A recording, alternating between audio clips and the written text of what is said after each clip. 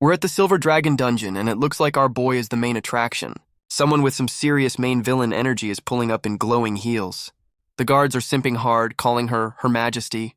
We got royalty in the house. She tells her guards to bounce, wanting a private chat with the prisoner.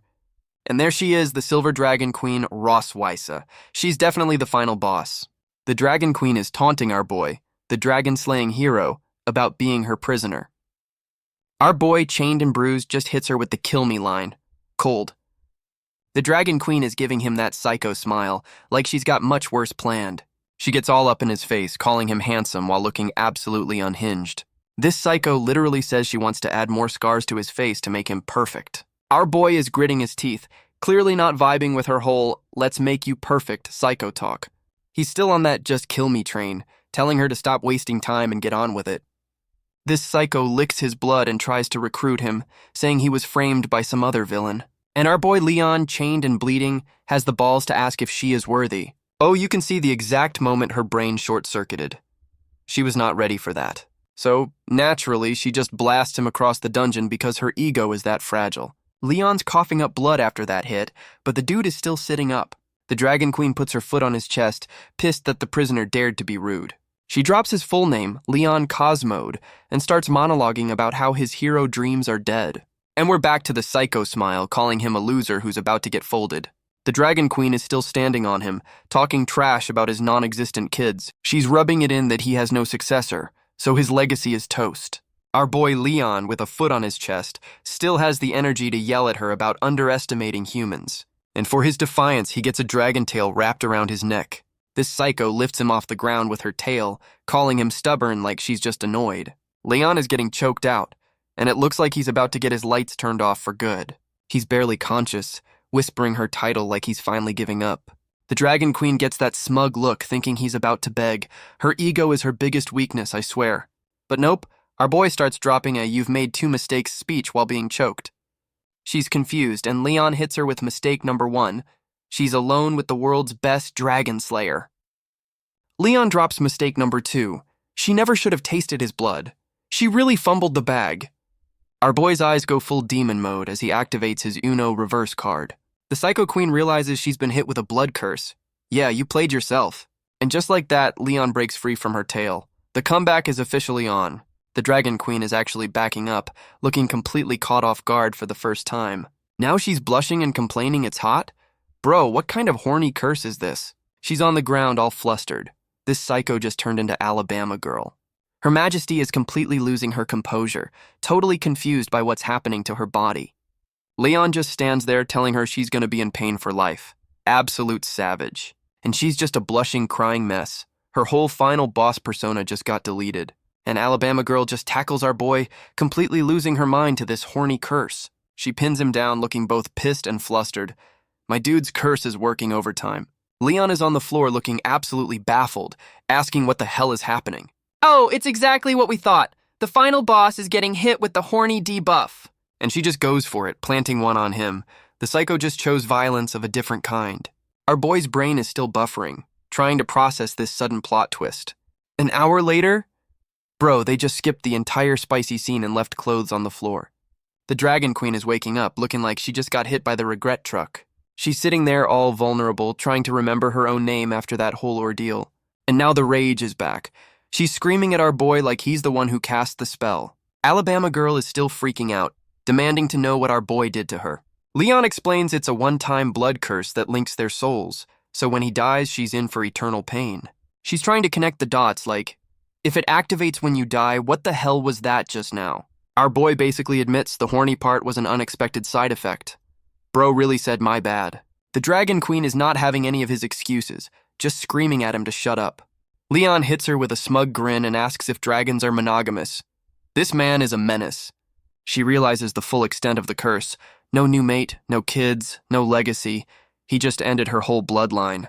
Our boy throws her own trash talk back in her face about having no successor.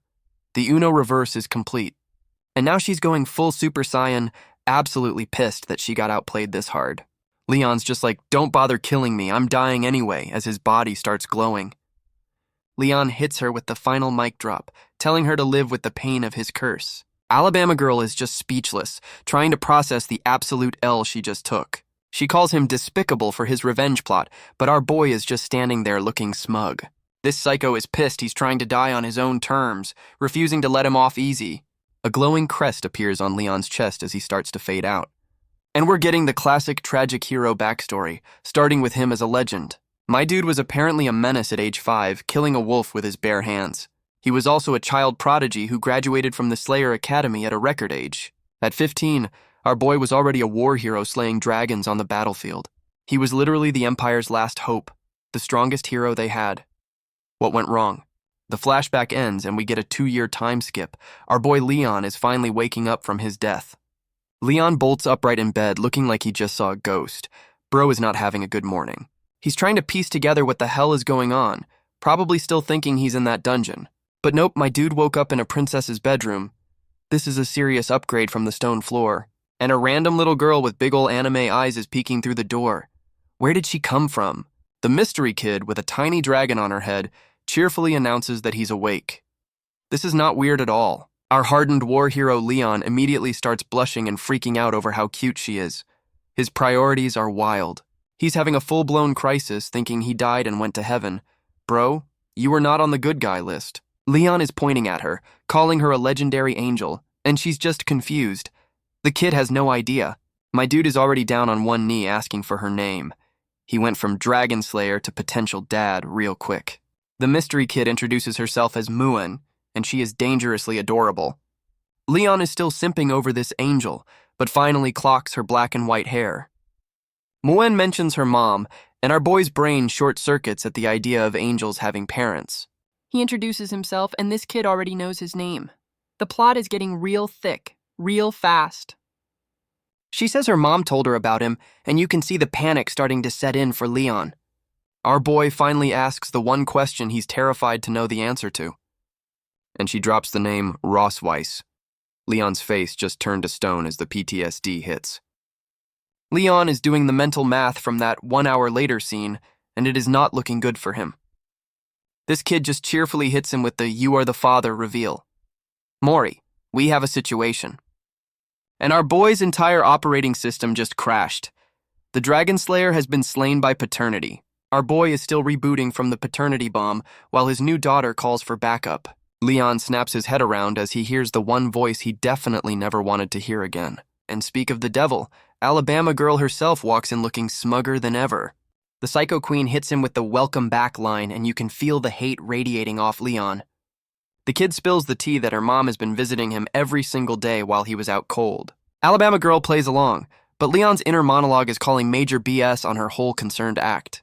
She sends the kid away for some adult talk, and that smile says this is not going to be a friendly chat.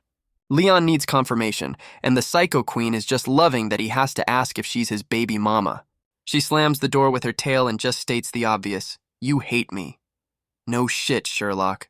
Our boy is backing away, demanding to know why she saved him and had his kid. My dude is so lost. Alabama girl is salty, reminding Leon he was out cold for 2 years. Leon's like, you think I want to be here after what you pulled? This psycho finds Leon's discomfort amusing. She's truly twisted. Alabama girl's tail wraps around Leon's leg. This is getting weird. She tackles Leon onto the bed and he's freaking out. Leon's asking what she's doing, but we all know where this is going. She rips his shirt open. Damn, girl, chill. Alabama girl's about to brand him with a dragon tattoo. Kinky. Leon begs her to stop, but she's lost in her psycho fantasy. She brands him, claiming he'll be her prisoner forever. Yikes. Leon is in agony from the new brand, asking why this psycho has to be so damn extra. Alabama girl gets in his face while the narrator explains that dragon revenge is basically next-level petty. This psycho's master plan is to humiliate him for the rest of his life. Her kink is just being toxic. And now our boy is blushing from the brand? Bro, that's not a pain curse, that's a horny curse 2.0. She's going in for round 2, calling it revenge. Yeah, sure. Whatever helps you sleep at night. We get a nice shot of the castle, probably after another 1 day and night later time skip. The castle maids are gossiping that the queen is in a good mood because her husband finally woke up. Our boy Leon is pissed, realizing this psycho announced to the whole damn kingdom that they're married. We get a flashback of Alabama girl going absolutely feral on him. My dude's back is probably broken. Leon is fired up, swearing he's not going to be this psycho's boy toy. Good luck with that, my guy. Our boy Leon is already casing the joint, looking for a way to bounce from his psycho baby mama. He clocks the dragon guards at the side door and realizes a frontal assault is not the play. Leon's getting suspicious because the castle is way too empty. This whole situation is screaming setup, and just as he's thinking that, he spots something that looks way too good to be true. Oh, would you look at that, a conveniently placed escape hole, totally not a trap. Even this dumbass knows it's probably a trap, but he's desperate to get away from Alabama Girl. He decides to just full send it, because being a prisoner is better than being a husband. Leon's already saying his goodbyes, promising to come back for his daughter Muen, and his daughter immediately rats him out, pointing and yelling about her dad digging a dog hole. Alabama Girl is just chilling in a bikini, confirming she saw the whole thing. She played him like a fiddle. Muen asks her mom when she's gonna go fish her dad back. This kid is a menace. Alabama Girl corrects her, saying fish is rude, all while looking like she's enjoying this way too much. The kid is genuinely asking for the right word to use. She's learning Toxicity 101. This psycho tells her to say, catch him back, with the most unhinged smile I've ever seen. After a time skip, our boy is booking it through the woods. He thinks he's free. Leon's hyping himself up, thinking he's almost back to human territory. You can taste the false hope. My dude stops to catch his breath, actually believing he outran a literal dragon queen. And there's the oh shit face as he realizes he was never getting away. Speak of the devil, Alabama Girl pulls up in her final boss dragon form. The chase is on. She gets right in his face, calling him a runner, and our boy is just screaming. Game over, man. Leon is staring up at the tail of the final boss he thought he escaped. Yeah, you're cooked, my guy. Alabama Girl in full dragon mode asks if he's having fun yet. This psycho's idea of a good time is terrifying.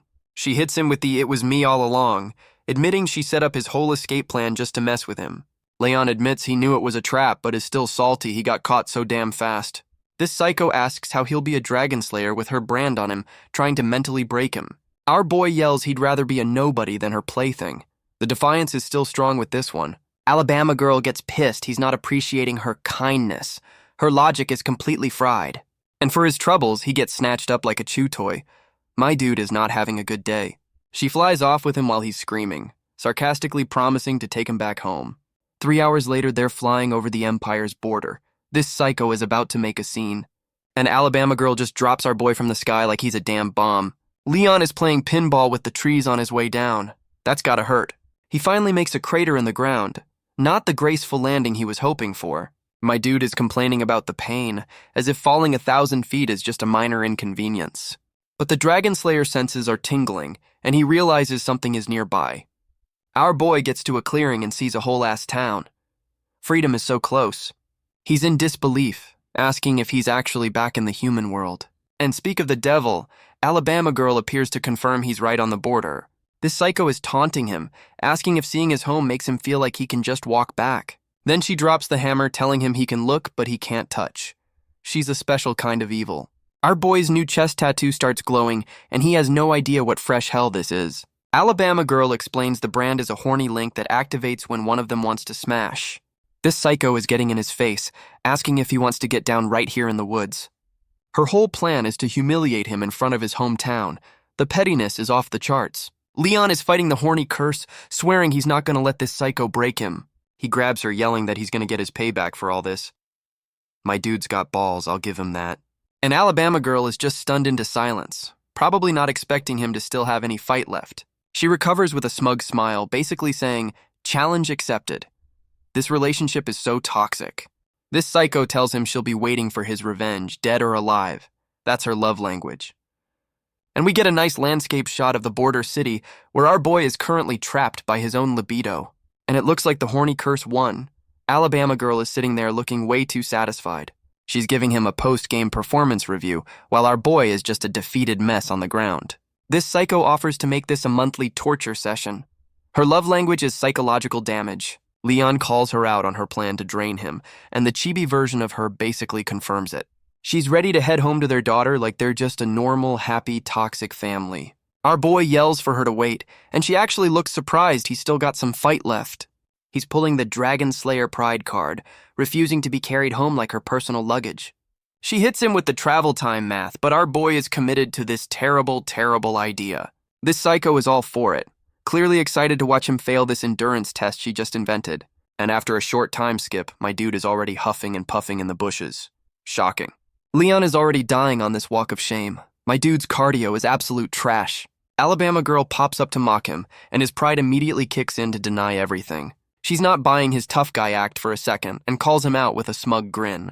But their little domestic dispute gets interrupted by some noise in the bushes. And look who it is, the Dragon Slayer army. Our boy's old crew is in the house. This dumbass immediately thinks his old squad can save him from his psycho baby mama. Alabama girl is giving him the "I will end them all" stare. She is not playing games. Leon's brain finally reboots, realizing this psycho would murder his friends without hesitation. The night leader asks if they're lost, having no clue he's talking to a legend and his final boss wife. Our boy tries to hide the literal dragon queen behind him like she's just some lost tourist. Leon hits them with the fakest smile ever, trying to convince them he's not being held hostage by a psycho. The night captain is being a total bro, offering a ride, completely oblivious he's talking to a living legend. This night, Walker introduces himself, and you can just feel Leon's soul leaving his body. Our boy is frantically waving them off, trying to stop them from getting any closer to his psycho baby mama. The night captain is getting that, "Wait, I know you" look, and Leon's whole plan is about to implode. And there it is, Alabama girl's "I'm about to murder everyone" face. She does not like sharing her toys. Leon senses the danger as his psycho wife powers up to turn his old squad into a red paste. Our boy makes a clutch save, grabbing her hand before she can unleash hell on his clueless friends. He pulls her into a hug, playing the "my wife is just a little confused" card. The improv is strong with this one. Leon whispers a deal, promising to go home quietly if she helps him get rid of his old crew. My dude is desperate. The night captain is completely misreading the room, thinking he just stumbled upon a cute couple moment. This clueless bro literally wishes them well and rides off, having no idea he just left a legend with his captor. And just like that, the nights are gone, leaving our boy alone with the psycho he just had to hug. Alabama girl immediately drops the act, asking if he's done with the fake affection. The fun is officially over. She shoves him away, and Leon is shocked. Guess she wasn't a fan of his life-saving improv skills. This psycho gives him a backhanded compliment for not getting his friends killed. Her standards are on the floor. She hits him with the "know your place" speech, and Leon claps back that he never wanted to be her husband. Alabama girl just laughs it off and tells him to get moving. She's enjoying this walk of shame way too much. Our boy's body is already giving out on him again. That brand is probably doing a number on him. Leon can only watch as she walks away, completely powerless. My dude is officially her property now, and our boy just faceplants mid-sentence. His pride wrote a check his body couldn't cash. Alabama girl is just staring at him, asking if he fainted. She sounds so disappointed in his human weakness. This psycho powers up, calling him fragile. Yeah, after you tortured him for like a week straight, lady. She just scoops him up like a piece of laundry. So much for that Dragon Slayer pride. And she just tosses him onto her dragon form's head. This is her version of calling an Uber. My dude lands on her back, still completely out of it. At least he didn't become a crater this time. She flies off, saying she'll take his fainting as a plea for mercy. Her ego is truly bulletproof. And we're back at the castle. Looks like our boy's walk of shame ended with a free flight home. Leon wakes up in bed again, probably wondering if the last few days were just a fever dream. And his daughter Muen pops up, happy to see her dad is awake. Welcome back to the nightmare, my dude. Leon's waking up again, and his daughter Muen is already spilling the tea that her mom dragged his ass home. Our boy is having a full-on PTSD flashback to being snatched like a chew toy by his psycho baby mama. He notices his hand is bandaged up, probably wondering what fresh hell this is. Muen proudly takes credit for the sloppy bandage job, demanding praise like the adorable little menace she is. Leon's having an internal crisis, trying to square his dragons or monsters knowledge with his cute kid.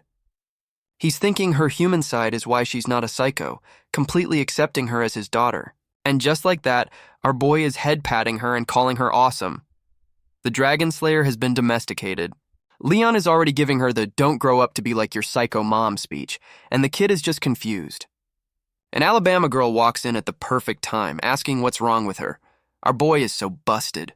Leon immediately tries to play it off while his psycho wife gives him the "we'll talk about this later" death glare. Muen is reporting her successful bandage mission to her mom, just trying to get that parental approval. An Alabama girl is giving her the "I am not impressed" stare. This lady's got the emotional range of a rock. Leon is already judging her parenting style from the sidelines. My dude is in full dad mode now. Our boy pulls the classic, let's play a game move to get the kid out of the room for the inevitable argument. And Muen is absolutely thrilled, having no idea she's just been politely kicked out. Leon's already playing the fun dad card, throwing his psycho baby mama right under the bus. He starts speed counting to get her out of there while Alabama Girl just watches this whole domestic drama. And just like that, the kid is gone. Phase 1 of Confront the Psycho is a success. The second Muen is out of earshot, Leon drops the act and gets right in Alabama Girl's face. Our boy is already calling her out on her parenting, going full protective dad on the Dragon Queen. Alabama Girl justifies her terrible parenting with some, "this is how we raise warriors" BS. Our boy argues that Muen is too cute for that, but this psycho says cute is an insult for dragons. So Leon, with a straight face, calls the psycho Dragon Queen cute. This man is actively choosing violence. And you can see the exact moment her programming broke. She was not ready for that comeback. She immediately grabs his shirt because her ego is more fragile than a wine glass. This psycho gets in his face, reminding him he's just her slave. Someone's feeling insecure. Leon just gives her the, face, completely unbothered by her little tantrum. She pulls the I'm a busy queen card and officially makes him a stay-at-home dad. Then she gets all close, whispering that their kid likes him. The mixed signals are off the charts. Our boy is already complaining about his new nanny duties. The Dragon Slayer has been fully domesticated. Our boy Leon is looking around, probably wondering how he went from Dragon Slayer to hide-and-seek champion. Muen is hiding behind a pillar, thinking she's a master of stealth. Kid, your dad hunted dragons. Leon immediately finds her, trying to be the fun dad he never thought he'd be. The kid just gives him the silent treatment. My dude's dad skills are already getting tested. Leon finally realizes his daughter is giving him the stink eye. He's so bad at reading the room. Our boy tries to apologize with a goofy smile, but the damage is already done, and Muen just dips, leaving her dad in the dust. This kid learned pettiness from her mom. Leon is chasing after her, completely baffled by this sudden mood swing. Welcome to parenthood, my guy. He loses her in like 2 seconds. This legendary hero just got outplayed by a toddler. Our boy concludes that kids are confusing. Bro, you're just now figuring this out. Our boy is already realizing that babysitting is way harder than fighting a final boss. And his daughter just tackles him from behind, completely forgetting she was just mad at him. Leon is still trying to process the mood swing, asking why she came back. She hits him with the flawless toddler logic. You sucked at finding me, so I found you.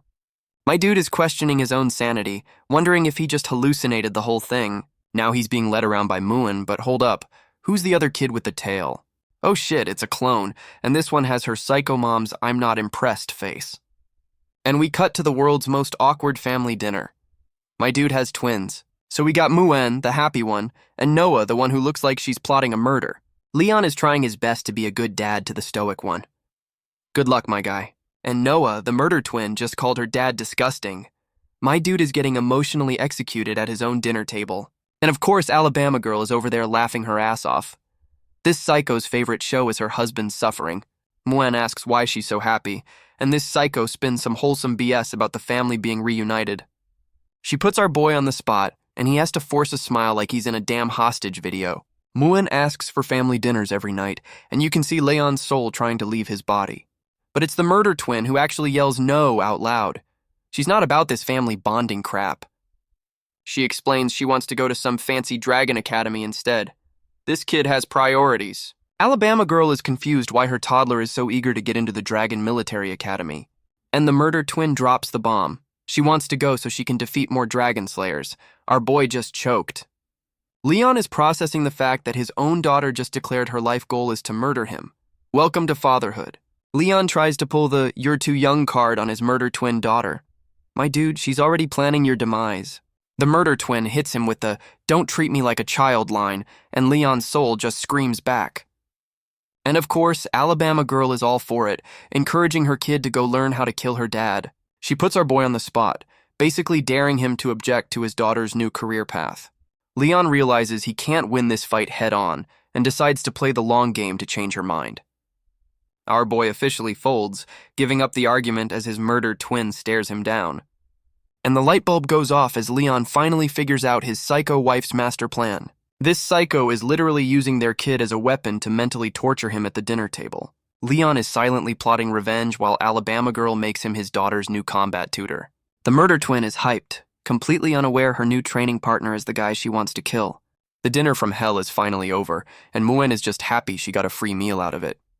Our boy is already starting shit, calling his psycho wife by her full government name. He's calling her out for not cleaning the dishes. My dude is really trying to start a domestic dispute. This psycho is like, we have staff for that, but our boy is on a mission. Our boy hits her with some wholesome family propaganda about couples doing chores together. He's guilt-tripping her into playing house for the kids. This man is learning how to play 4D chess. And of course, Muen is right there looking hopeful, giving him the perfect emotional leverage. The Psycho Queen actually folds. The power of a cute kid is undefeated. Muen is all hyped up to help, not realizing she's just a pawn in her dad's psychological warfare. But the murder twin is having none of it and just yeets her sister out of the room.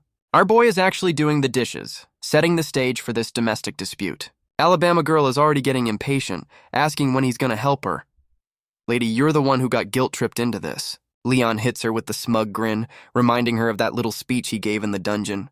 He drops the "never be alone with a dragon slayer" line, and you can see the PTSD kicking in for her. She's asking what he's planning, and our boy's brand is glowing. It's about to go down in the kitchen. Leon explains that last time he was running on fumes, but now he's ready for round 2. This psycho thinks he's trying to escape and whips out her tail, not realizing the tables have turned.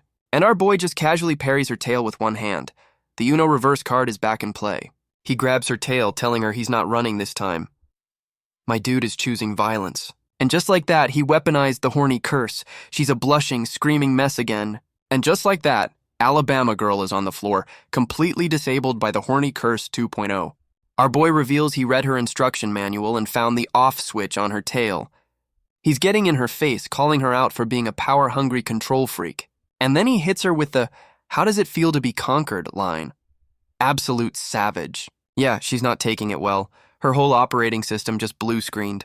The Psycho Queen is on the floor begging him to let go. Oh, how the tables have turned. Leon is giving his villain monologue, reminding her of all the shit she put him through. She's trying to act tough, calling him a bastard, but she's got zero power here. She's trying to get her tail back, but our boy's grip is absolute. He's not letting go. And the maids outside are just gossiping, thinking this is some cute family squabble. The maids come back to a sparkling clean kitchen, wondering if our boy is secretly a house husband. This one is way too happy about the clean dishes, having no clue about the psychological war that just went down. Our boy Leon is peeking from the doorway, making sure his little power play stayed under wraps. He's got Alabama girl in a headlock, telling her to shut up unless she wants the maids to see her get folded. Oh yeah, she is absolutely seething. The humiliation is hitting her way harder than any physical attack. Leon hits her with the "my dear wife" line while looking like an absolute demon. The tables have officially turned, and she's actually crying. The Psycho Queen just got her ego completely shattered in her own damn kitchen. We get a 3 days later time skip. Bro, what the hell happened in those 3 days? Our boy is passed out while his kids casually debate whether he's dead or not. Welcome to fatherhood. And Muen just slaps him awake. My dude can't even get a peaceful nap in this psycho's house. The murder twin is literally standing on his chest, confirming he's not dead yet. This kid has no chill. Our boy is still trying to reboot while Muen looks like she just saw a ghost. Leon's wondering when he blacked out, and of course the whole Psycho family is there to greet him. Alabama girl offers to jog his memory, and you just know it's going to be a traumatic flashback. And yup, his big power play in the kitchen ended with him getting folded like cheap laundry. Our boy is monologuing about how this psycho would have killed a normal person by now. No shit, dude. And then his brain short-circuits and he starts simping over how pretty his 200-year-old captor is. The murder twin immediately calls him out for staring at their mom. This kid sees everything. Alabama girl gets startled and drops her hair thingy, breaking the weird tension. And our boy, in a moment of pure simp energy, picks it up for her. The domestication is almost complete. Our boy puts the hair clip back in and Alabama girl is actually blushing. The domestication is complete. This psycho is trying to play it cool, asking if he's a player. She's not used to this whole nice thing. And our boy just compares her to a donkey with a straight face. This man is actively choosing death. Muen immediately asks for a definition, and you know our boy is about to drop some slander. He explains donkeys are stubborn creatures, basically describing her mom while making goofy faces. And he drops the "just like your mother" line. You can hear the sound of his death warrant being signed. And Alabama girl just folds him with one punch for the donkey comment. He absolutely had it coming. Even the murder twin looks concerned as our boy tries to pretend he didn't just get his soul punched out. This psycho just ignores the assault and makes him the kid's tutor. My dude is officially the nanny. Muen is hyped for school, but the murder twin is already too cool for it. The sibling dynamic is perfect. The twins are running off to do homework, with the murder twin actually having a preference. Alabama girl drops the bomb that her sister is visiting and our boy needs to stay hidden. Leon immediately clocks her insecurity and hits her with the ashamed of me look. She gives him a whole fake identity as a comatose dragon husband. This psycho is a professional liar. This psycho is laying down the law, telling him to stick to the script she just invented. Our boy agrees way too easily, but you can see the gears turning in his head. And his inner monologue confirms it. He's absolutely not going to play along with her BS. Leon is already plotting how to humiliate her in front of her family. The petty war is back on. We get a nice shot of the study, the battlefield for this next round of domestic warfare. Our boy is playing the perfect dad, teaching his kids, all while waiting for his moment to strike. Our boy is on full-time nanny duty, trying to teach his kids how to write their names. And the murder twin immediately roasts his handwriting. My dude just can't catch a break. Leon makes a flimsy excuse about giving something to their mom, clearly setting up his escape plan. He dips out of the room, and his own daughter calls him stupid. She is definitely her mother's child. Muen is just happy to be here, but the murder twin is all business, telling her to get back to work. Oh, but the murder twin is blushing. Looks like she's a secret tsundere for her dad. And at the castle gate, a new challenger appears. This must be the sister Alabama girl was talking about. We get the intro card for Aisha, the Red Dragon Queen. The family reunion is about to get spicy. Alabama girl gives her sister a big ol' hug. The psycho is actually capable of affection. Who knew? The sister immediately calls her out for looking healthier, and Alabama girl gets all flustered. The sister immediately starts grilling Alabama girl about where her new husband is. The family drama is starting early. Alabama girl hits her with the he's sick excuse, but the sister is not buying that weak-ass lie for a second. The sister is calling her out, saying dragon marriages are all business, so her shotgun wedding must mean they're actually in love.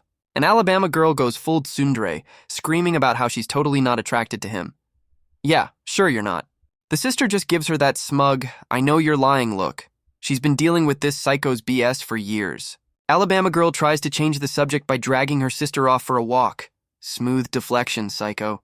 And we see them through a telescope. Our boy is on spy duty, ready to stir the pot. Yup, it's Leon, getting a good look at the sister. His plan to cause chaos is officially in motion. Our boy is about to test the limits of that horny brand she gave him. This is gonna get messy.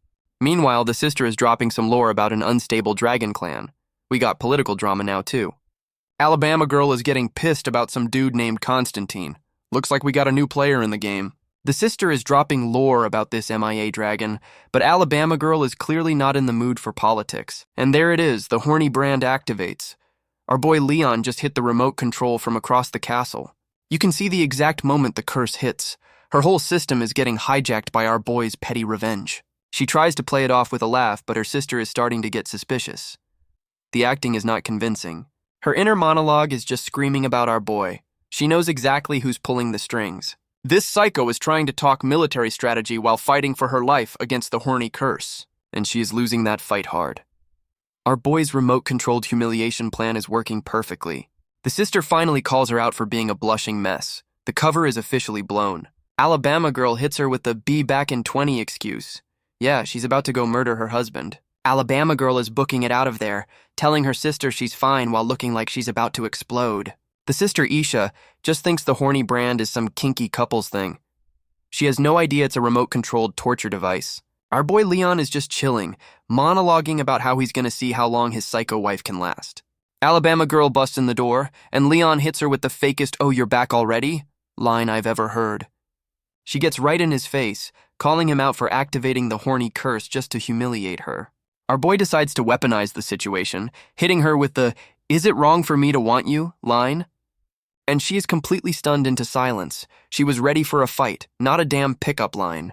Her entire operating system just crashed.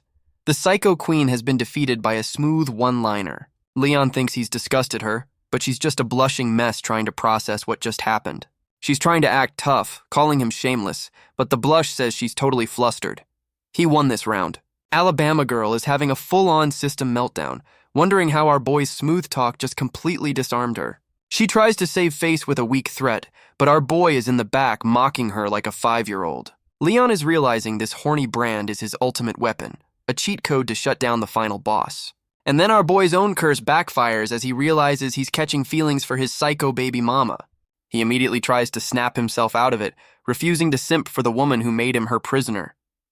Meanwhile, the kids are wondering where their dad is, completely unaware of the romantic comedy crisis happening next door. And the sister is finally leaving the castle, having missed all the top-tier domestic drama. The sister says her goodbyes, still thinking her psycho sibling is in a normal, healthy relationship. Alabama girl is just trying to act normal, waving her off before our boy can cause any more chaos. The sister transforms and asks to meet the husband next time, and you can feel the panic radiating off Alabama girl. Alabama girl is watching her sister fly away, still absolutely fuming from that remote-controlled humiliation. She's just standing there silently plotting. You know our boy is about to pay for his little stunt. This psycho is already planning her lesson for tonight. My dude is definitely not getting any sleep. And our boy gets the classic, someone is talking shit about me sneeze. Yeah, she is, my guy. Leon's on bedtime story duty, wondering if his psycho wife is still mad. Bro, she's planning your demise. He's checking to make sure the kids are out cold. The Dragon Slayer has been fully domesticated. Our boy is tucking in his daughters, showing more affection than their psycho mom ever has. Leon is trying to sneak out of the room. My dude is definitely up to something stupid again. He opens the door and immediately gets jump scared. Looks like his escape plan just hit a wall. And speak of the devil, Alabama girl was waiting for him. He got caught lacking, big time. Alabama girl is still pissed, saying they have things to do. This is her revenge face. And she's literally dragging our boy off like a misbehaving toddler. My dude has no choice. Oh, we're in her bedroom. This is either going to be round 3 or some new kind of torture. Our boy is on bucket duty, carrying some steaming water. What fresh hell is this? He asks what she needs the water for, completely clueless about the humiliation he's about to face. This psycho wants him to wash her feet as punishment for his earlier stunt. The pettiness is unreal. Leon's brain just blue-screened. My dude was not prepared for this level of degradation. She's yelling at him to get on with it, calling it payback for his remote-controlled horny curse. Our boy is actually doing it, monologuing about his fall from Dragon Slayer to foot-washing slave. He's holding her foot, thinking about how many of his friends she's probably stepped on. Alabama girl is wondering why our boy is staring at her feet, completely misreading the room. This psycho immediately assumes he's got a foot fetish.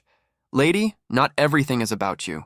She's yelling at him to get on with it, and our boy just dunks her feet in the water. We get a nice close-up of the footbath, the calm before the storm, and she immediately folds him with a kick to the face, screaming that the water is too hot. Our boy is reeling from the kick. My dude just got his face rearranged for a temperature mistake. This psycho is already accusing him of making the water hot on purpose. She's so paranoid. Leon hits her with the most evil grin, basically confirming he absolutely did it on purpose. She's all flustered, realizing he just played her again. This man lives in her head rent-free, and she immediately steps on his chest to reassert dominance. Her ego is so damn fragile. This psycho asks if he wants to be stepped on, like he has a choice in the matter, and she just punts him again for good measure.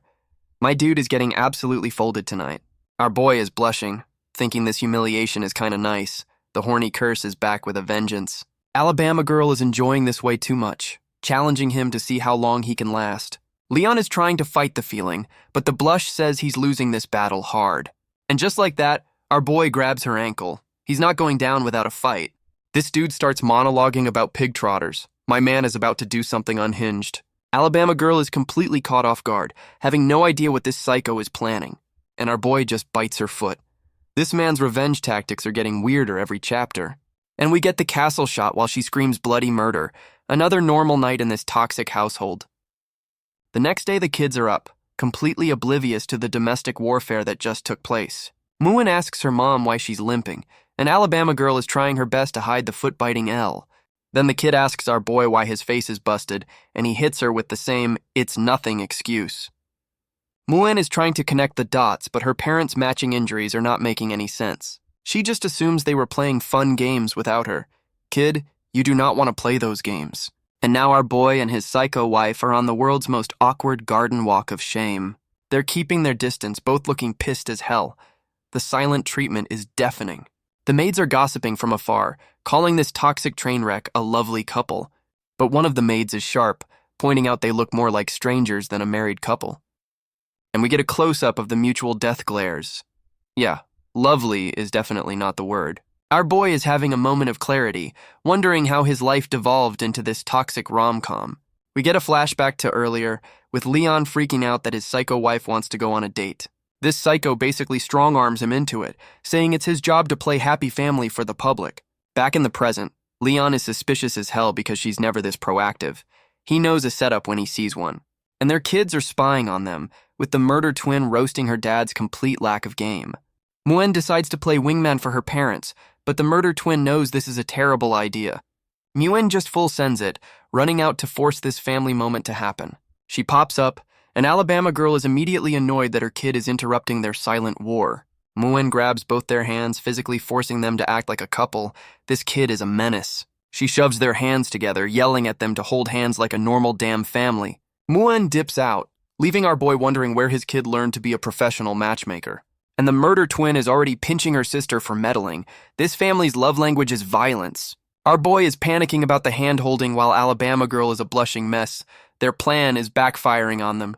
She calls him out for being docile, but he flips it, saying she's the one not used to being treated well. Leon's having a galaxy brain moment, realizing this psycho is just a socially awkward mom who can't connect with her kids. Our boy starts playing family therapist, asking why the kids call her mother instead of mom. He's explaining basic family dynamics to a 200-year-old dragon, pointing out she's emotionally distant.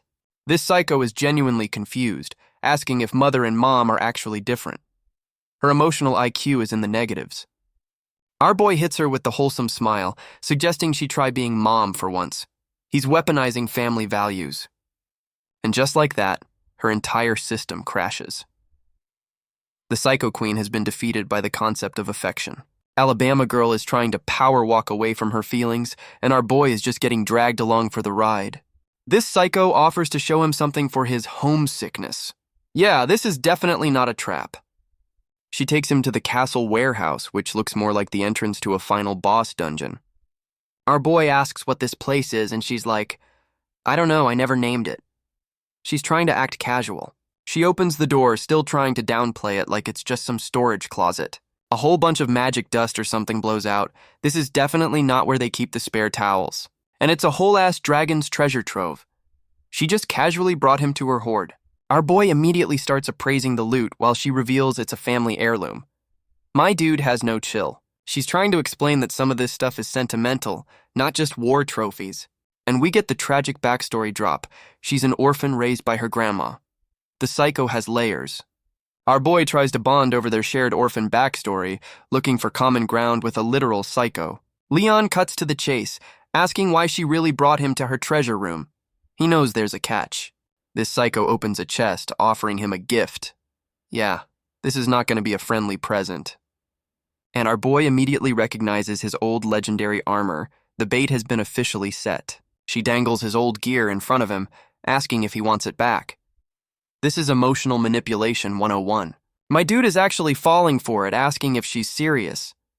Bro, have you learned nothing about this woman? And there's the psycho grin. She's been waiting for this exact moment to play him like a damn fiddle. He reaches for it, and of course it's a magic trap. My dude just got played by his own nostalgia. Leon is horrified to see his legendary armor has been corrupted with a dragon mark. She really defiled his legacy. This psycho hits him with the "you fell for my trap" line. She really just used his past against him. Our boy is screaming at this psycho for desecrating his legendary gear. He is not having a good day. This psycho explains she upgraded his armor with a trap that activates on touch. She's so proud of her evil plan. And our boy is already feeling the effects of that trap. My dude just can't stop touching cursed objects. He's clutching his brand, calling her out for being a psycho. Yeah, dude, we've been new. This psycho is loving every second of this, confirming the trap just supercharged his horny curse. She gets right in his face, asking if he can handle the new and improved horny curse 3.0. Our boy is trying to talk trash but can barely get her name out. The curse is hitting him hard. And she just slaps him into next week for his defiance. This relationship is just so healthy. My dude is paralyzed and blushing, complaining that the horny curse is now at maximum overdrive. This psycho reveals this was her master plan all along, roasting him for being so easy to manipulate. Our boy is trying to fight the horny curse 3.0, but he's already losing the battle hard. This psycho is gloating about her acting skills, confirming the whole date was just another elaborate trap. Leon is having a meltdown, realizing her tragic backstory might have been a complete fabrication to play him. She admits the orphan story was real, but says it won't stop her from absolutely wrecking him. This psycho is powering up, about to throw his own words right back in his damn face. She's whispering in his ear, asking if he remembers calling her a control freak who likes to conquer. And she confirms it with the most unhinged, horny smile I've ever seen. She's so proud of it. She goes in for the kill, and our boy is completely powerless against the supercharged horny curse. And we get the classic fade to black building shot. My dude is getting absolutely demolished in there. After a time skip, our boy is a broken, crying mess on the floor. The Psycho Queen wins again. Alabama Girl is giving our boy the post-game victory pose while he just looks dead inside. Leon is still trying to process the absolute L he just took in that treasure room. This psycho is giving him a backhanded compliment, basically saying he looks old and tired now. Our boy's inner monologue is trying to act tough, swearing he won't fall for her tricks again. She's patting him on the head for finally learning his place. The condescension is unreal. But our boy's train of thought gets immediately derailed by the plot as usual. This psycho is now roasting his stamina, basically calling him washed up after their little session. Leon's brain is still buffering, completely missing the insult she just threw at him. And there it is, the realization that she's calling him old and out of shape. The chibi version of him is just getting absolutely flamed for his poor cardio. My dude is cooked. Our boy is having a full-blown performance anxiety crisis after getting roasted by his psycho wife. The next day, and you just know the tension in this castle is thicker than a bowl of oatmeal. Leon is peeking out of his room like a damn groundhog, scared of his own shadow after last night. And of course, his psycho wife and murder twin daughter are already waiting to start his day with more emotional damage. This psycho hits him with the, "You look tired" line, knowing damn well she's the reason he's running on fumes. He blames her for the slander, and she just hits him with the "I don't recall" gaslight. A true professional. The murder twin is just watching this toxic morning routine like it's her favorite TV show. Leon immediately pivots to dad mode, reminding his murder twin about her Dragon Academy homework. Alabama Girl gets in his face, reminding him his only value right now is being a nanny. The disrespect is real. Our boy's pride is in shambles, yelling that he was just having an off day. Sure you were, buddy.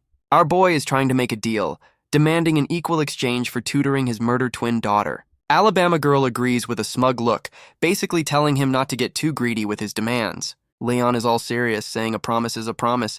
My dude thinks he's got some leverage now. This psycho immediately starts patronizing him, and his chibi version is absolutely seething in the background. The murder twin asks why he was fighting with her mom, and our boy tries to call it communication. Leon's brain finally catches up, realizing his daughter just called her psycho mother something different. And there it is. The murder twin confirms she called her mom. His little family therapy session actually worked.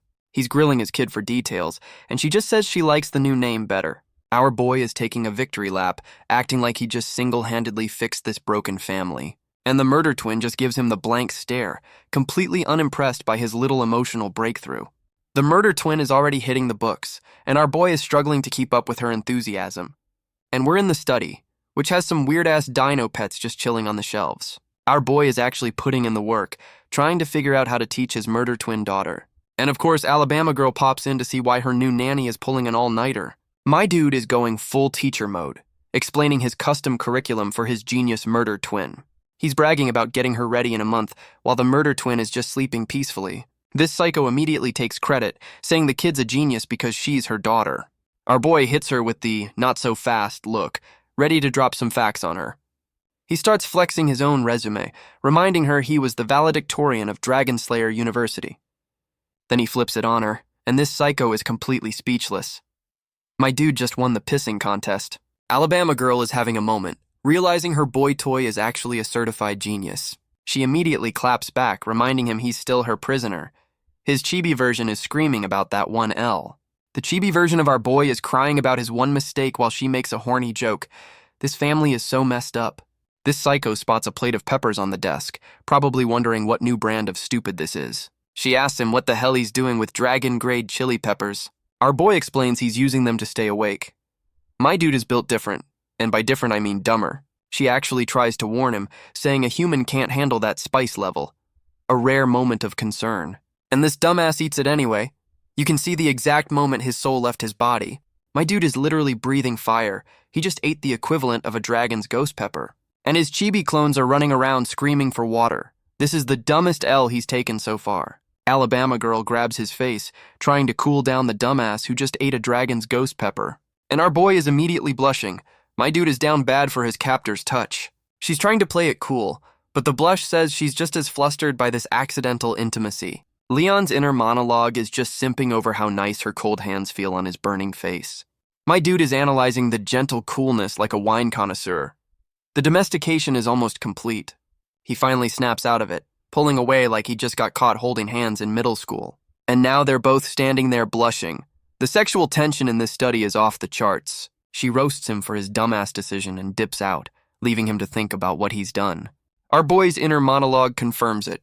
He's a full-blown simp who wanted more head pats. He immediately tries to talk himself out of it, remembering she's the psycho who folded him last night.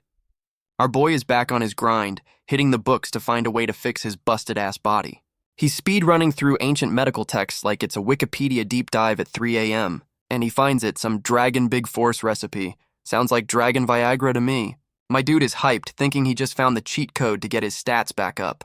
The next day, our boy is playing teacher, about to drop some test results on his murder twin. The murder twin guesses she got a 50. Damn, even she thinks she's failing at this. Leon hits her with the "you got a 62" like it's a good thing. My dude, that's still a D. And the murder twin is absolutely seething. She was not aiming for a passing grade, she was aiming for perfection. Our boy thinks she's just got high standards. Bro, she's pissed she didn't get a 100. Leon's having a sad dad moment, wishing his murder twin could just be a normal, carefree kid.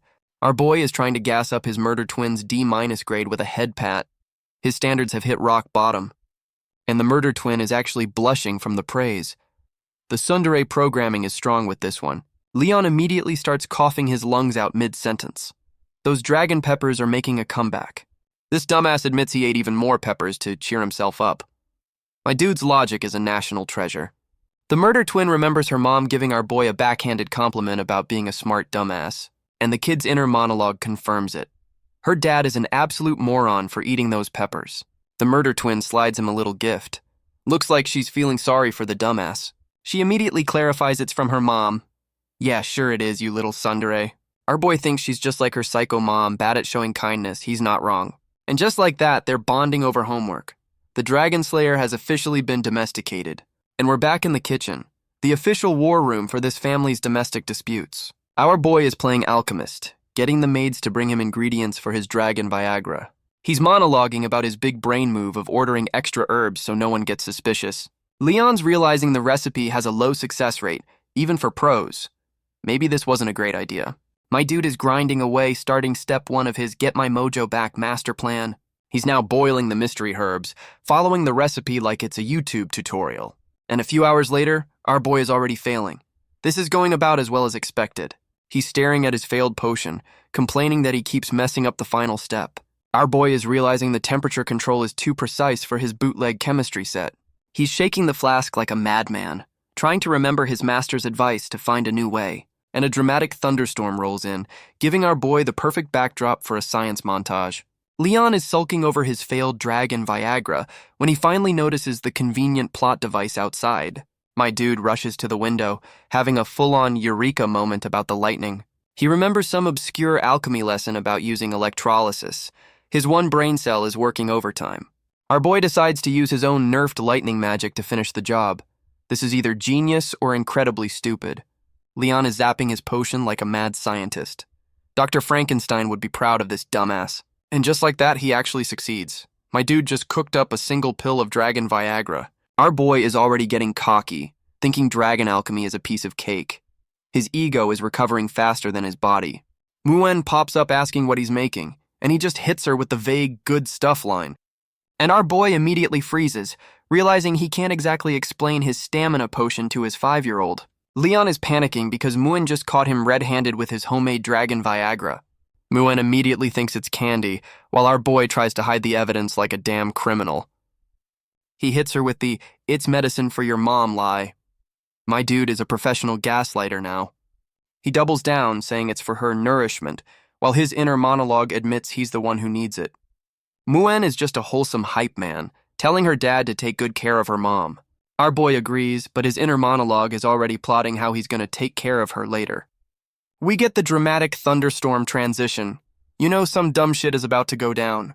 Leon is in bed, contemplating if his homemade dragon Viagra will have any weird side effects. He chickens out for a second, deciding to put his master plan on hold for the night. And of course, someone knocks on the door right as he's having his crisis of confidence. And of course, it's Alabama Girl, catching our boy completely off guard in his bedroom. This psycho says Muen snitched about the chocolate candy he made for her. His lie just backfired spectacularly. Leon is sweating, realizing his own daughter just sold him out to the final boss. She's trying to play it cool, acting like she's just impressed by his alchemy skills. Yeah, right. This psycho gets right in his face asking to see the medicine he made. She's definitely on to him. Our boy just hands over his homemade dragon Viagra, knowing he's completely cornered. And she's actually impressed, complimenting him on making a perfect stamina pill. She knew what it was the whole time. Leon is completely stunned that she's giving him a genuine compliment instead of just folding him. She gives it back but tells him he can't take it yet. My dude's power-up just got put on hold.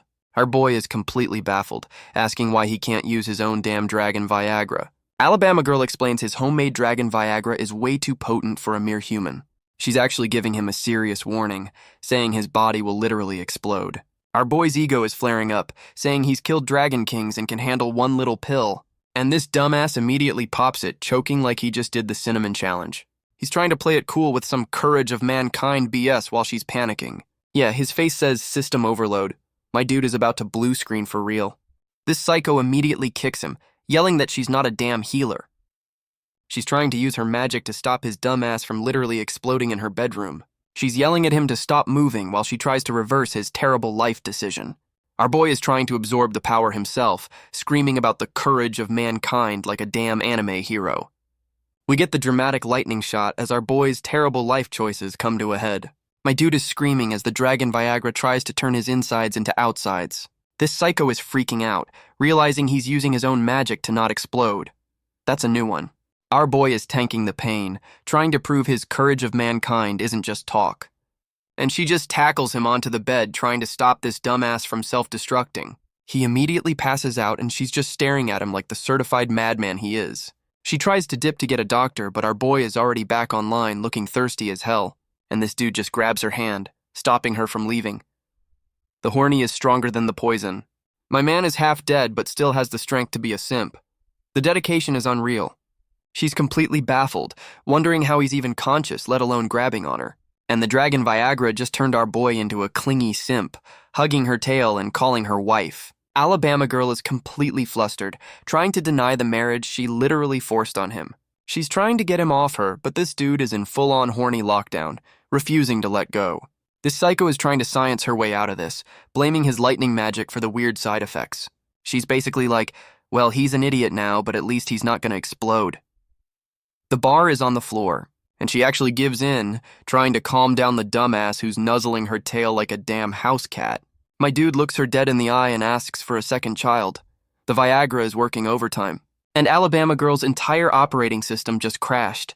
She was not ready for that level of audacity. He's screaming about wanting another kid while she roasts him for being a deadbeat to the first two. This psycho just facepalms, deciding it's easier to just go along with the drugged-up idiot for now. Our boy's drugged-up brain is already planning a whole dynasty, demanding she meet his parents. He's celebrating like he just won the lottery, while she looks at him with pure, unadulterated disgust. This dude goes in for a kiss, calling her nice. The Viagra has completely erased his survival instincts. She's trying to fend off his advances, wondering how long this horny idiot phase is gonna last. And she just folds him with one punch. Her solution to every problem is always violence. Our boy is out cold, and she's just admitting she couldn't resist punching the idiot. And we get a rare moment of concern from the Psycho Queen, asking if he's actually okay. Leon is clutching his chest, and she immediately knows something is wrong. The horny curse is acting up. Yup, her own brand is glowing. Looks like his little overdose is backfiring on her too. His brand is glowing too, and she's wondering why it's activating. Lady, you're both cursed. Leon's got his hand on her shoulder, and you know the dragon Viagra is about to take the wheel. Our boy is on top of her, complaining about feeling bad while she's screaming at him. Classic Tuesday night. He's describing his symptoms, basically saying the dragon Viagra is hitting him like a freight train. An Alabama girl is feeling it too, realizing his lightning magic just supercharged the horny curse. My dude is straight up sniffing her tail now while she's having a full-blown system error. She's trying to push him off, but our boy is too high on dragon Viagra to care about personal space. And you can see the exact moment her brain short-circuits. She's not used to this level of chaos. Our boy drops a smooth compliment, calling her beautiful. The Viagra turned him into a damn poet. She's trying to act tough, but her inner monologue admits she can't reject this new assertive version of him. And there it is, the psycho queen admits she's actually into it. The domestication is mutual now. Our boy is high as a kite on dragon Viagra, hitting her with the "you can help me" eyes. And the psycho queen actually folds, agreeing to a one-night-only special. The tsundere has been breached. And we get the classic fade-to-black leg shot. My dude's homemade Viagra plan actually worked. The next morning, and you just know the birds are chirping to the sound of our boy's broken spine. Leon wakes up looking like he just went 12 rounds with a freight train and lost spectacularly. And he wakes up next to a very smug-looking Alabama girl. Oh, how the turntables. Our boy immediately freaks out, having no memory of the Viagra-fueled chaos from last night. He's complaining about his body aching. My dude's stamina bar is officially at 0. This psycho is dangling her feet, asking if he really forgot what happened. She is absolutely loving this. She hits him with a smug look and some fresh bite marks, reminding him of the absolute L he just took. Our boy is just now noticing the hickeys, asking if he's the one who went feral last night, and the traumatic flashbacks hit. He's remembering every second of his Viagra-fueled simp session. My dude is having a full-blown meltdown in bed as the cringe from last night finally sets in. This psycho is just loving it, reminding him he was the one begging for it. She's twisting the knife. The flashback confirms it. Our boy was on his hands and knees asking for one more round. He's trying to shut her up before she can roast him any further. The secondhand embarrassment is too strong. Our boy is already back on his bullshit, monologuing about how his dragon Viagra plan was a total success. He's trying to play it cool, asking if he went too far, and this psycho just brushes it off. Leon is getting cocky, flexing that she can't call him washed up anymore. My dude thinks he's won the war, and we get the death stare. Yeah, she is absolutely not letting him have this win. Alabama girl is on top of him, and our boy is just now realizing who's really in charge here. She's giving him a performance review, basically telling him he's on the payroll now. And our boy's chibi version is having a meltdown, realizing he just got a new job title. This psycho actually brings up their bet, reminding him he has a favor to cash in. She's actually admitting he won and is letting him make a request. Is this character development? Our boy gets that smug look back, already knowing exactly what he's going to ask for. He asks her to check on his master back home. A surprisingly wholesome move from this dumbass. And she just agrees, flexing that her clan can handle a little cross-country wellness check. Our boy tries to thank her, but immediately starts coughing. The dragon Viagra is still kicking his ass. We get a nice garden shot, a moment of peace after all that domestic warfare. Muen asks her dad if he's sick, and my dude looks like he's aged 10 years overnight. Leon tries to play it cool, but his face is screaming about the Viagra-fueled L he took last night. And Muen reveals her mom already snitched about the medicine. This psycho is airing his business to the kids. Our boy is having an internal crisis, realizing his psycho wife has zero respect for his dignity. He's trying so hard to act tough he bites his own lip, and Muen immediately points out he's bleeding. And now the kid is panicking, begging her dad not to die. This family's drama levels are always at 100. Leon is trying to comfort her while realizing she's just as mercilessly dramatic as her psycho mom. He immediately distracts her by offering to make a new toy. The ultimate dad deflection tactic. My dude is literally inventing a Rubik's Cube to avoid explaining his performance issues to a 5-year-old. He gives her the cube, successfully changing the subject from his near-death experience. Smooth. Muen is flexing her alchemy knowledge while our boy has an existential crisis about being a full-time nanny. And our boy's dad senses start tingling. Something is definitely up. He's staring off into the distance, probably sensing another L coming his way. Muen calls him out for spacing out, and he tries to play it cool for the kid. His inner monologue confirms he felt the murder twins' gaze. The tsundere is spying on them. Our boy decides to make another toy for his other kid. The dadification is complete. The murder twin is peeking in on her sister, trying to act like she doesn't care about family time. And she finds the Rubik's Cube her dad left for her. The olive branch has been extended. The murder twin immediately calls it a kid's toy, trying to keep her too cool for this act up, and she immediately starts playing with it. The tsundere act lasted a whole 5 seconds, and the murder twin actually says thank you to her dad. The tsundere armor is officially cracking. Muen is on spy duty, noticing her murder twin sister has been acting shadier than usual, and Muen goes full Sherlock Holmes, ready to uncover her sister's secrets. This kid is a menace. She finds a whole-ass shrine dedicated to their dad. The murder twin is a secret simp.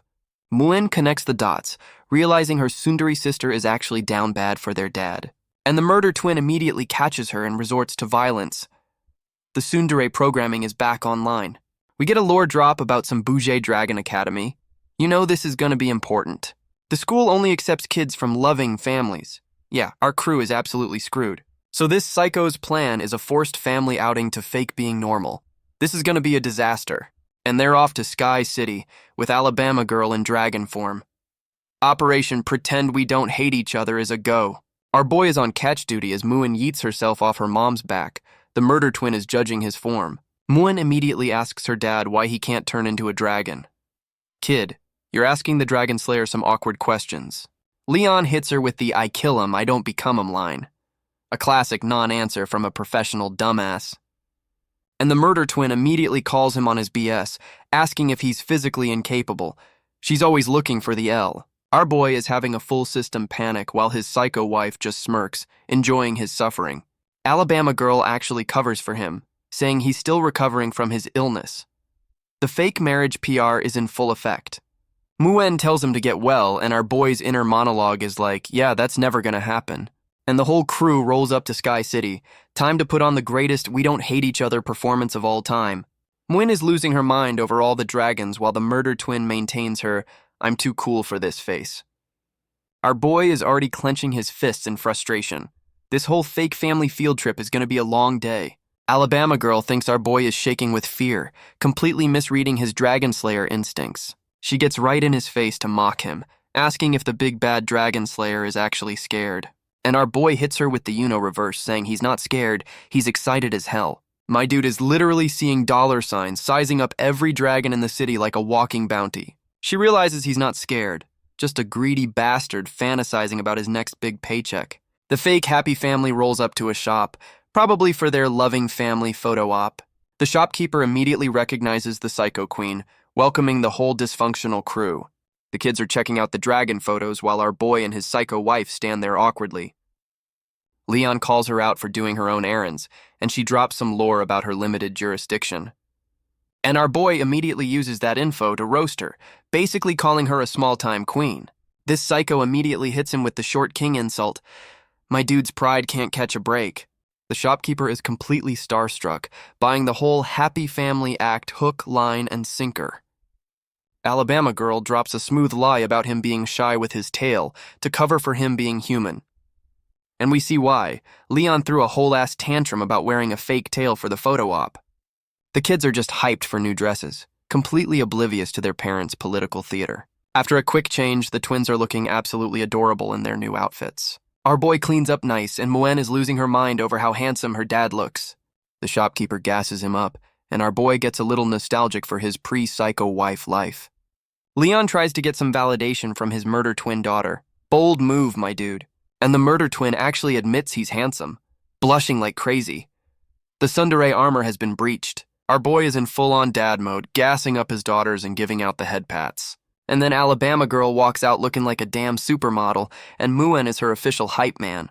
Our boy's entire system just crashed. He was not prepared for his psycho wife to look this good. He's trying to play it off, but the blush is screaming that he's down bad for his captor. She immediately roasts him for not having a tail, and my dude's pride is already taking a hit. The kids are calling them over for the family photo. Time to put on their we're not dysfunctional faces. The photographer is telling them to get closer, having no idea she's mediating a silent war, and they both immediately refuse. Their mutual hatred is the only thing they can agree on. They finally pose looking like two strangers who lost a bet and had to take a family portrait. And the final photos actually look normal. The propaganda for the Dragon Academy is a success. The shopkeeper is gassing them up, but those photos have the fakest smiles I've ever seen. We get a flashback to our boy's glory days, getting swarmed by fans like a damn celebrity, and he hits them with the I gotta go shoe a donkey excuse. My dude's game is non-existent. Even his master is wondering if our boy has brain damage. Yeah, he does, old man. The shopkeeper says the photos take 6 hours, trapping them in this fake family outing for even longer. The whole dysfunctional crew is back on the street, and the awkward energy is palpable. The kids are running ahead while our boy and his psycho wife walk like they're on a death march. He tries to make small talk, and she immediately reminds him this is a business trip, not a date. Muen is already window shopping for toys, completely oblivious to the parental tension. And our boy and his psycho wife have matching oh shit faces. Something just went sideways. The kids are at a rigged carnival game, and the murder twin is already getting tilted about her L. Muen spots a shooting gallery and immediately calls for her dad to come flex his skills. The murder twin is seething that she can't hit anything, and our boy's chibi version is roasting the rigged game. Alabama girl explains the magic gun is too advanced, but Leon recognizes this classic carny scam. The shopkeeper tries to bait the parents into playing, thinking he's about to finesse this dysfunctional family. Our boy asks his daughters if they want the prize, already knowing the answer. The kids hit him with the not interested, but my dude can read tsundere like a damn book. Leon steps up and puts his psycho wife on blast to pay for his shots. Her face is priceless. My dude is monologuing about his academy days. The Dragon Slayer is about to flex on this poor carny, and our boy immediately starts popping off perfect shots. This man is about to clean out the whole booth. The carny is monologuing about his rigged game, not realizing he's talking to a professional marksman. And Leon just clears the entire board in 2 seconds flat, leaving the carny's jaw on the floor. Our boy plays it off like it was beginner's luck. My dude, your Dragon Slayer resume says otherwise. The kids are losing their minds, and even Alabama girl gives a rare not bad. The bar is on the floor. The carny is practically begging him to take the prize and leave before he bankrupts the whole booth. Our boy gives the teddy bears to his daughters, and the murder twin actually says thank you. Alabama girl is having a moment, admitting her boy toy has a certain charm when he's not being an idiot. Leon looks over at her, and she's immediately flustered, wondering why he's staring. Some random kid sees the prize and immediately starts begging her mom. The dad flex is contagious, and now Alabama girl is stuck holding a giant teddy bear, looking like she'd rather be anywhere else. Some rando is still hyping up our boy for bankrupting the carny, and Leon is just eating it up. Our boy tries to play the good dad card, but this psycho is still salty about him showing off. He calls her out for being a hater, and she's trying to deny it while clutching that teddy bear for dear life. And she admits the bear is cute. The tsundere queen has been defeated by a stuffed animal. This psycho hits him with the "come to my room later" line and just dips. My dude is so confused. Our boy's brain just short-circuited. The invitation was not on his bingo card for today, and we're back at the castle.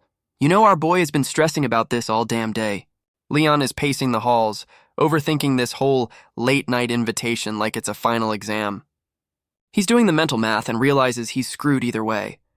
It's just a matter of picking his poison. And our boy chooses violence, deciding to face the psycho head-on.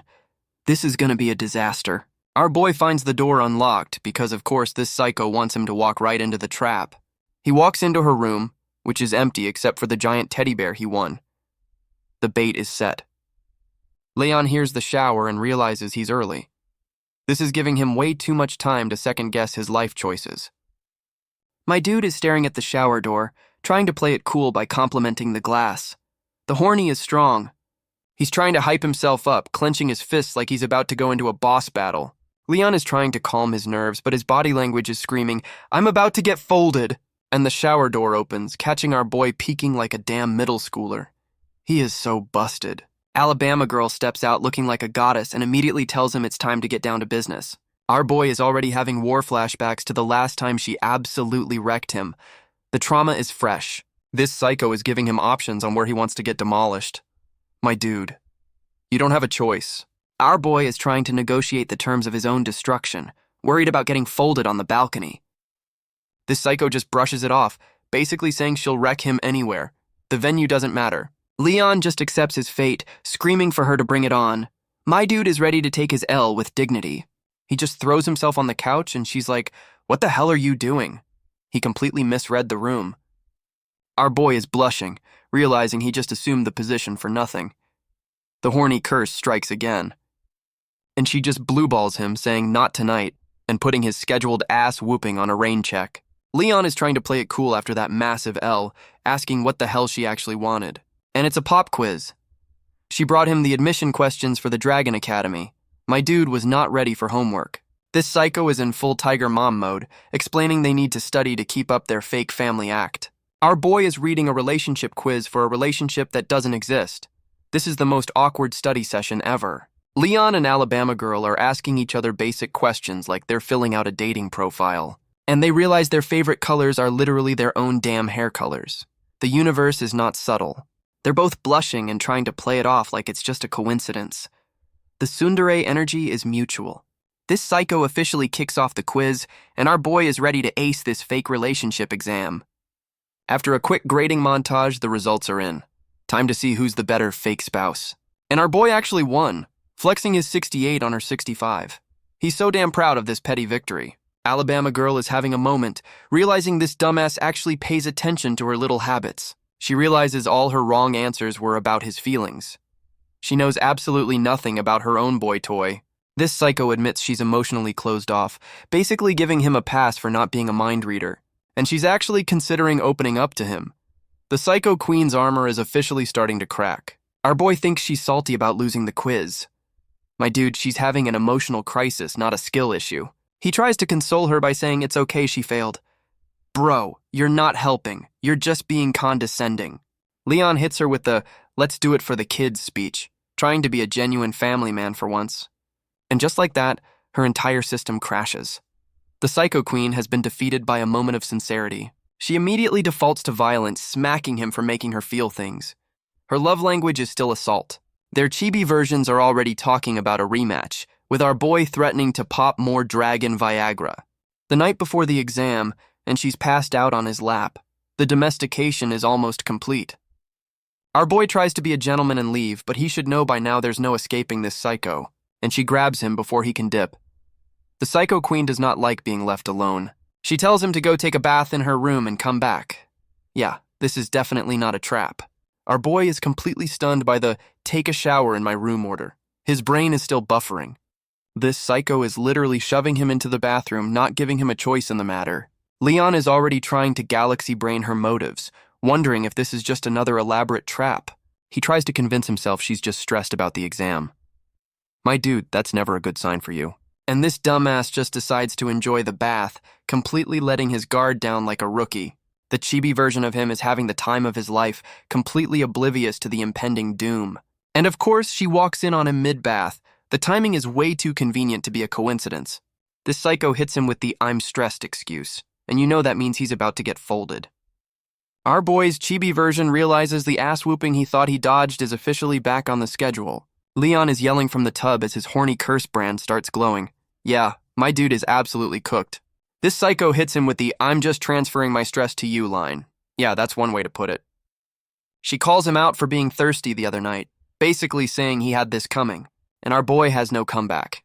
He knows she's right, the horny curse made him do it. She's got him pinned in the tub, telling him to just accept his fate. My dude is getting folded again, and we time skip to the big day at the Bougie Dragon Academy. The final boss of parenting awaits. The whole dysfunctional crew rolls up, and our boy is taking in the sights of his kid's new school. Leon and Alabama Girl are standing there looking like two people who've never met. The tension is real. Our boy starts whispering trash talk, roasting her for needing decompression last night. He's laughing his ass off while she's whispering death threats. This is their version of flirting, and we get a nice shot of the school banners. Time for this fake family to take their final exam. The receptionist is reading out the murder twins' application. The final exam has officially begun. She calls out the murder twins' age, and the kid just gives her the "I'm surrounded by idiots" stare. Our boy immediately gets defensive, asking if there's a problem. My dude is already on edge. The receptionist politely roasts them for trying to enroll a literal baby in their bougie academy. Alabama Girl steps in with the tiger mom energy, flexing that her kid is just built different. The receptionist sends the kid off to her exam and the parents to their own little pop quiz. And we're in the final boss room for parents. The vibe is already awkward as hell. Our boy and his psycho wife are sitting across from the three judges who will decide their fate. Alabama Girl leans in, asking the Dragon Slayer to size up their interviewers like they're a boss fight. And our boy immediately starts calculating how many rounds it would take to fold these old geezers. Our boy's chibi version is already whispering death threats if his kid doesn't get accepted. The vice principal introduces himself. looking like the final boss of all parent-teacher conferences. They're trying to play it cool, but Leon's inner monologue is already calling this old dude sketchy. And the VP immediately hits them with the trick question, their wedding anniversary. They both have the oh shit face, realizing their fake marriage is about to get exposed. We get a flashback to their study session, where she pointed out this exact plot hole in their story. And our boy actually had a backup plan, picking a date that was important to him. He confidently names the day they bonded in the dungeon. Yeah, bonded is one way to put it. The VP calls them out for having a kid so fast, and our boy just hits him with the love at first sight excuse. And the next question is to list each other's flaws. My dude's list is about to be a novel. Our boy's inner monologue is already strategizing, deciding to mix truth with some absolute bullshit to sell the lie. Leon starts with a deep cut saying her flaw is that she sometimes feels like she doesn't exist. Bro, this is an interview, not therapy. He immediately flips it, gassing her up as the perfect wife while her chibi version looks completely done with this act. My dude is going for an Oscar, telling her to rely on him while she's blushing and silently telling him to stop exploiting her. The interviewer lady is eating this shit up and asks Alabama girl to list his good qualities. Oh, this is gonna be good. And she actually lists a whole damn resume of compliments, blushing like crazy. The psycho queen is actually simping. Leon then roasts himself, saying his health is trash and she has to make him medicine, a masterclass in self-deprecation. Alabama girl plays along, grabbing his hand and telling him not to overdo it. The performance is flawless. Their hands are locked in a death grip of fake affection, and our boy's chibi version is screaming from the cringe. And the judges are completely sold, calling them a loving couple. They just aced the fake marriage exam. The judges are wrapping things up, and our fake couple is just trying to survive the final minutes of this act. The VP hits them with one last trick question, asking if they have any final questions for each other. Alabama girl sells the perfect wife act, saying she has no questions because she already knows everything. It's our boy's turn, and his inner monologue is screaming at him not to fumble the bag at the finish line. This dumbass completely ignores the interview to ask if she actually liked the teddy bear he won her. This psycho is completely flustered, wondering why he's bringing up a stuffed animal during their final exam, and she actually admits she likes it, blushing like crazy. My dude just broke through the tsundere armor. Leon is all smiles, completely satisfied with her answer. He just wanted to confirm his W in front of an audience. The interview is over, and the judges are shaking their hands, completely fooled by this dysfunctional duo. A few days later, a literal dragon mailman shows up with the results, and Muen is the official hype man. The whole dysfunctional crew is gathered to see if their fake family act actually worked. And there it is, the official acceptance letter. The murder twin is officially in. The whole family is shocked. Their master plan of bullshitting their way into a bougie school actually worked. Muen is celebrating like they just won the Super Bowl, hyping up her sister and parents. Our boy tries to thank his psycho wife, and she immediately takes all the credit for the kid's big brain. She invites him to help with a celebration, basically calling him a deadbeat with a smile on her face. And we're at the entrance ceremony. Time for round 2 of Operation Pretend We're a Normal Family. Some old geezer is giving the welcome speech, probably about the importance of family values or some shit. A quick pan of all the other normal-ass families, making our crew look even more dysfunctional by comparison. And of course, they're calling the top student to the stage. You just know it's gonna be our murder twin. Muen is in the crowd acting as the official hype man for her dysfunctional family's big moment. The whole fake family walks up to the stage, holding hands like they don't secretly want to kill each other. Flashback reveals their perfect scores got them an impromptu speech. Our boy is internally screaming about this unexpected L. Our boy is faking a smile for the crowd, while his inner monologue confirms he's just winging this whole good dad act. The VP puts the murder twin on the spot, asking the literal child to give a motivational speech. The murder twin starts by gassing up her psycho mom, and Alabama girl is actually looking proud for once. She gives a shout out to her sister Muen, who is absolutely beaming in the audience. The sisterhood is strong. Our boy is sweating, wondering if his tsundere daughter is going to leave him out of the thank you speech. And the murder twin actually thanks her dad for the all-nighters. The tsundere has officially been breached. Our boy is tearing up, finally getting the validation he's been craving from his murder twin daughter. The murder twin finishes her speech with a simple thank you and dips. Short, sweet, and to the point. The VP immediately puts our boy on the spot, telling him to kiss his daughter for the crowd. Leon is panicking, telling the old man he's about to get him murdered on stage. His inner monologue is screaming about how she wouldn't even let him touch her a month ago. Our boy tries to negotiate down to a hug, whispering to his daughter to save his own ass. And the murder twin just tells him to get it over with so this socially suicidal ceremony can end.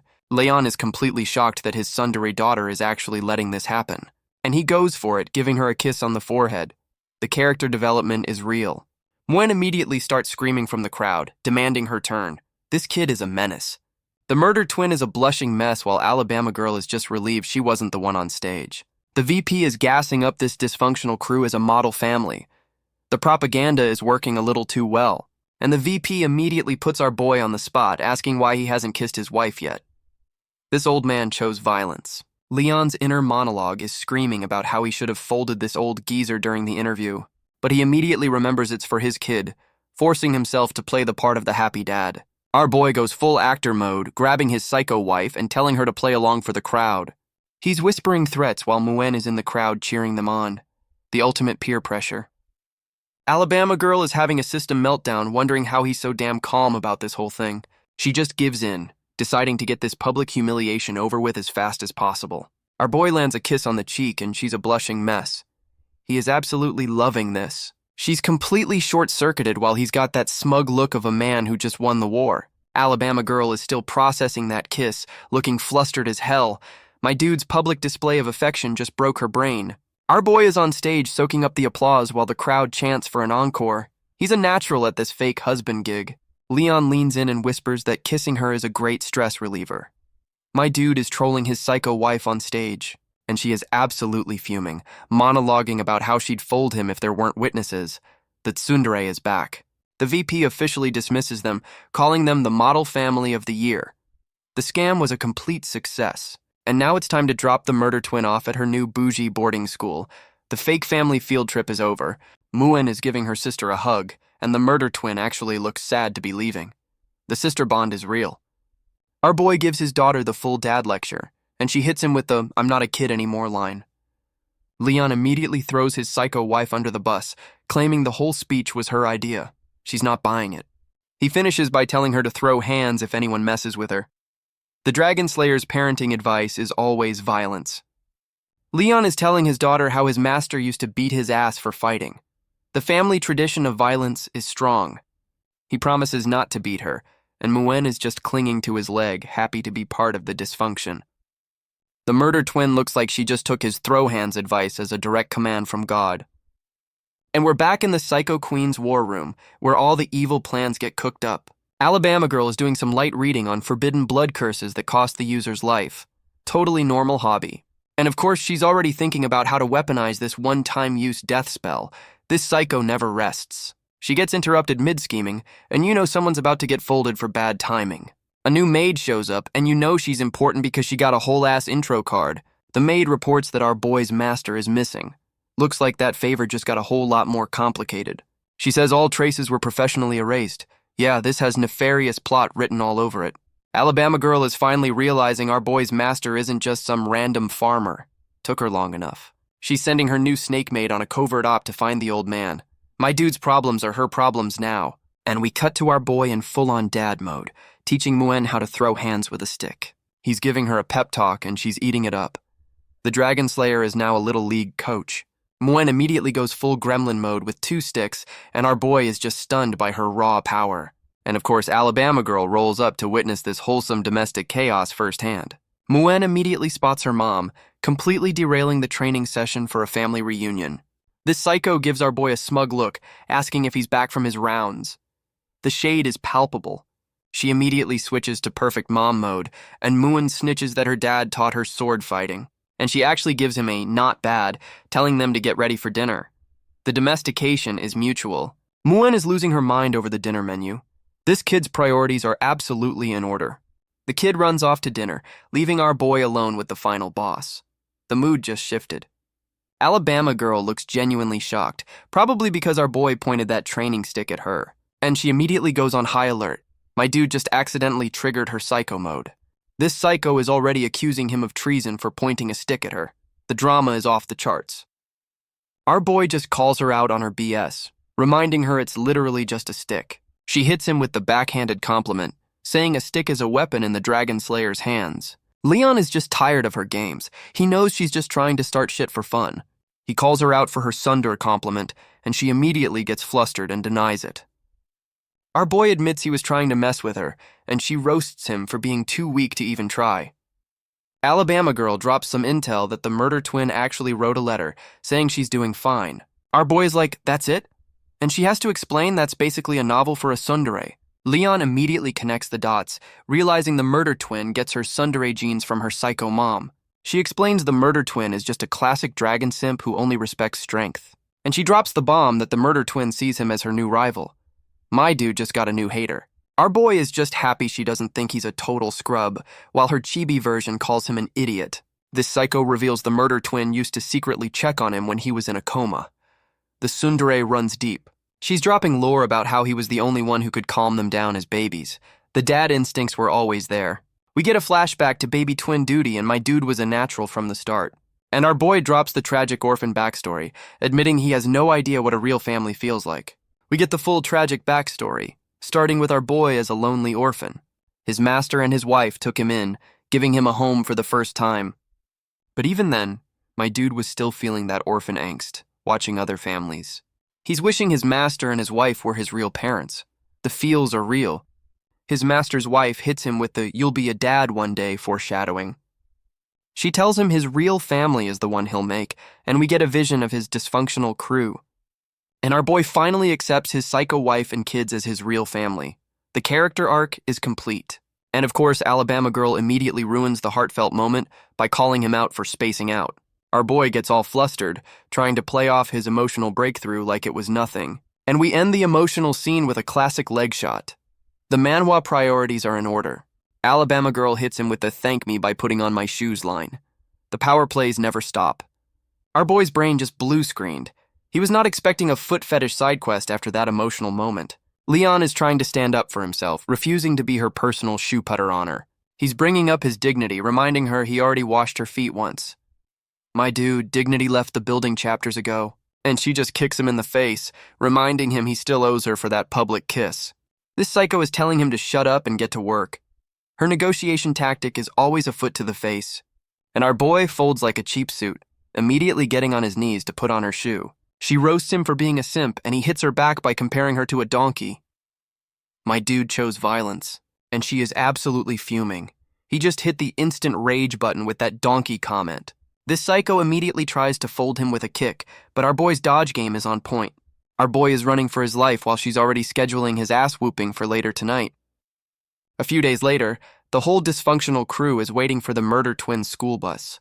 And the school bus is a whole-ass kaiju descending from the heavens. Muen is hyped. Our boy immediately starts comparing its size to his wife's dragon form, because of course he does. Alabama girl explains it's just a giant harmless Uber for the dragon clan. She's flexing that this thing is so chill, it's basically a glorified babysitter for the academy. And the murder twin gets beamed down like she's returning from an away mission on the Enterprise. She announces her return, looking completely unimpressed with her grand entrance. Muen immediately tackles her sister for a hug. The sisterly bond is the only normal thing in this family. The murder twin tries to call our boy dad, and her whole tsundere system just short circuits. Our boy is playing the perfect dad, welcoming the murder twin home like a normal, functional human being. And the murder twin's report card is just a list of perfect scores. This kid is an academic weapon. Muen is losing her mind over the grades while Alabama girl has that smug, "Yeah, that's my kid" look. The murder twin is actually apologizing for getting a 95 in gym class. This kid's standards are insane. Muen is on official hype man duty, telling her sister she's the best. The family support is surprisingly wholesome. Our boy realizes he's the only emotionally stable one here and has to step up his dad game. Leon breaks down her gym score, reminding her she's a human kid competing against literal baby dragons. He immediately flips to her combat scores, flexing that she folded 90% of her class with pure skill. The murder twin is still bummed, mumbling that her dad was a top student. The pressure is real. And our boy hits her with the humble backstory, admitting he had to grind his ass off to get to the top. Our boy is giving the murder twin a pep talk, and she's actually listening. The dadification is now 100% complete. The murder twin immediately asks who'd win in a fight, trying to start a civil war in the living room. And their chibi versions both scream, "Me!" Their egos are perfectly in sync at least. They immediately start beefing after realizing they both claim the W. The domestic bliss lasted 5 seconds. Leon starts flexing about his academy days, claiming he was the undisputed GOAT of combat training. An Alabama girl immediately roasts him, saying she only wins the fights that actually matter. They're now in a full-blown screaming match about who really won in the dungeon. My dude is trying to spin his L into a family. Our boy challenges her to a duel on the spot, dragging her outside to settle the score in front of the kids. The kids are hyped for the parental deathmatch, ready to see who's the real final boss of the family. They're in a training yard stretching while the kids peek over a wall. This is their version of a family picnic. Muen is justifying this parental deathmatch as a learning experience. This kid is a menace with the excuses. Alabama girl immediately starts trash-talking, asking if his washed-up body can even handle a real fight. Our boy's ego is writing checks his body can't cash, saying he's not missing a chance to fight her. This psycho immediately proposes a bet, because of course she needs to add stakes to this domestic dispute. The terms are set. A month of peace versus 1 request. My dude is about to gamble his life for a vacation. Leon is already overthinking her perverted demands, but the prize is too good to pass up. His chibi version is already celebrating the month-long vacation he hasn't even won yet. And our boy accepts the bet, completely baited by the promise of not getting folded for 30 days. They're both staring each other down, ready to settle this like a divorced couple fighting over the last slice of pizza. The arena is set. The fighters are ready. Time for the main event of this dysfunctional family picnic. Muen is posted up with the popcorn, ready for the parental deathmatch of the century. The fight's opening shockwave is so intense it makes the kid spill her drink. Collateral damage. And we get the pre-fight stare down. The tension is so thick you could cut it with a knife. Muen is having a crisis over her spilled juice while her parents are throwing hands in the background. Our boy opens up with a haymaker, putting all that Dragon Slayer power into one punch, and she just blocks it like it's nothing. Yeah, my dude is absolutely outmatched in the strength department. This psycho immediately counters with a tail whip, aiming to take his head clean off. Leon hits her with a clean handstand dodge. The washed-up Dragon Slayer still has some moves. A close-up on the footwork confirms our boy's agility stat is still maxed out. He follows up with a kick, but she's already got her guard up. This is a real chess match. Alabama girl immediately creates distance, spamming some blue energy attacks to keep him away. Her inner monologue confirms it. She knows she can't take him in a fistfight and is switching to a ranged build.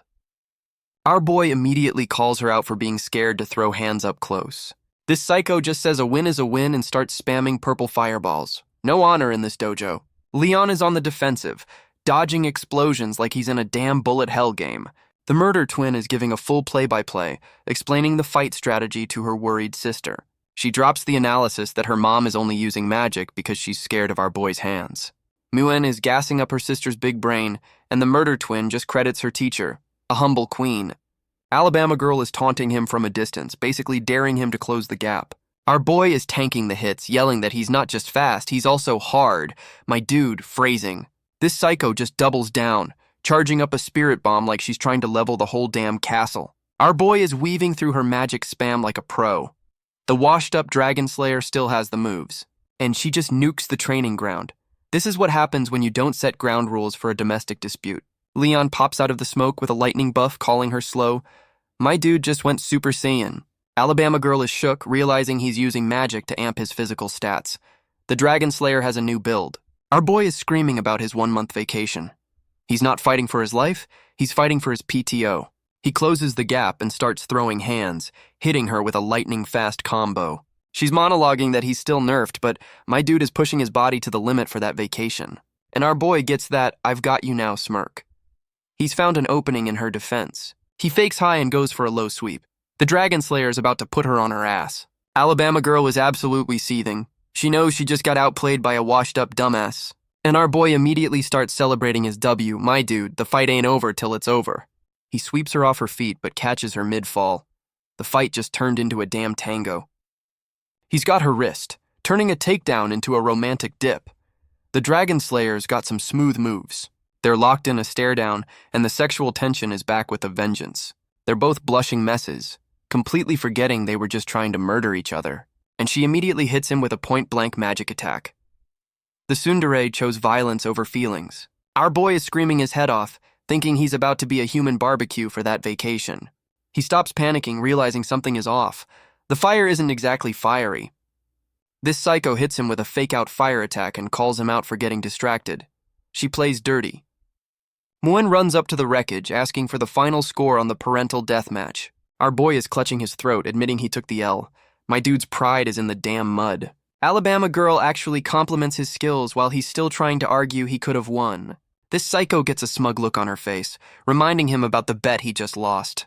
And our boy spits blood, realizing he just gambled his life away for a vacation he'll never get. He's passed out cold, and Muen is panicking while Alabama Girl is just like, he'll walk it off. Our boy is giving his kids a dramatic farewell speech like he's being deployed to war. The twins are just sitting there while their dad puts on the performance of a lifetime. My dude is fake crying, acting like he's about to be executed instead of just sleeping in another room. The murder twin immediately calls him on his BS, asking why he's so dramatic about a sleepover. Our boy is trying to explain to his daughter that her mom's idea of a request is a fate worse than death. And Muen immediately asks if her mom is going to eat him. This kid's logic is a national treasure. She's using a damn praying mantis book as evidence for her cannibalism theory. This family is a science experiment. Alabama Girl shows up in lingerie, telling him to stop making her sound scary. The audacity is off the charts. She tells the kids to sleep because she and Dad have interesting things to discuss. My dude is about to get folded. The kids are guessing what they'll talk about, and our boy's chibi version knows it's not about the universe. This psycho is literally dragging him off to his doom while he's still trying to give his last words. The murdered twin just calls them naive adults and tells her sister to ignore them. The shade is incredible. And we're in the final boss room, complete with wine and mood lighting. This is a certified trap. She offers him a drink, and our boy hits her with a hard no. He knows a trap when he sees one. Alabama Girl is giving him the "you're a disappointment" stare over her wine glass. She's trying to guilt trip him, reminding him he lost the bet and owes her big time. Our boy is trying to hold the line, telling himself not to fall for her psycho mind games. And she hits him with the "I actually wanted you to win" line. The mind games are next level. Leon's brain just short-circuited. He was not prepared for that reverse psychology bullshit. She explains she wanted him at full power for a fun rematch. This psycho's idea of fun is domestic violence. Our boy tells her to just take the L for the night. My dude is trying to negotiate with a walking red flag. He reaches for the wine, saying he has a better idea. "Bro, what are you cooking?" And she just dumps the wine out. The power move is strong with this one. This psycho pours the wine on herself, saying she loves his defiance. Yeah, she's completely unhinged. Our boy is asking what she's doing like he doesn't have a front row seat to the main event. This psycho hits him with the "drink up" line, turning this whole bet into a weird vampire fantasy. Leon's inner monologue is going full horny on main. My dude's brain has officially left the building, and his willpower just evaporates. The horny curse remains undefeated against this dumbass. He just dives right in, no questions asked. The Dragon Slayer has been slain by a thirst trap, and now she's the one who's flustered. She set the trap and is still surprised he fell for it. My dude is asking for permission after the fact, a true gentleman of questionable timing. Alabama Girl is immediately back on her bullshit, saying round one wasn't enough. She's telling him to open his mouth, and you know this is about to get even weirder. And she just bit her own lip. This psycho is about to make him drink her blood. Our boy is in shock as she force feeds him her own blood. This just went from weird to a full-blown vampire cult. He pushes her off, demanding to know what the hell she's doing while she just smirks like she won the lottery. Leon is freaking out, realizing she just hit him with some forbidden technique. The horny curse just got a DLC update. This psycho confirms it's the blood curse, looking like she's enjoying his panic way too damn much. And our boy's eyes are glowing red with a new magic circle. Yeah, the curse has officially been installed.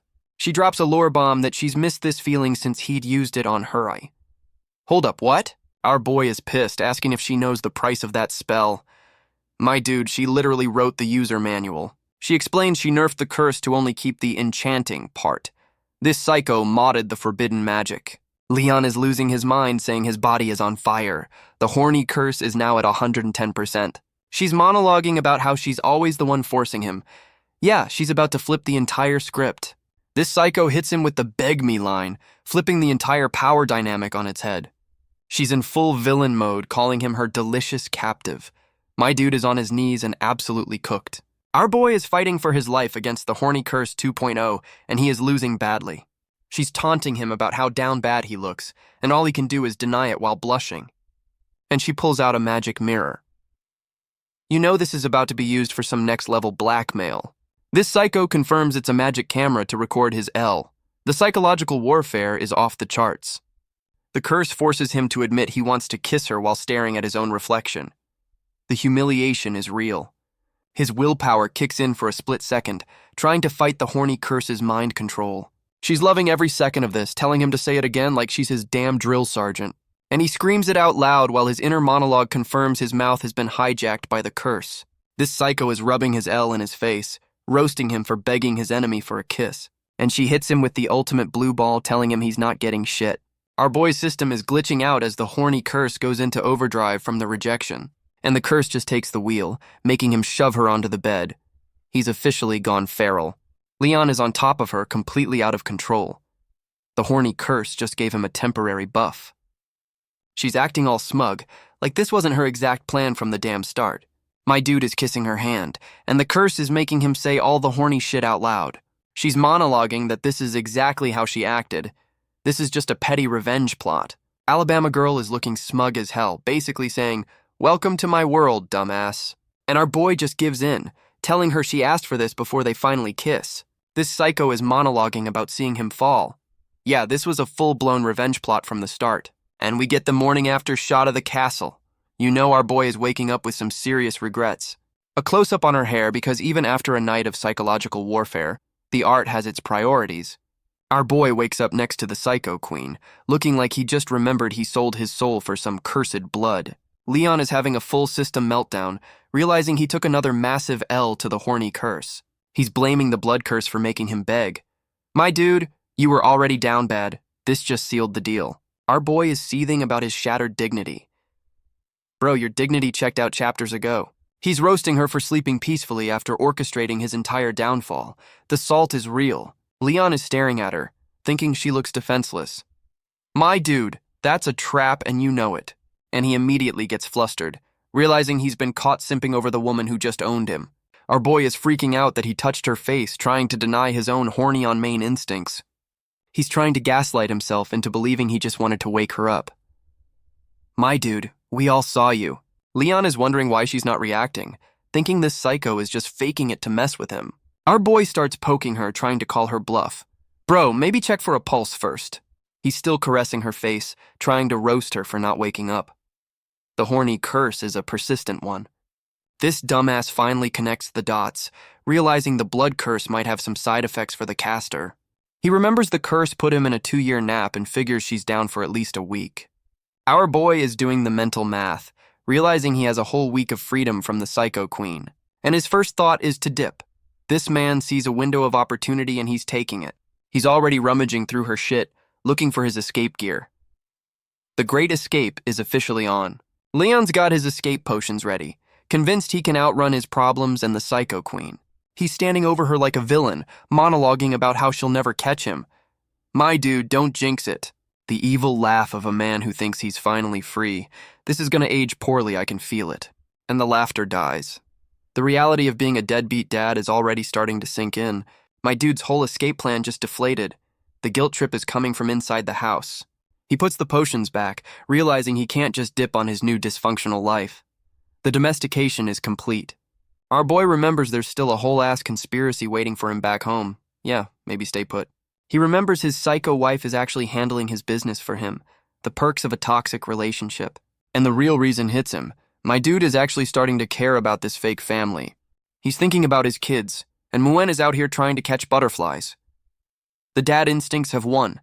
Our boy is looking at his kids, realizing he's in too deep to just dip out on this dysfunctional family. Leon just accepts his new life as a house husband, looking way too damn happy about his own domestication. But then he looks at his psycho wife, and the gears start turning in that dumbass brain of his. And there it is. He's not staying for the kids, he's staying for petty revenge. The tsundere logic is strong. Meanwhile, the psycho queen is sleeping like a baby, completely unaware of his new revenge plot. She's looking all innocent, but we know she's just recharging her psycho batteries for later. The twins are officially concerned, realizing their mom has been in sleep mode all damn day. The murder twin immediately puts our boy on blast, asking what the hell he did to her mom last night. He tries the "we were just talking" excuse, but the murder twin's bullshit detector is off the damn charts. Leon immediately tries to get the new maid on his side, looking for any adult to validate his terrible lie. The new maid gives our boy the official report, saying the psycho queen is just a little weak.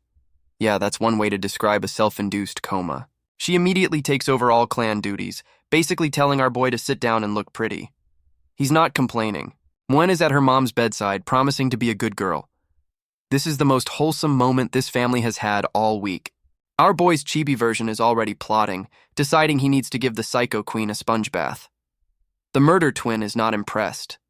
The murder twin immediately accuses him of trying to pull some shady shit while her mom is knocked out. The trust is non-existent. Leon hits her with the "I just want to take care of her" line, and the murder twin is reluctantly buying his good guy act.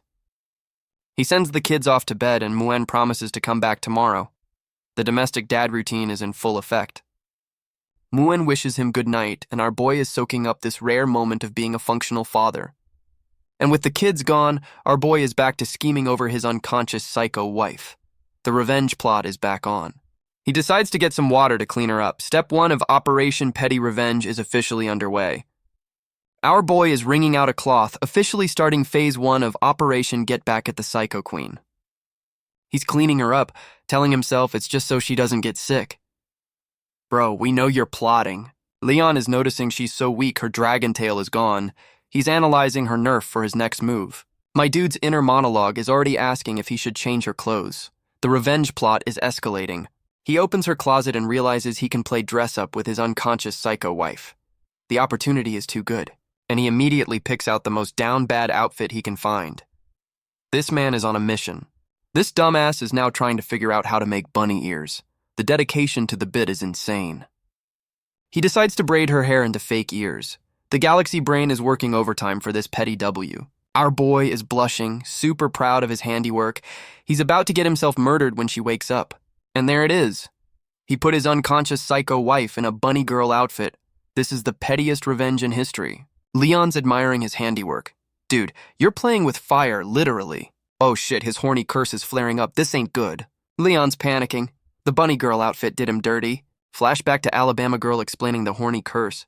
Classic. Chibi Leon's trying to logic his way out of horny jail. Leon's chanting the Dragon Slayer mantra. Desperate times. He thinks he's dodged a bullet. Famous last words. Leon's thinking about recording this masterpiece.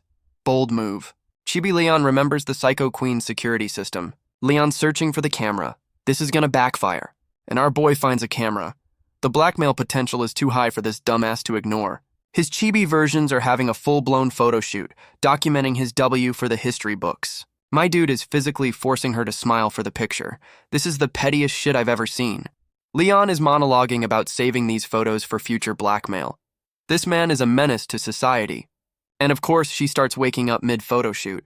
The final boss is booting back up. Our boy's chibi version is panicking, realizing he's about to get folded for his crimes. She settles back down, still out cold. My dude is just staring, probably contemplating his life choices. Leon is relieved it was a false alarm. He just dodged a death sentence and he knows it. He decides to change her back and continue his revenge plot tomorrow. The petty war has been postponed. The next day, Muen is running through the halls looking for her sister, the calm before the storm. The murder twin is trying to get a straight answer out of a panicking Muen. The big sister instincts are kicking in. Muen's world is ending because her Rubik's Cube broke and her dad is MIA, a true national emergency. The murder twin immediately suspects our boy dipped while her mom was down. She knows his deadbeat potential. She takes charge, leading the search party for their potentially runaway dad. The sisterhood is on the case. The twins are now on a full-blown manhunt, running through the castle screaming for their dad. The search continues through the bougie-ass castle, but our boy is nowhere to be found. They check on their mom, who's still in sleep mode. Dad is officially AWOL. The kids are checking every room in the damn castle. The manhunt is getting desperate. Muen is now checking barrels for her dad. This kid's search methods are on another level. The murder twin is sweating, thinking there's no way he's in a barrel. Muen is not convinced. Muen is having a full-blown crisis, thinking her dad got lost on his way to get milk. The murder twin hits her with the cold, hard truth, saying some people just leave. Damn, this kid is jaded. Muen is completely lost, asking what she means by last time. Oh, the family trauma lore is about to drop. The murder twin is putting the pieces together, realizing this isn't the first time a dad has gone AWOL. And we get a flashback to some other dude who dipped. The murder twin has officially declared our boy a runaway. She's monologuing about how she knows their whole happy family act is a damn sham. This kid is too smart. She remembers our boy was just some rando in a coma until her mom decided he was their new dad. The murder twin even recalls his first escape attempt, knowing he's basically a hostage. The kid sees everything. She's thinking his whole good dad routine was just a long con to get on her good side. The murder twin is questioning if he's just faking it all to plan his next great escape. The trust issues run deep. The murder twin is monologuing about not wanting to be a tool, convinced this whole family thing is a sham. She's already decided our boy is gonna dip, just like the last guy. The abandonment issues are real. Muen is having a full-blown panic attack, thinking she's about to be an orphan all over again. The murder twin goes into big sister mode, trying to comfort Muen while her own world is crumbling. Muen is still bawling her eyes out. This whole dad is missing situation is hitting way too hard. The murder twin decides to hold a farewell ceremony for him. This kid is already planning his funeral. And we cut to a peaceful-ass cherry blossom path. The tonal shift is giving me whiplash. Our boy is just chilling with a map, admiring the view. He has no idea he's been declared legally dead back home. Flashback to him asking the new maid for directions to his psycho wife's favorite spot. He's on a date mission. He turns down an escort saying he'll go alone. My dude is trying to be romantic and his kids think he's a deadbeat. Our boy is monologuing that he's using her coma to scout the area for a surprise when she wakes up. And he's got that evil grin, confirming this whole field trip is just a cover for his petty revenge plot. His master plan is to humiliate her in her favorite spot, giving her a taste of her own psycho medicine. Leon is sizing up a tree, saying it's thick enough. Bro, what kind of revenge are you cooking? He's already fantasizing about pinning her against the tree. My dude's revenge plot looks suspiciously like a date. Now he's planning to cover the ground in flower petals. This is the least threatening revenge plot I've ever seen. He's admiring the view of the castle from his revenge spot. My dude is just planning a romantic getaway. He's marking his map like a general planning an invasion, but for a date he's calling revenge. Our boy is looking way too proud of his plan, just waiting for the final boss to wake up and fall into his trap. He's got that I'm about to win look, completely unaware his kids think he's a deadbeat dad. Our boy returns from his revenge trip to find the maids holding a full-blown funeral in the courtyard. Leon is completely lost, asking why everyone is having a public meltdown. Dude, it's for you. A maid explains that his daughters are holding a funeral because they think he's a deadbeat who dipped. Muen is crying her eyes out, offering a stake to his memory. This kid's grief is food-based. The murder twin is trying to get her sister to accept that their dad is gone for good.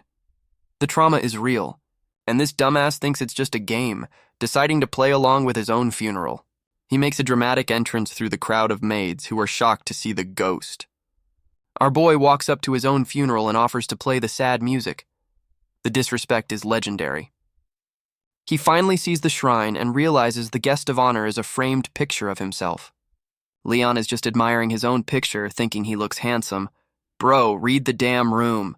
Leon's brain finally reboots, and he's having a full-blown meltdown trying to figure out why he's dead. And we get a random-ass Valentine's Day special from Muen. The tonal whiplash is giving me a headache. The murder twin is also in on this non-canon holiday special. Okay, author, whatever you say. Alabama girl caps off the holiday special looking tsundere as hell. All right, back to the plot, please. And we're back. The twins are pointing at him like they've just seen a ghost, which, to be fair, they thought he was. Our boy is trying to roast them for being dramatic, completely missing the point that they thought he dipped. Muen is about to have a full system breakdown. The "it's just a prank, bro" energy is not working. She immediately tackles him, and our boy is just standing there like he didn't just cause a family crisis. Muen is crying her eyes out, thinking he abandoned her. My dude, you really fucked this one up.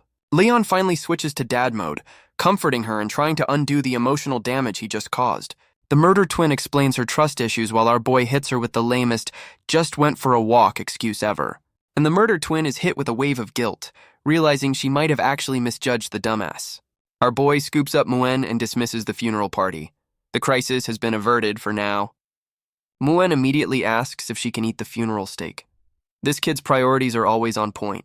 She runs off to claim her prize, and our boy is trying to deny she gets her food gremlin genes from him. The murder twin gives him a lecture on proper communication, basically telling him to leave a note next time he dips. She throws her sister under the bus, saying Muen was the one who was worried. Classic tsundere move. Our boy immediately sees through her tsundere act, knowing she was just as worried as her sister.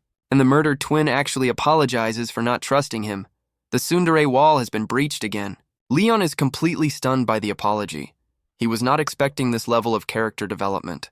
Our boy realizes the murder twins' funeral was a cry for help, not just some random misunderstanding.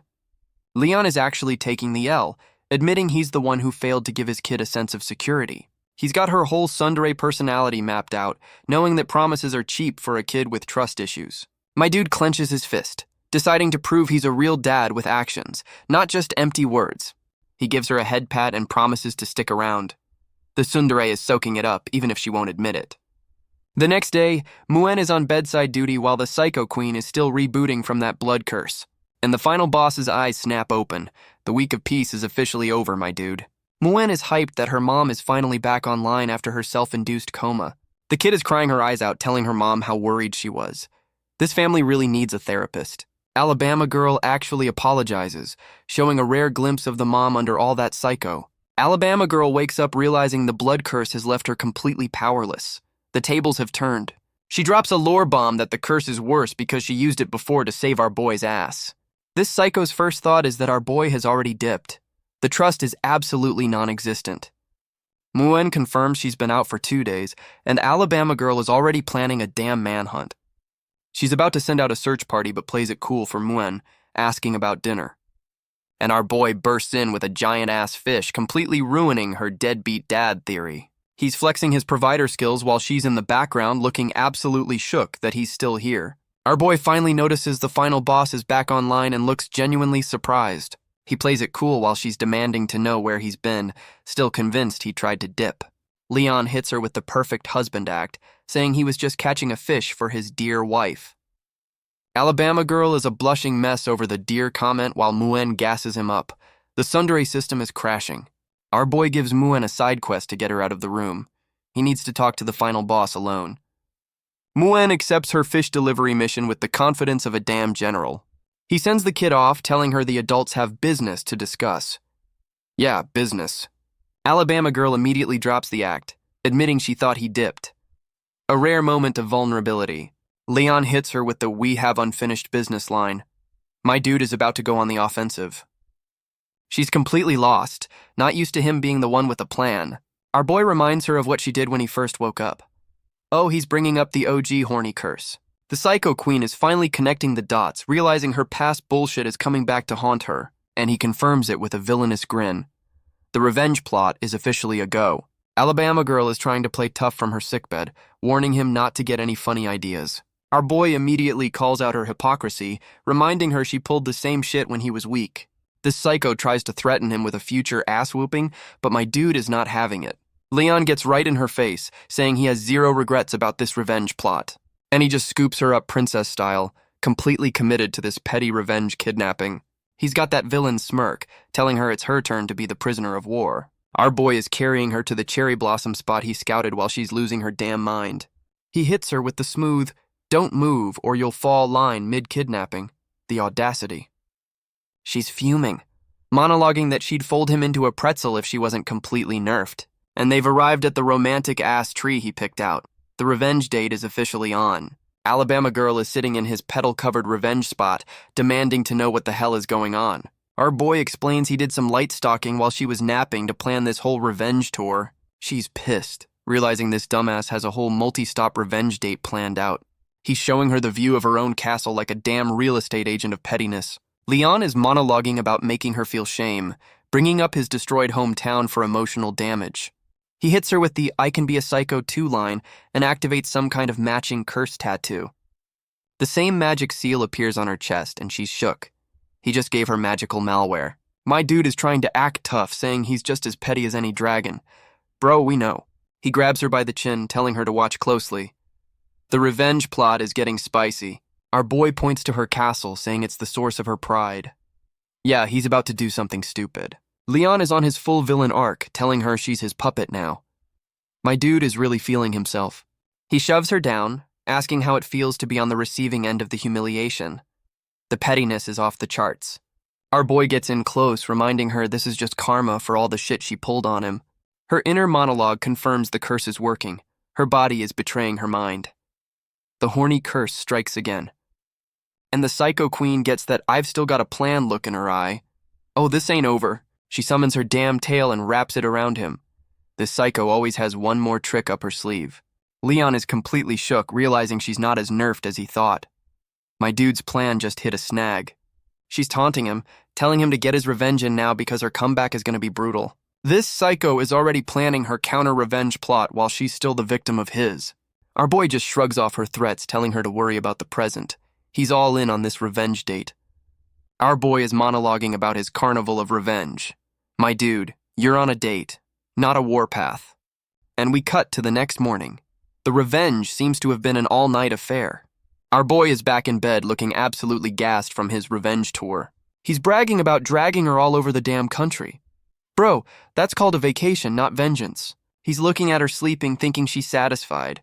My dude, you just gave her a spa day, of course she is. This dumbass finally realizes his revenge plot turned into a romantic getaway. The self-awareness is kicking in, and he immediately starts coping, trying to convince himself she was humiliated. The denial is real. He declares his revenge a success while she's sleeping like a baby.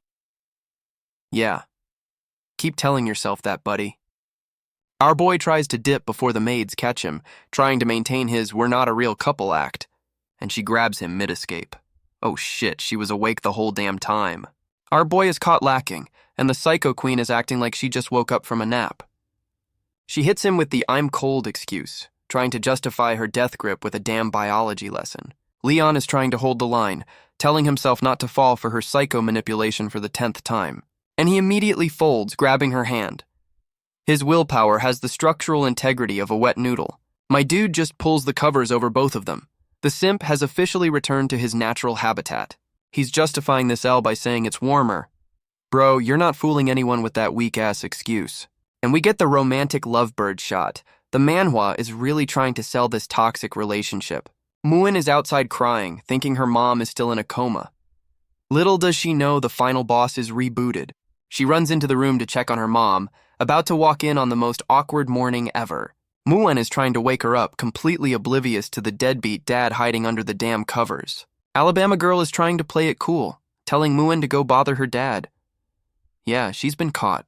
Muen is on wake-up duty, telling our boy to get his ass out of bed. Our boy is just trying to enjoy the warmth, completely ignoring his daughter's demands. And Muen is officially pissed, realizing her parents are too busy cuddling to pay attention to her. She calls them out for being all over each other, completely missing the hickeys covering their bodies. The kid is trying to process this rare moment of parental affection, but the gears are grinding. She finally notices the red spots and is about to ask the most awkward question in history. And her galaxy brain concludes it's just bug bites. This kid's innocence is a damn superpower. Muen immediately runs off to play doctor, ready to treat her parents' mosquito problem.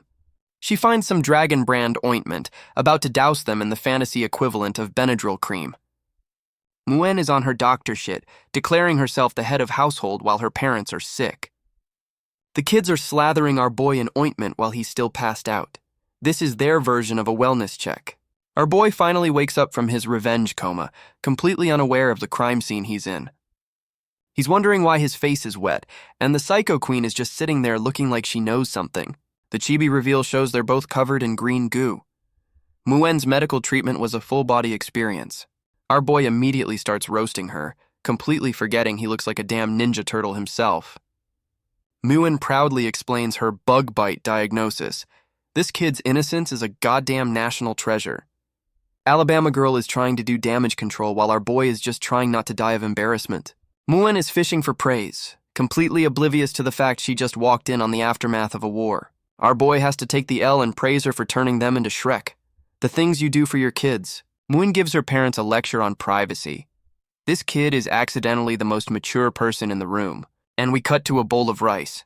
The domestic arc is officially in full swing. Our boy is on full-blown husband duty, trying to feed the psycho queen like she's a damn baby bird. Alabama girl is flustered, acting like she's never been fed before. The tsundere system is rebooting. He's explaining basic biology to her while she reluctantly accepts the food. The caretaking is surprisingly wholesome. She's trying to act tough, saying she can feed herself. Yeah, sure you can, buddy. And she immediately admits it's good. The tsundere's pride lasted all of 5 seconds. Our boy hits her with the smug, made with love line. He's really milking this domestic W. He eats some himself and she immediately starts a fight over it. The domestic bliss was short-lived, and the bowl is empty. She folded and ate the whole damn thing. The house husband strat is undefeated. Our boy is flexing on her, reminding her he was on full nurse duty while she was nerfed. This psycho is trying to spin his revenge date as torture. Yeah, sure it was, buddy. Leon hits her with the "it's just a husband's love" line, fully embracing his new domestic role. She's threatening future revenge while he just waves her off like a damn sitcom character. Alabama girl is seething about how good he is at torturing her. The tsundere is down bad. She throws a tantrum punch at the bedpost. The psycho rage is starting to recharge, and the bedpost is cracked. Oh shit, her power levels are coming back online. She's looking at the damage, completely surprised by her own returning strength. The psycho queen realizes her nerf is wearing off. The era of the house husband is ending. Meanwhile, our boy is happily washing dishes, completely oblivious that the final boss is rebooting. Our boy is monologuing about wanting to keep her nerfed so he can bully her. My dude, you are playing with fire. Meanwhile, the new maid is heading to the final boss's room for a routine checkup. The maid brings in some recovery juice, trying to get the psycho queen back to full power. Alabama girl immediately turns it down, saying she's already back at 100%. The vacation is over, Leon. The maid is looking at the cracked wall, realizing Her Majesty isn't just recovered, she's back on her bullshit. She plays it off like a minor slip-up, trying to hide the fact she's fully rebooted and ready for violence. The psycho queen stops the maid from leaving. You know a scheme is about to be cooked up. This psycho tells the maid to keep her recovery a secret, so she can keep milking the house husband treatment. The maid is processing this new level of domestic manipulation. Welcome to the family, kid. And the maid is officially on board with the plan, ready to help gaslight our boy for the queen's entertainment. Alabama girl is back on her bullshit, plotting Leon's downfall while pretending to be sick. The peace was never an option. 2 days later, Muen runs up to our boy asking to learn how to do the shiny magic. She's talking about the lightning buff he used in the parental deathmatch. This kid remembers everything. Our boy is confused, wondering why she's suddenly interested in learning to throw hands with magic. Muen says her sister is leveling up at the academy and she doesn't want to get left behind. The sibling rivalry is real. Leon immediately agrees to teach her. The house husband is now a full-time magic tutor. Our boy is monologuing about how sibling competition is a good thing. He's really embracing this dad life. Leon is hyped to teach her, ready to turn his daughter into a magical powerhouse. Muen is concentrating so hard she looks like she's about to go Super Saiyan. And of course, she's a prodigy, already channeling magic like a pro. This family's gene pool is cracked.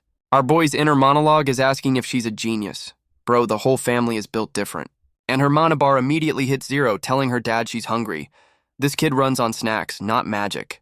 Our boy is all smiles, telling her not to overdo it. He knows the food gremlin needs a recharge. He officially ends the training session for a snack break, and Muen is hyped. Dad of the year. Meanwhile, the new maid is bringing the psycho queen some mysterious package for their gaslighting plot. Our boy bursts in like a golden retriever, ready for another day of house husband duty. He's monologuing about having 5 more days to torture her, completely unaware he's the one being played. He offers her a massage, thinking he's in control. My dude, you're walking into an ambush. This psycho immediately calls him out, roasting him for his weak-ass torture game. The trap has been sprung. And our boy is officially pissed. She just poked the Dragon Slayer's pride with a stick. Our boy grabs her clothes, ready to prove his torture game is strong. My dude, you've been played. This psycho is just sitting there, roasting him for looking tired. The gaslighting is next level. He gets in her face, trying to talk tough about her body. Bro, you're just feeding her ego. Our boy is shirtless and on his villain arc, telling her she'll regret it. My dude, you're the one who's about to regret this. This psycho hits him with the no regrets line and a villain smirk. Yeah, he's absolutely cooked. And she hits him with the surprise dragon tail. The nerf has officially expired, my dude. Our boy is having a full system meltdown, realizing he just walked into the oldest trap in the book. She just yeets him onto the bed with her tail. The house husband has been officially demoted. This psycho is on top of him, flexing her strength. The Uno reverse card has been played. Leon's brain finally catches up, asking how she recovered. Bro, she's been playing you for days. This psycho hits him with the shh, calling him her captive. The power dynamic just did a full 180. And she pulls out the BDSM starter pack. My dude, you are not ready for this level of petty. Leon's wondering when she had time to plan this. Bro, she's been plotting since you put her in that bunny suit. He's getting cuffed, asking if he's walking into a tiger's mouth. My dude, you're the main course. and now he's blindfolded with dog ears. She's giving him a taste of his own medicine, but way kinkier. She's got that villain smirk, telling him not to struggle.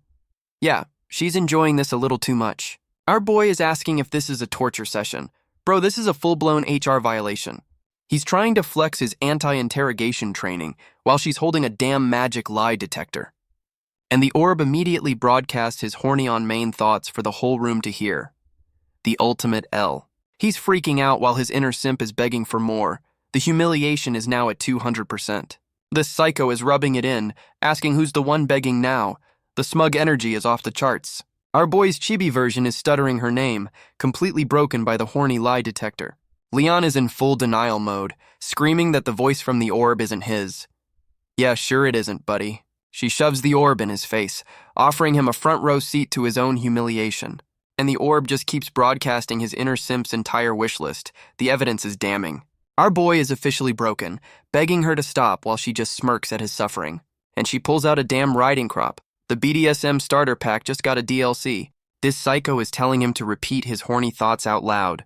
The blackmail is next level. She's got the crop under his chin, offering to help him remember. My dude is absolutely cooked. And we get the silhouette shot of the interrogation continuing. Yeah, he's not leaving that room with his dignity. The lamp goes out, signaling the end of the interrogation. My dude's dignity is officially offline. Our boy is in bed, fake crying about being hollowed out. Bro, you just got your ass handed to you. Alabama girl gets a letter from a dragon messenger while our boy is still recovering from his L.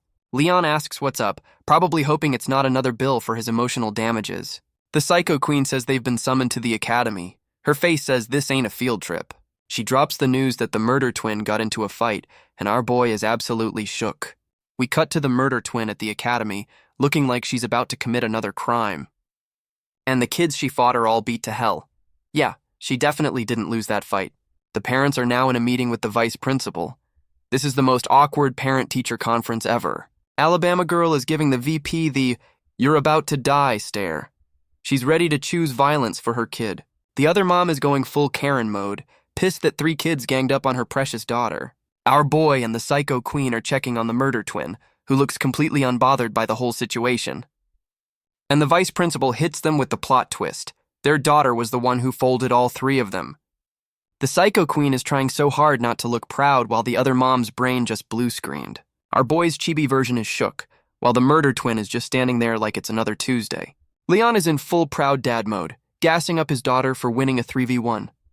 The apple doesn't fall far from the tree. The VP drops a lore bomb that this is about some dragon race war between egg layers and live birthers. And we get a full-blown biology lesson on how dragons reproduce. This is not what I expected from a parent-teacher conference. The lore dump continues, explaining that egg-born dragons are basically born with a level advantage. The VP is hyping up the murder twin, calling her a prodigy for beating 3 higher-level players. And the other dad rolls up with that "my son is an angel" energy, ready to pay for damages. His whole vibe changes when he sees his kid got absolutely folded by the murder twin. The kid is crying for his daddy after getting his ass handed to him in a 3v1. Alabama girl gives Leon the intel, and my dude flexes his kill count like it's a damn high score. This new clown immediately starts disrespecting the Psycho Queen, calling her a bad mom. Bro, you have no idea. Our boy steps up, and the clown starts talking shit about their whole clan's power level. The 2 dads are about to throw down in the principal's office. The parent-teacher violence is escalating. And the VP slams the table, telling the grown-ass men to sit the hell down. Santa Claus is trying to mediate this dragon dad beef before they destroy the whole damn office. The VP starts the story, revealing the murder twin got her clothes stained, which is basically a declaration of war. The VP is giving the play-by-play of how 3 kids jumped his daughter and still got folded. Santa Claus asks the beat-up kids for their side, but they're too damn scared to snitch. The murder twin raises her hand, ready to give her official statement on the ass-whooping. The VP gives the one-girl army the floor, ready to hear how this all went down. She hits them with the "I accidentally broke his arm in self-defense" line, a classic. And she gives the other dad a death stare, basically daring him to question her story. The kid immediately folds while his dad is losing his mind that his son is scared of a little girl. Our boy steps in, telling his daughter she did something wrong. Oh, here comes the lecture. The murder twin is looking annoyed, bracing for a lecture on non-violence from her dad, and he tells her to kick them in the knee first next time. The best parenting is just better fight strats. Our boy is giving his daughter a full-blown combat lecture while she takes notes. This is their version of a family bonding moment. The other dad is losing his mind, accusing Leon of teaching his kid to be a public menace. Bro, she came pre-installed with that software. This clown is demanding she get expelled while our boy's family looks like they're posing for a badass album cover. Santa Claus tries to calm the situation, saying the academy will handle it. He's the only adult in this damn room. The VP drops the truth bomb that the other kid is a known bully who started the whole damn thing. Oh, how the tables turn. The other dad is in full denial mode, refusing to believe his precious angel could ever be the bad guy. Leon roasts him, asking how old his son is to be getting his ass handed to him by a 1-year-old. The disrespect is beautiful. The kid admits he's almost 8. He got folded by a literal toddler. The L is astronomical. Our boy is dying of secondhand embarrassment for this clown. The shame is radiating off the page. The other dad gets pissed and starts talking shit about our boy hiding his dragon form. My dude, you are poking a sleeping dragon. This clown points at the Psycho Queen and calls her whole family trash. My dude, you just signed your own death warrant. And our boy's hand clenches. Oh yeah, the Papa Bear switch has been officially flipped. Leon snaps the dude's finger, telling him to keep his family's name out of his damn mouth. The Psycho Queen is looking at him like he just grew a second head, actually impressed by his dad mode rage. The clown pulls the classic "Do you know who I am" line after getting his finger folded. He starts name-dropping his clan while our boy sarcastically pretends to be scared. The disrespect is beautiful. The Psycho Queen is having a moment, realizing this dumbass is actually a decent parent. She tries to de-escalate, saying this whole beef is beneath them. A rare moment of chill from the Psycho Queen. She tells Santa Claus she'll accept the school's ruling, and he's impressed by her sudden diplomacy. Santa Claus turns to the other dad, basically telling him to sit down and shut up before he gets himself expelled. The clown dad is getting held back, threatening to get their kids expelled. My dude, you just got your finger snapped. His own kid tells him to chill out, basically admitting he doesn't want the smoke. The kid knows when to fold. The clown dad immediately backpedals, trying to play it cool like he didn't just threaten a whole family. He gives our boy the "this ain't over" look. Yeah, this beef is definitely getting settled in the parking lot. Santa Claus starts dropping the official verdict, confirming the other kids started the beef, but she went too hard. The murder twin gets a slap on the wrist, basically a "don't do it again" talk. She looks like she learned nothing. The 3 clowns who jumped her get hit with cleaning duty. A certified W for our girl. The murder twin dips back to class, leaving her parents to deal with the adult bullshit. Our boy is still yelling combat tips down the hall. He's the worst and best dad at the same time. Santa Claus calls out to Leon, and our boy looks shook. The principal's office visit ain't over yet. Our boy is trying to wrap things up, asking Santa Claus if he missed his last genius parenting tip. Santa Claus gets serious, asking why our boy is always hiding his dragon tail. The identity check is on. Leon is having a full system meltdown, realizing his "totally a dragon" cover is about to be blown. Santa Claus is asking for his clan name, trying to figure out where this random powerhouse came from. Alabama girl jumps in with the "he's just a commoner" excuse, and our boy plays along like a damn pro. Santa Claus is calling their prodigy kid a miracle, which is a polite way of saying their genetics don't add up. This dude is literally begging them to have more kids for the academy. He's trying to build a super team. Santa Claus is trying to play it cool after basically asking them to start a baby farm for his school. He's hyping up their daughter to kill more dragon slayers, and our boy is just thanking him. The irony. And the clown dad is lurking in the hallway, giving them the evil eye. This beef is far from over. The clown dad dips from the office with a smug-ass look, ready to start some shit outside. Our boy and the Psycho Queen are leaving the academy, probably thinking the drama is finally over. And of course, the clown dad is waiting outside with his goons to ambush them. Classic. Alabama girl is giving him the "I'm so done with your shit" look, asking what he wants now. This clown explains his good behavior was just an act for the principal. The real beef starts now. He gets in our boy's face, saying they're gonna settle this the dragon way. Oh, it's about to go down. And he officially challenges our boy to a duel right there in the school parking lot. The Psycho Queen realizes they're trapped. Refusing the duel will make their whole clan look weak. The clown dad is giving him that smug "I got you now" look, daring him to back down. Our boy whispers to his wife, basically asking if he should handle this clown or if she's up for it. Our boy is cracking his knuckles, telling his wife he has to accept the duel. The Papa Bear is ready for violence. The Psycho Queen gives him the green light but tells him not to kill the guy. She knows her man's a menace. The murder twin's classmates are hyped about a dragon fight, and she's immediately suspicious. The murder twin is connecting the dots. realizing her parents are about to cause a scene at her school. A whole-ass crowd of students has gathered to watch the dad-on-dad violence in the school courtyard. The clown dad is trash-talking our boy for being a frail human, while Leon just stretches, completely unbothered. This clown is monologuing about getting justice for his son. Bro, your kid got folded in a 3v1, sit down. He's offering a survive 3 rounds and I lose deal. The arrogance on this dude is off the charts.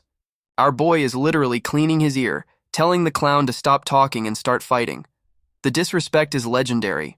Leon just flicks his finger and sends a shockwave at the clown's tail. The fight has started, and he's already styling on him. The clown dad is losing his mind, screaming that our boy is bullying him. Bro, you literally challenged him. He throws a flaming punch, going for the one-shot kill. My dude, you are fighting a main character. Leon blocks it with one hand, realizing this clown is a low-level mob compared to the raid bosses he's fought. Our boy hits him with the peace sign, reminding him he's got 2 more rounds of this ass-whooping. The clown dad is finally realizing our boy is just built different. Yeah, the Dragon Slayer is on another level. He tries a ground attack, calling our boy a coward for dodging. The salt is real with this one. Leon just hops over it like it's a damn puddle. This is the definition of a no-diff fight. The clown dad goes full-on dragon mode, breathing a giant-ass fireball, a classic desperation move. Our boy just stands there ready to tank a whole-ass fireball like it's nothing. The disrespect is palpable, and he just absorbs the entire attack into his hand. This clown just fed the Dragon Slayer a snack. Our boy is just casually dodging this clown's attacks, making him look like a damn fool. Leon hits him with the "my turn" line, and the clown dad's face says he knows he just fucked up. And our boy immediately lands a clean kick to the gut. The counterattack was instant. The clown dad is reeling, completely shocked that this frail dude just rocked his shit. Leon is already winding up for the next hit with that "you're already dead" smirk on his face. And he lands a solid right hook that probably sent this clown's teeth into orbit. My dude just sent him flying across the courtyard with one punch. The fight is officially over. Leon dusts off his hands, flexing that he didn't even need magic to fold this chump. The clown's goons are losing their minds, watching their boss get absolutely humiliated in public. Our boy turns to the goons and asks if they want to get their asses beat too. He's ready for the whole crew. The goons are immediately waving the white flag, wanting absolutely no smoke from our boy. Leon tells them to take their trash and get lost, officially ending the parent-teacher beatdown. Our boy turns around all smiles, ready to dip like he didn't just commit a felony on school grounds. The murder twin is standing there with a gift, acting like she didn't just watch her dad fold a man. She hits them with the "just passing by" excuse. Yeah, sure you were, kid. The murder twin gives her mom a gift, and the psycho queen looks genuinely surprised. And it's a damn heart-shaped cookie. The murder twin has a soft side after all. She's trying to downplay her baking skills, saying it's probably not good. The tsundere is strong with this one. Alabama girl immediately eats it and gasses her up. The psycho queen is in full proud mom mode. Our boy joins in on the praise, turning this beatdown into a wholesome family baking review. The murder twin hits him with the "you were awesome" line. The tsundere has officially acknowledged his W. Our boy is blushing, completely short-circuiting from the direct praise. He was not ready for this. His chibi self is celebrating, thinking he's finally unlocked the good dad achievement. Leon immediately starts flexing, telling her of course he's strong. My dude's ego just got a full heal. The psycho queen is watching him offer fight training, probably thinking he's the worst influence ever. She's got that thoughtful look again. Is she impressed or is she plotting? With her, it's always both. Our boy is studying a How to Be a Dragon Dad for Dummies book. The character development is real. And someone's at the door, about to interrupt his wholesome study session. The psycho queen walks in dressed as a damn nurse. Oh, she's definitely here to start some shit. Leon is completely caught off guard, asking why she's here. Bro, she's here for round 2 of that interrogation. Leon is having a system error, trying to figure out what new psychological warfare this nurse cosplay is. She demands his hand, and my dude is probably expecting another set of handcuffs. Our boy is confused, pointing out his hand is busted from the dad fight earlier. He tries to tough guy his way out of it, saying it's just a scratch. Bro, we all saw you punch a dragon. Alabama girl just grabs his hand, tired of his bullshit excuses. She's on a mission. She's prepping the ointment, and for once it's not for some kinky revenge plot. She's actually tending to his wounds while he's wincing like a damn baby. Our boy's monologuing that he's used to just walking off injuries. The concept of care is foreign to him, and he realizes this is the first time anyone's ever patched him up. The Psycho Queen is showing her soft side. Leon's inner simp is back online, getting all poetic about her touch. My dude is down bad. Our boy is having a full-blown simp meltdown, wondering why he's blushing over basic human decency. The Psycho Queen actually thanks him for standing up for the family. The tsundere wall is cracking again. Leon is completely lost, asking what she's thanking him for. My dude's brain can't process a W. She explains he played the part of a real husband, and he's just sitting there soaking it all in. Our boy immediately tries to play it cool, saying he only did it for his daughter. Yeah, sure you did. She sees right through his weak-ass excuse, knowing he's just a big softy under all that trauma. She invites him to meet her sister, and he immediately gets blackmailed into going. The power dynamic is back. And we're off to the Red Dragon territory, with the Psycho Queen providing the damn air travel. She lands in her full dragon form. Okay, that's a hell of an entrance for a family visit. Our boy is on dad duty with the kids, arriving at what looks like another bougie-ass dragon castle. A new red-haired character runs up to the Psycho Queen, and we finally get a name drop, Ross. The sister is a total fangirl, gassing up the Psycho Queen's dragon form like it's a damn celebrity. The Psycho Queen poofs back into her human form, probably tired of the paparazzi. The sister immediately glomps her, and the Psycho Queen is not used to this level of nonviolent affection. The Psycho Queen is ready to introduce her whole damn squad to her sister. The family flex is on. She introduces our boy, and the sister is all smiles. Leon is just trying to survive this family reunion, and she presents the kids who are on their best behavior for their new auntie. The aunt immediately scoops up Muen, already knowing who's who. She's been studying the family tree. She turns to the murder twin, offering a hug. The tsundere's personal space is about to be invaded. The murder twin actually agrees, but her face says she's calculating the optimal escape route. The new aunt is squeezing the life out of the twins, and the murder twin looks like she's just tolerating it. The aunt is having a full-blown meltdown over how cute her nieces are. She's definitely the fun one. She turns to our boy and thanks him for being the primary caretaker. The house husband is finally getting his props. Leon hits her with the humble dad act, saying he loves the kids. He's really selling this family man persona. The Psycho Queen immediately gets jealous, starting a fight over who the kids like more. The pettiness never stops. They're bickering like a damn married couple while her sister thinks it's cute. She has no idea. Our boy and the Psycho Queen are blushing, completely flustered by the good relationship comment. The sister plays hostess, trying to break the awkward tension she just created. After dinner, the aunt comes down the stairs with a mischievous look. She's about to start some shit, and she pulls out the baby pictures of the Psycho Queen. Oh, the blackmail is about to be legendary. The murder twin is hyped to see the blackmail material while the Psycho Queen is having a full system error. The Psycho Queen is trying to snatch the photo album from her sister, who is enjoying this way too much. Our boy and the sister share a look of pure chaos. The Embarrass the Psycho Queen alliance is official. Leon dives in like a damn NFL player to intercept the photo album mid-struggle. He's all in. My dude secures the blackmail material, ready to unleash the ultimate humiliation weapon, childhood photos. He opens the book and it glows like a damn legendary artifact. What the hell is in this thing? Leon is walking off with his prize and the kids are right behind him. The Psycho Queen is absolutely mortified. Our boy pulls out a picture of her as a student, roasting her for looking like a damn honor roll nerd. And we get the full shot. The Psycho Queen was a model student, complete with the thigh highs and tail. Leon is running for his life with the evidence and she's chasing him down, ready to choose violence. The Psycho Queen whispers a threat in his ear, basically telling him his turn for humiliation is coming. The aunt is fueling the fire, telling the kids there's a whole damn archive of blackmail material. The kids are losing their minds over baby pictures, including one where she's fighting a monster as a toddler.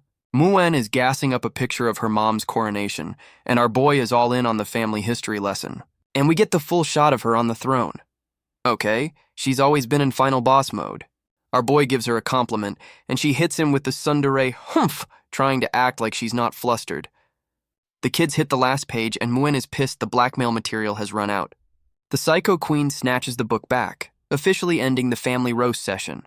But the aunt pulls out a damn recording stone. The blackmail just got upgraded to high-definition video. Our boy immediately recognizes the magical VCR, hyped for the next level of humiliation. The aunt asks the kids if they want to see the blackmail videos, and they are absolutely feral for it. The Psycho Queen is begging her sister to spare her dignity, pulling the family card to stop the roast. Our boy immediately joins the expose her campaign, knowing this blackmail material is going to be gold. The aunt is soaking up the drama, holding the orb like she's about to drop the hottest mixtape of the year. She plays the diplomat, promising to humiliate our boy on the next family visit. Fair is fair. The Psycho Queen is pissed, but our boy is ready to take that L later for this premium content now. The aunt fires up the magical projector, and the blackmail session is officially underway.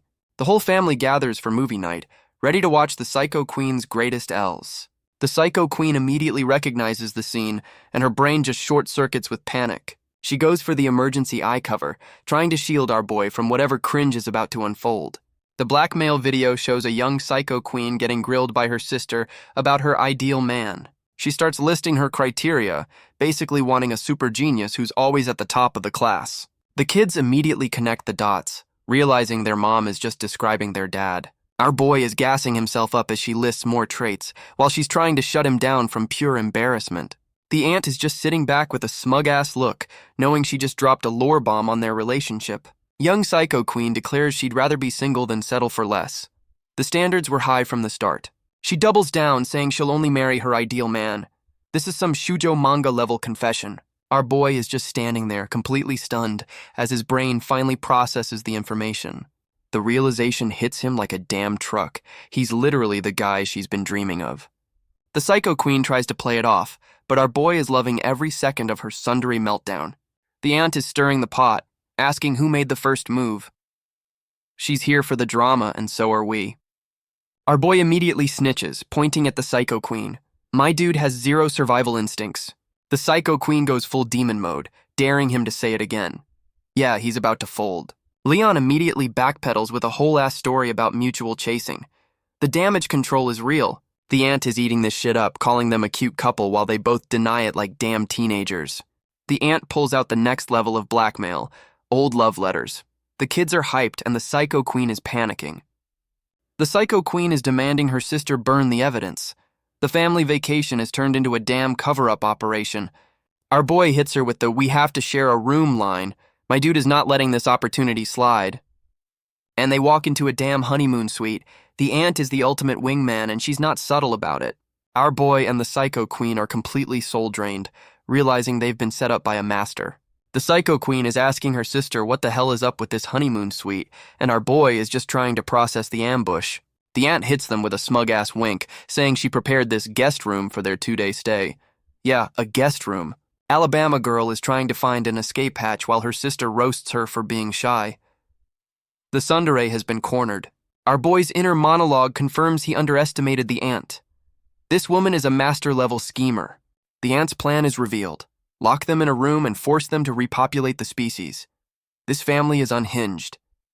Leon tries to dip, but the aunt's tail immediately wraps around him. There is no escape from this family vacation. The aunt goes full yandere mode, asking her brother-in-law where he's going. My dude is officially her prisoner. Our boy tries the "I gotta check on the kids" excuse, but she's already got them handled. This woman's planning is flawless, and we see the kids are perfectly fine, playing with puzzles. The aunt's alibi is airtight. The aunt shoves them into the room, telling them to have a good rest. The wingman's mission is a success. Our boy and the Psycho Queen are sighing in unison, accepting their fate in this forced honeymoon suite. Leon calls out the aunt's sinister plan while Alabama girl confirms they're officially locked in. She opens a closet full of lingerie, basically telling him her sister's brand of crazy is next level. The Psycho Queen is trying to bust down the door while our boy just watches. The escape plan is a certified failure. She immediately tries to claim the bed, telling our boy to sleep in the damn bathtub. The power struggle begins. Our boy is not having it, questioning why he's the one getting demoted to the tub. Stand your ground, King. Leon points out the tub is already full, realizing the aunt played 4D chess to force them into bed together. He starts inspecting the bed, realizing something is off about this whole setup, the final piece of the puzzle.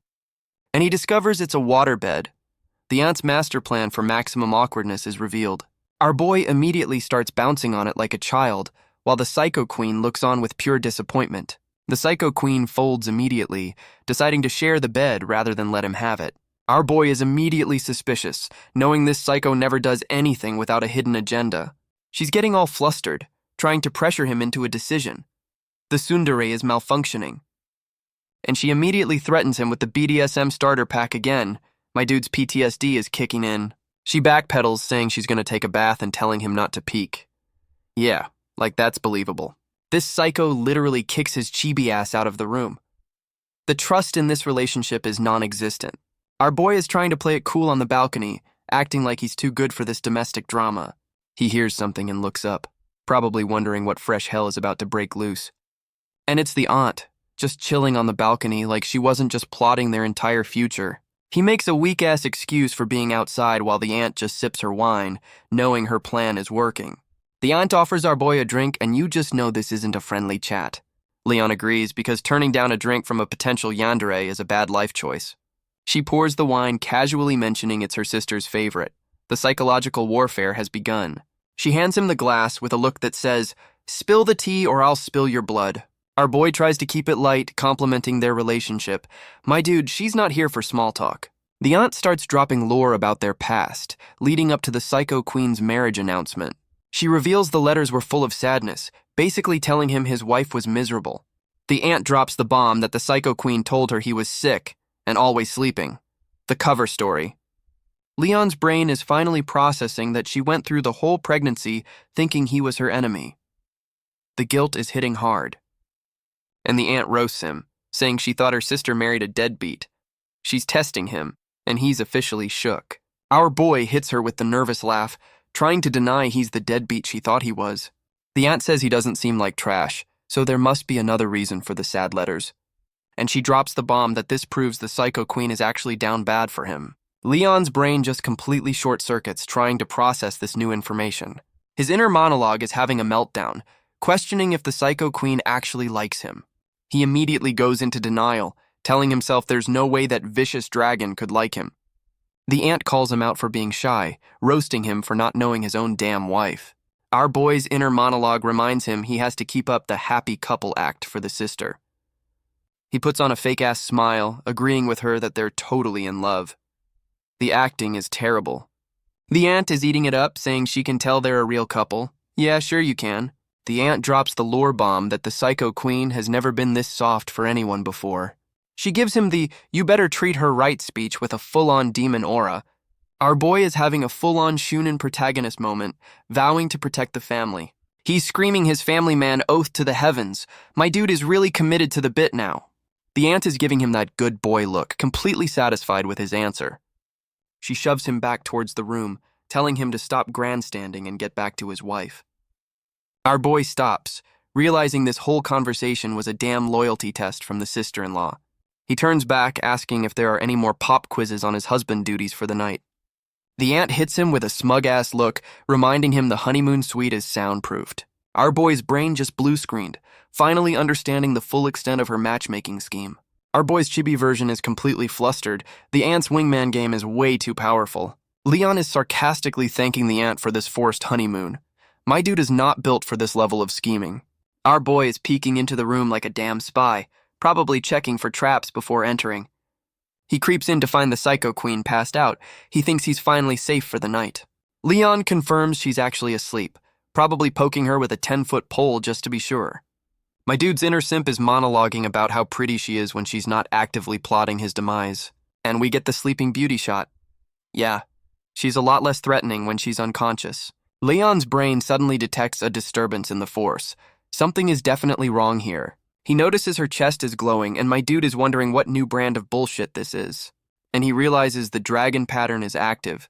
The aunt didn't just set up a date, she spiked the damn room. Our boy is checking his own stats, wondering why he's not getting the horny buff from this setup. He pulls back the covers to find a damn glowing toy. He got played by a magical nightlight, and the Psycho Queen wakes up with a smug-ass high. Yeah, she was faking it the whole time. Leon's chibi version is losing his mind, accusing her of hiding a damn light bulb to scare him. She hits him with the "it's just a toy" excuse, acting like this wasn't a calculated psychological attack. The psycho asks if he's disappointed it wasn't the real deal. She's calling out his inner simp. Our boy immediately denies it, blushing like a damn tomato. He folded instantly. She tells him to shut up and go to sleep, leaving him to marinate in his own embarrassment. This psycho is still holding the toy, warning him not to get any ideas. The taunting is relentless, and she settles in for the night, having secured another massive W in their domestic war. The Psycho Queen is just chilling when a giant-ass spider drops in for a visit. And the final boss immediately blue screens. Her one weakness has been officially revealed. Our boy wakes up to the screaming, wondering what fresh hell this is now. The Psycho Queen immediately launches herself at him for protection. The tsundere system has crashed. She's pointing at the spider, completely losing her shit over a damn bug. Leon's brain connects the dots to the blackmail photo album. The childhood trauma is real. My dude gets a villainous grin, realizing he just found the ultimate leverage against her. He goes full hero mode, telling her he'll handle it while she begs him to hurry up.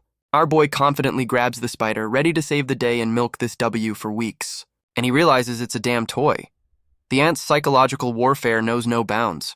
Our boy is trying to explain it's a toy, but the Psycho Queen's brain has officially short-circuited. She goes full demon mode, demanding he destroy the spider regardless. Her phobia is not a damn joke. Leon immediately folds, promising to yeet the toy before she accidentally blows up the whole damn castle. And he throws the spider out the window. That toy just got a whole new lease on life. Our boy is milking his hero moment while she's all flustered. He's never gonna let her live this down. Leon's brain finally connects the dots, realizing the aunt planted the spider as part of her master plan.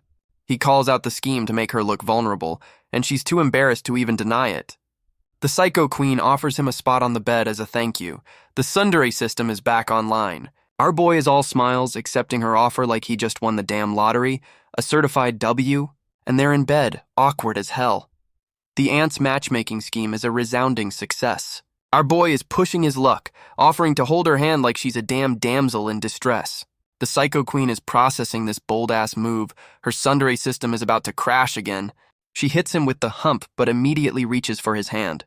The tsundere can't resist. And she just grabs his pinky. This is the most tsundere hand-holding I've ever seen. Our boy calls her out on the weak-ass pinky hold. My dude is not settling for less. He's just looking at his hand like, bro, is this a joke? The disrespect is palpable. She grabs his whole hand and calls him stupid for not knowing how to hold hands properly. Our boy is looking smug as hell while she's trying not to spontaneously combust from the contact. Her inner monologue is having a full-blown crisis over holding hands while he's just chilling. Her chibi self is trying to gaslight herself into thinking this is no big deal. The denial is real. They're both trying to roast each other for being nervous while holding hands. The tsundere energy is off the charts. The Psycho Queen's inner monologue is simping over his calloused hands. She's down bad for the Dragon Slayer. Her inner simp is going crazy over the hand-holding. The tsundere wall is officially crumbling. She's giving him that look, completely flustered but trying to play it cool. Yeah, she's absolutely cooked. Our boy brings up the blackmail video, and she immediately tries to deny her whole damn wish list for a man. They're both pretending to sleep, but the awkward tension is so thick you could cut it with a knife. Leon's chibi self is having a full-blown panic attack. My dude is not built for this level of romance. He tries to sneak a peek, probably to make sure she's not plotting his murder in her sleep. Our boy tries to adjust his hand, and you just know this is about to go horribly wrong, and she immediately calls him out for it. The tsundere's alert system is always online, my dude. She's calling him a prisoner for moving his hand, and my dude is just leaning in for the kill. Our boy calls her bluff, deciding to go for it under the covers, the absolute madman. And his brain immediately short-circuits from the physical contact. The simp has been activated. He's having a meltdown that she's still holding his hand while she's pretending to be annoyed. Our boy's inner monologue is back online, getting poetic about her skin. My dude is down horrendous. He's getting closer, talking about a hunger in his heart. Bro, we know what kind of hunger that is. And they're both thinking the same horny on main thought. The hive mind is real with these two. He finally says the quiet part out loud, and they're both blushing like damn teenagers. The sexual tension in this room is so thick you could use it as body armor. And our boy finally makes his move, pinning her down. The aunt's master plan is a certified success. Our boy hits her with the tonight only line, like this is some kind of limited time offer. My dude's got his tail out and everything. The aunt's master plan is officially a success. The Psycho Queen is all blushy, saying his name. The tsundere has officially logged off for the night. Leon is just as surprised as we are that she's not actively trying to murder him right now. We get a lore drop that their horny magic isn't activating because this is pure love. Yeah, sure it is. They're leaning in for the kiss and the romantic tension is finally about to pay off. Our boy slams the headboard, ready to get this show on the road. And the damn toy spider drops in to ruin the mood. The aunt is a menace to society. The whole damn mansion hears her screaming, while Leon tries to stop her from burning the place down. The aunt is outside, smug as hell, revealing this was her final boss-level prank. Our boy is playing the hero, comforting the Psycho Queen after her full system crash over a toy spider. And the toy spider is just chilling outside, having successfully completed its wingman mission for the ant. Leon's got that smug "I saved you" look while she's still clinging to him for dear life. She calls him out for his heart racing, and the romantic tension is officially back on the menu. Our boy hits her with the "I'm scared of spiders too" excuse. My dude, you fight dragons for a living. The Psycho Queen is trying to act tough, saying she's never showing this weakness again. She makes him swear to a blood oath of silence over this incident, and he's just happy to be there. And the sun comes up, officially ending the most chaotic and awkward sleepover in history. The Psycho Queen wakes up in a panic, probably wondering if the whole night was a damn fever dream. She's sitting up, realizing she actually fell asleep in his arms, and our boy is nowhere to be found. The Psycho Queen wakes up, wondering where our boy dipped to so early in the morning. She's trying to play it cool, acting like she's glad he's gone. The denial is strong with this one. The tsundere is having a full system meltdown, too embarrassed to face him after the spider incident. She's monologuing about breaking her own rules by showing weakness. Welcome to character development.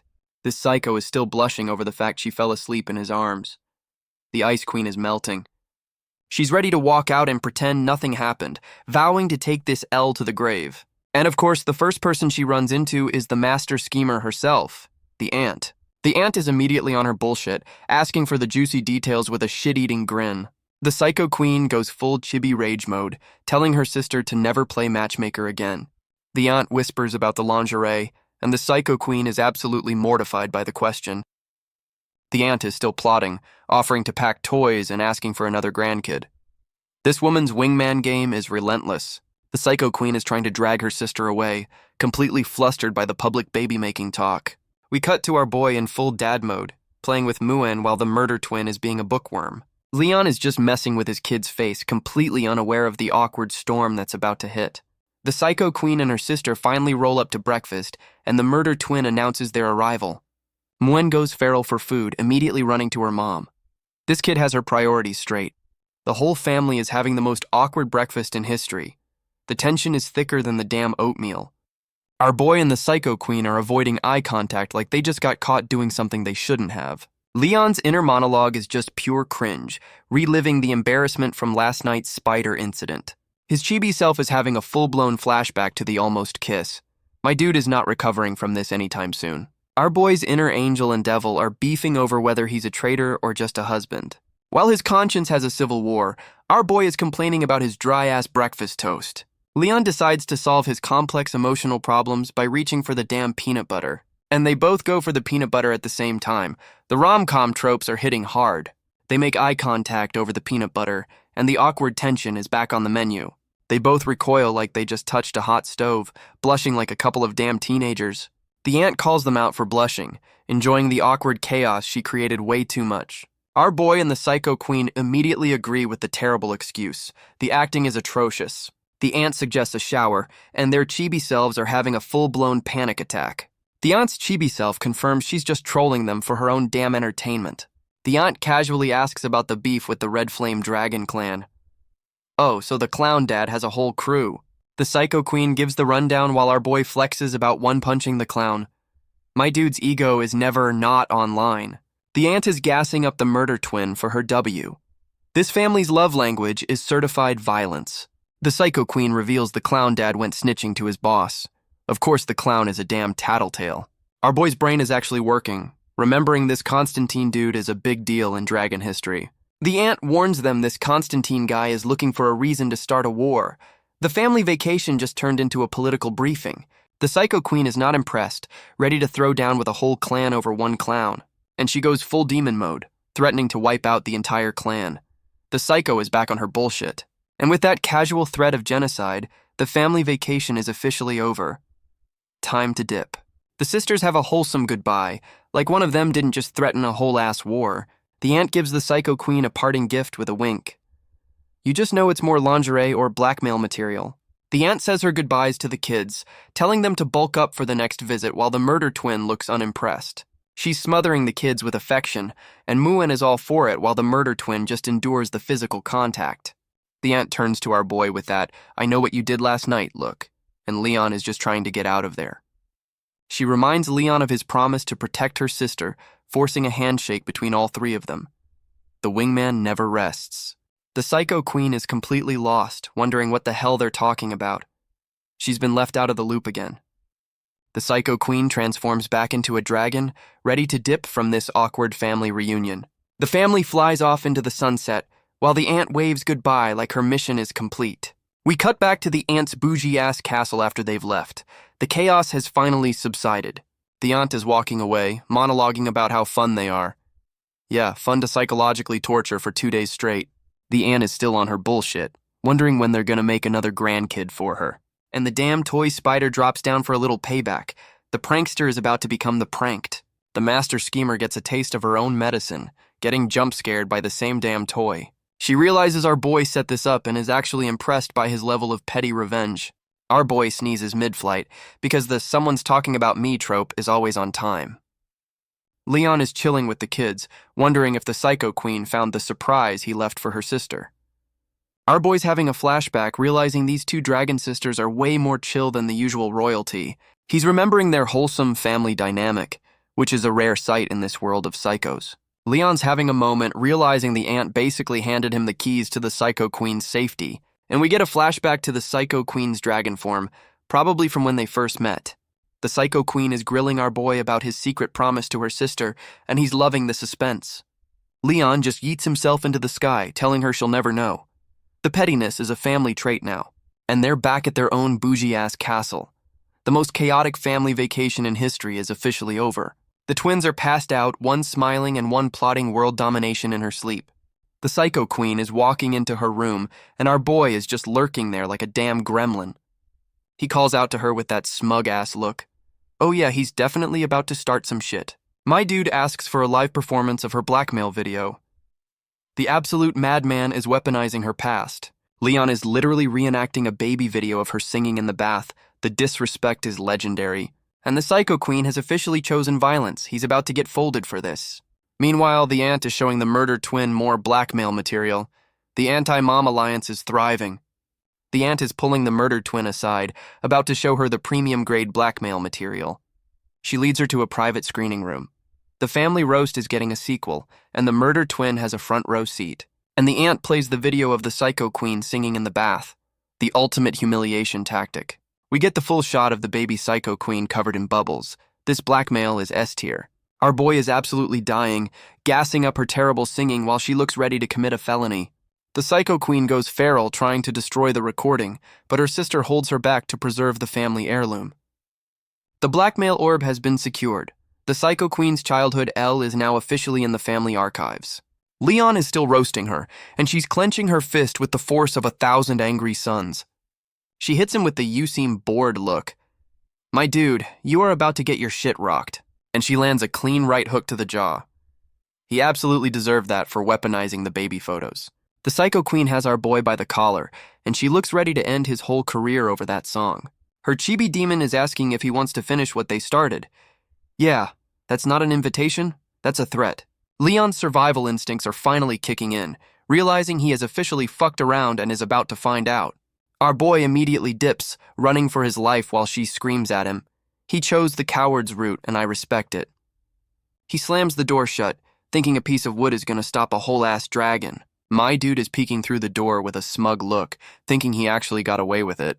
She gives him a 10-minute ultimatum to get his ass to her room. The execution has been scheduled. She's promising to teach him a lesson for weaponizing her childhood trauma.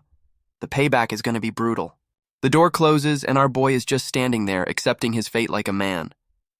His chibi self is slapping his own mouth, finally regretting his decision to roast a literal final boss. Our boy is monologuing that he didn't expect her to get so mad. My dude, you literally weaponized a baby video. Leon's got a smug-ass look, realizing her childhood trauma is his new favorite weapon. His chibi self is giving a whole-ass hero speech about sacrificing his body to slay the dragon. He's fake crying about his body breaking down. The melodrama on this dude is legendary. The monologue continues while we see the Psycho Queen in the shower, completely unbothered by his bullshit. She's just chilling in the bath while he's out there acting like he's going to war. Our boy sprints to her room like a damn shonen hero, ready to face his scheduled execution. 10 minutes later, we hear a scream from the room. The punishment has officially begun. Leon is on the bed looking absolutely wrecked, begging for mercy. Yeah, he found out. And the Psycho Queen is in a teacher cosplay with a riding crop. The BDSM interrogation is back on.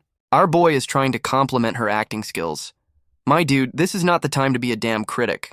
The Psycho Queen immediately shuts him down, fully committed to her strict teacher persona. And she cracks the whip. The lesson has officially begun, and he was not ready for this pop quiz. She's leaning over him, roasting him for using the wrong name. The roleplay has rules, and he just broke the first one. Leon's monologuing that the whip is for emotional damage, not physical. Yeah, it's a debuff, not a DOT. His chibi brain finally gets it. This is a humiliation kink roleplay. Took you long enough, genius. The Psycho Queen is in her final boss teacher form, ready to give him the most traumatic detention of his life. Leon realizes he has to play along to survive. She's asking him to confess his sins like a damn student. Our boy immediately folds, giving a full-ass apology. The survival instincts have finally kicked in. She's asking for his homework, and you just know that's a damn euphemism for his soul. Our boy is playing dumb, asking what homework she's talking about. My dude, read the damn room. The Psycho Queen is roasting him for being a bad student. She is 100% committed to this teacher bit. Leon immediately switches gears, asking Teacher Rossweisse to repeat the assignment. He's a quick learner. And the camera pans down to the study material. Yeah, this is going to be a hands-on assignment. The homework is to activate her horny dragon magic. This is the most high-stakes pop quiz in history. She threatens him with a worse punishment, and my dude's pride immediately kicks in. He's not failing this class. And he immediately gets to work on his assignment. My dude is going for extra credit. Leon's inner monologue is flexing that he's got the cheat codes to her system. The confidence is back. And it's a critical hit. The Psycho Queen is officially losing her composure from his studying. She's already complimenting his technique. My dude just aced his final exam with flying colors. The Psycho Queen is losing her damn mind. My dude's studying just broke her sundry programming. We get a random-ass Easter egg of her planning a beach trip with the swimsuit her sister gave her. The plot is taking a vacation. And we're back to the lesson. The horny dragon magic is officially online and she is feeling it. Our boy asks if he passed the test, looking for a damn gold star for his efforts. She hits him with that was just the warm-up line. The final exam is about to be brutal. The Psycho Queen tells him the real homework is just getting started. My dude is about to get extra credit. Leon is just looking up at her, completely at her mercy. The power dynamic has officially been reversed. Our boy's inner monologue admits he's been folded again. The Dragon Slayer's record against this psycho is 0-100. His dragon mark starts glowing, and he's wondering if that's why he's feeling some type of way. My dude is getting thirsty, and it ain't for water. The horny magic is a two-way street, apparently. Our boy's monologue confirms the horny magic is a two-way street, and he is officially down bad. And he immediately gets to work on the extra credit portion of this assignment. The Psycho Queen is calling him a bad boy, fully committing to this unhinged teacher roleplay. Leon leans into the bit, asking teacher if he's hitting all the right marks on the test. The Psycho Queen is completely losing her shit, telling him to hurry up. My dude just aced the final. They're gripping hands like their lives depend on it. This study session is getting intense. And we cut to our boy looking absolutely wrecked. That homework was a damn marathon. The aftermath shot, my dude looks like he just survived a final exam he didn't study for. Leon tries to dip, asking teacher if he can be dismissed. Bro, you think it's that easy? And she immediately grabs him. Looks like the teacher just assigned some mandatory overtime. The Psycho Queen tells him that was just one subject, and he's got 6 more classes to attend tonight. Our boy's chibi brain is blue screening, realizing he's signed up for a full-ass semester in one night. And the whole damn castle hears him screaming for the rest of the night. The homework was brutal. Our boy is calling her a homework maniac while she tells him to prep for an all-nighter. The next morning, the Psycho Queen is looking refreshed as hell. She definitely got an A+ on that assignment. But our boy is walking like a zombie. My dude got his soul drained from all that studying. The kids immediately call him out on his sleep-deprived look. Even they know he's been through some shit. Leon hits them with the "I was up late doing homework" excuse. Yeah, homework. The Psycho Queen backs him up with a smug-ass look, telling the kids adults have homework too. The twins are just standing there, trying to process what kind of homework leaves a man looking like that. Muen is shouting that she's figured out the family's biggest secret. This kid is a damn detective. She drops the bomb that when mom is happy, dad is wrecked. She just exposed their entire homework session. Our boy is trying to play it off, calling her smart, while definitely dying of embarrassment on the inside. Leon goes full protective dad mode, flexing with Muen like they're a damn tag team about to drop an album. The murder twin is just standing there, completely unimpressed by all this wholesome family bullshit. The murder twin sees her ride coming, probably a dragon Uber to her bougie-ass boarding school. She's waving goodbye, trying to act cool, but you can tell she's gonna miss the family chaos. The psycho queen and Muen are giving her a full-on family send-off. Muen is already begging her to come back. Our boy is in full dad mode, wishing her luck at school. He's really leaning into this house husband role. The murder twin is blushing, trying to hide that she's actually touched by the attention. The tsundere is melting. The murder twin teleports out of there, officially done with all this family bonding bullshit for now. The rest of the family waves goodbye as she flies off. Muen is already missing her murder sister. Our boy immediately tries to plan a date now that they're down one kid. My dude's priorities are straight. Muen is having a full-on existential crisis, realizing her dad is a weak-ass dude who gets folded by her mom. This kid decides to take matters into her own hands, vowing to get her dad into fighting shape. Muen immediately drags our boy to the training grounds. The house husband is about to get a personal trainer. The psycho queen is watching this whole thing, probably wondering if she should join the family boot camp. Our boy is leading a stretching routine, while Muen looks like she's about to snap in half. He's giving her a whole-ass lecture on proper warm-ups. The dad mode is in full effect, and the psycho queen rolls up in workout gear, ready to join the family fitness program. Muen is hyped as hell, trying to get her mom to join the family boot camp. The psycho queen is gassing up her daughter, basically telling her to train hard so she can beat her ass later. Our boy tries to play the concerned husband, telling her to be careful. My dude, she's a literal dragon. She immediately calls him out on his bullshit, and he tries to downplay his last L. The pettiness is a family value. Muen is ready for round 2, cheering for her parents to throw hands again. This kid loves violence. Leon immediately tries to shut that down, telling his kid not to talk about fighting. The hypocrisy is legendary. Muen hits him with the hard questions, asking why he always gets folded by her mom. She's seen the stats. Our boy hits her with the classic "I let her win" excuse. The cope is strong with this one. The psycho queen's tail slams the ground, calling him out on his weak-ass excuse without saying a word. She challenges him to a race instead, ready to hand him another L in front of his daughter. Our boy challenges the psycho queen to an endurance race, talking big shit for a guy who just got his soul drained. Muen is all in on the family race, ready to show her parents what a real cardio workout looks like. The maid is the official starter for this family feud, and our boy and the psycho queen are locked in. And they're off, with Muen taking the lead with a full-on Naruto run. This kid is a legend. Leon immediately starts trash-talking, asking if her tail is slowing her down. My dude loves to poke the dragon. The psycho queen flexes that her tail is for balance, basically calling him an unbalanced peasant. Muen asks our boy to show his tail, and he hits her with the "I don't need one to win" excuse. After 2 laps, Muen's battery is officially at 0%. The spirit was willing, but the flesh was weak. Muen is completely folded on the ground, realizing that dragon-level cardio is no damn joke. The maid comes in with the post-workout juice, gassing up the kid for her effort. MVP maid. The maid is the official hype woman for this domestic dispute, while Muen watches her parents beef.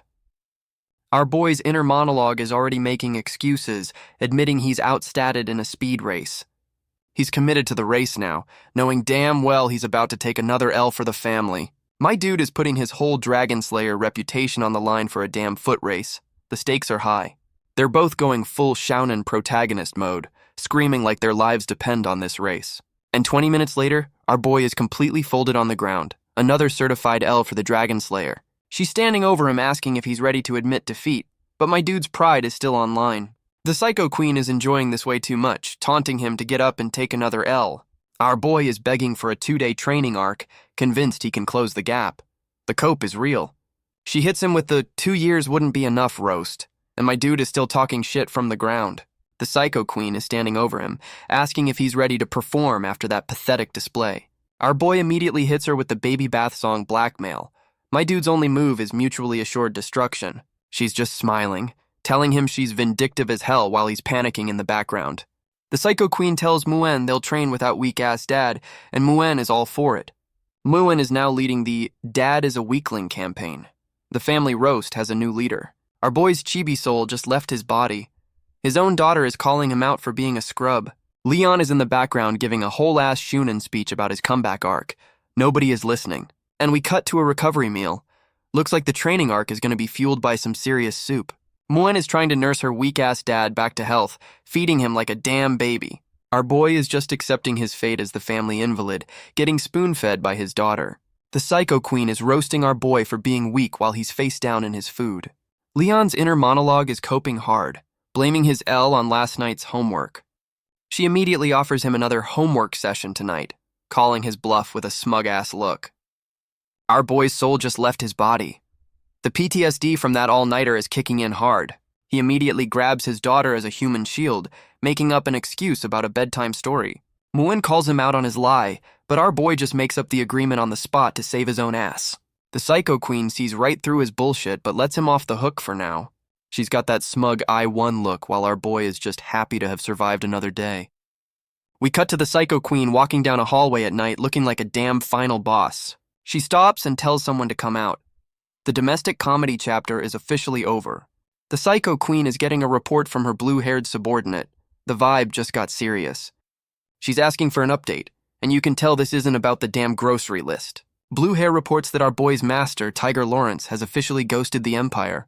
Apparently, the master donated everything he owned before dipping, except for one thing. And the one thing he kept was a damn donkey. This is the weirdest plot twist yet. The Psycho Queen's brain connects the dots, remembering Leon talking about some legendary ass. She tells Blue Hair to keep digging for info. The investigation is officially on. The Psycho Queen is left alone looking worried. She's definitely invested in our boy's backstory. She's wondering why his master would just up and leave. The plot thickens, my dudes. A few days later, some shocking news hits the castle. The vacation is definitely over. The murder twin drops the family sports day bomb, and our boy and the Psycho Queen are not ready for this level of domestic bullshit. She gives the official announcement for the school event. The family chaos is about to go public. The Psycho Queen reminisces about her own glory days, back when parents didn't have to show up for this crap. Muen is hyped as hell, asking her mom for the stats. This kid is here for the family lore. The Psycho Queen flexes that she took first place, obviously. The ego on this woman is legendary. Muen turns to our boy for his stats, and he hits her with the "I'm unranked" line. Leon goes on a whole-ass monologue about being too good for the rankings, and Muen immediately calls him a cheater. Our boy immediately bonks his daughter for the slander. The disrespect will not be tolerated in this household. He clarifies he melted the metal for his grandma, and Muen's brain just short-circuits from the wholesome plot twist. The Psycho Queen calls him out on his humble act, but my dude hits her with some surprisingly deep shit about hidden glory. The Psycho Queen is asking our boy if he's ready to throw down at a damn school sports meet. The murder twin explains the rules, but you can tell she's about to take this way too seriously. And there it is. The murder twin is already gunning for first place. The psycho genes are strong. Leon's inner monologue confirms his daughter inherited the competitive spirit of two absolute psychos. Our boy and the Psycho Queen share a look, realizing they've created a competitive monster. They officially form a team to dominate a bunch of school kids. This family has no chill. Muen wants in on the action, but the murder twin immediately shuts her down with the rulebook. Our boy immediately puts Muen on cheerleader duty to avoid a full-blown family crisis. Muen is hyped as hell to be the official hype woman for the family's public beatdown. The whole family is posing like they're about to win a world championship, not a damn school event. Our boy is starting his training arc for the school sports day. My dude is taking this way too seriously. The Psycho Queen rolls up in her workout gear, and our boy is immediately distracted from his stretches. Leon's inner simp is back online, admitting his wife is a certified smoke show no matter what she wears. She challenges him to a warm-up race with a look that says, "I'm about to hand you another L." They're off, and our boy is already trying to scout the competition by asking about the events. He's getting cocky, but she's warning him that Dragon Sports meets are on a whole other level. Our boy puffs his chest out, flexing his Dragon Slayer stats like that's going to help him in a foot race. The Psycho Queen immediately reminds him he got folded a few days ago. The roast was instant and brutal. Leon's chibi self is absolutely fuming after getting called out on his recent L in front of nobody. He screams that he only lost because of their homework session. My dude just aired out their whole sex life. The Psycho Queen offers him some motivation, and you just know this is going to be some next-level psychological warfare. She dangles a 1-week vacation from homework if he wins. She knows exactly how to manipulate this poor bastard. Our boy's chibi self immediately takes the bait. A week of peace is worth more than gold in this household. And just like that, he goes full shonen protagonist mode, vowing to win for the family and his own damn survival. He immediately takes off like a damn rocket, leaving her in the dust. The desperation is real. The Psycho Queen is just watching with a smug-ass look, knowing her plan to gas him up worked perfectly. And after that one sprint, our boy is completely folded on a bench. She's asking if he's warmed up yet. He's trying to play it off, flexing that he's feeling the power up. My dude is coping hard after getting gassed. She pulls out a damn rope, saying they need to practice for the family events. This training arc is getting weird. And she's holding the rope, talking about mutual understanding. Oh god, the BDSM training is back on the menu. Our boy's brain immediately goes to the gutter, thinking she's about to start another BDSM session. The Psycho Queen calls him out for his dirty mind, asking if he's ever heard of a 3-legged race. Leon is blushing like a damn tomato, trying to play it off like he totally knew what was up. She tells him to get ready to practice, and my dude just folds, accepting his fate. And just like that, they're tied together. The forced proximity training arc has officially begun. Our boy is awkward as hell being this close, while she's just standing there like a damn statue. They're both trying to act cool and get this over with, but the tension is palpable. The close-up shot just confirms how uncomfortably close they are for this team-building exercise. She's already getting pissed at him for just standing there. The teamwork is off to a great start. He suggests practicing on the grass so they don't eat shit, which is the smartest thing he's said all day. They're already beefing about personal space 2 seconds into this team-building exercise. She's talking shit about him slowing her down, and he's roasting her for the morning joke. They're counting down, and you can see the "I'm about to end this man's career" look in her eyes. And she immediately takes off like a damn freight train, not even waiting for him. Our boy's chibi brain is trying to process how he's already losing a race that hasn't started. The Psycho Queen is literally dragging him across the field while he screams for his life.